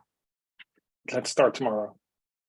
And Ellen, is there anything to add, on, for example, on the assessment from a clinical perspective, from the studies that you're running? Yeah, so the EEG part is so interesting and so important, and yet so difficult. Till and I talked about this at Fun 23 conference, that when you have the transducer, right sort of where you want to be recording, it's very hard when your electrodes are sort of off site then from where you're sonicating. So it's hard to do EEG at the same time. So we have to sort of look at other ways to do it. But so EEG, I think it will ultimately, when we can figure out a good way to monitor, can be helpful. But it's also just, having serial treatments and then having frequent study visits and just seeing how your subjects are doing, because what the most important thing they're going to tell you is what's happening clinically. So the EEG is going to be really interesting and really important, but until that's sort of optimized, the same as others have said, those clinical assessments, mood, memory, testing testing the organ that you're targeting. So for me, hippocampus, we do a lot of memory stuff. We do mood stuff. It's different than if you're doing other parts of the brain. So region-specific clinical assessment and then overall clinical assessment. Yeah, thanks. And Binhe, you have a lot of experience in translating across different study models, both animals and humans. Are there best practices that we should all adopt? Yeah, well, many already and covered. I just want to share my own observation in our work, and usually is we try to be very careful in animal study. For example, like in the rodent model, we try to use a 90 kilopascal, very low intensity focused ultrasound. But then in the histology assessment in these same animals, we use 8 times higher intensity, try to make sure that focused ultrasound still is safe. But by the way, our recent results suggest that even up to 8 times, there is no histological structural damage observed. Now, and going back to human, I think and our practice is once again, because we are mainly currently studying healthy human subject for neuroscience research. So we try to use as low as possible intensity, and while at the same time we try to have a very close follow-up with the subject to make sure if there's any abnormality of the behavior, and also in subsequent after the TFAS and the session, and if there will be anything comes up. Anyway, that is our experience so far. So thank you. And maybe to start rounding off, looking forward, what should we be doing? And maybe Till, I'll start with you. How can we make a prospective safety assessment? Yeah, so as we already discussed, I think it needs to be hypothesis driven, which means that we have to assess systematically the expected effects in detail, map out these secondary effects, and gather this information like in a consortium, right, to make sure that we get sufficient data a priori instead of just post hoc trying to figure out what might have happened. Yeah, so that would thanks. And maybe while we're rounding off, I'm going to ask everybody to answer the one thing you feel we should be doing to tackle physiological or clinical safety. So you only get one sentence. Can I get started with Ellen? What's the one thing we should be doing? We have to keep studying it. We have to keep Noah, going. for you. If we don't, well, we won't know. We have to be able to take risks to help our patients. Noah, what's the one thing that we should all be doing? I'm actually going to go with excitement, but I'm also going to go with very frequent sampling, and after folks get some ultrasound. Thanks. For Miriam? I think I'd side with Till here. I think we need it to be standardized, our reporting. And so I think sharing, the protocols that we use, the, screening forms, the debrief forms and whatnot, especially when we have similar targets that are of interest. Till, anything to add, or you've been clear enough? I think what we need to figure out in translational research is the threshold for effective neuromodulation, like in terms of pressure fields, because then we can really think about, okay, what is on target, what is off target a priori. Thank you. And Binhay to conclude. Well, my suggestion is we should establish, optimize focused ultrasound with EEG simultaneous protocol. So eventually we can take focused ultrasound neuromodulation to a eventually closed loop neuromodulation modality. Something that the DBS field has gone through for 30 years, but we are just starting. So that's my proposal. Thank you. I wish I could continue chatting with you for hours and hours more, but I want to run. So let's call this panel discussion a close. Thank you all very much for your contributions. Leonard, I think we're just going to wrap up the session here. I just wanted to kind of put a summary up of where we are and that we had these questions. I think we've done a really good job of answering the questions and that we have a lot of interesting stuff tomorrow. We've got the regulatory pathway for FUS neuromodulation as a treatment, experimental planning and design. We're going to get into more rigorous methods and explain those, and then optimizing target engagement, parameter space and effects. So pretty excited about tomorrow. And Leonard, is there anything you want to say to sort of round out the session? Well, I want to look back at today, and I've been in this field only for a few years, but I've learned so much, especially from this session. We had some fantastic cases on how strong the effects of neuromodulation can be in animals, but we've also seen that we've turned the corner with convincing evidence for human neuromodulation. We've been doing this for a few years now, and I think the field now is really convinced that we're not just going on a rabbit chase here, but there's something important and there's something real here, also for future applications in mental health. We've heard from the panel discussion on safety that this is not simply binary. There is a whole gradient on how we should be considering safety. There are very conservative, nearly arbitrary limits, and there have been fantastic discussions how you can explore that further. And also here in the panel discussions on physiological safety, people were arguing for systematic mapping and to really start exploring the therapeutic window with very careful assessments, for example, electrophysiological monitoring afterwards. That looks like a very bright future. I'm super excited about it. Thank you all for sharing. Thank you all for your attendance. And I'm looking forward to seeing you tomorrow.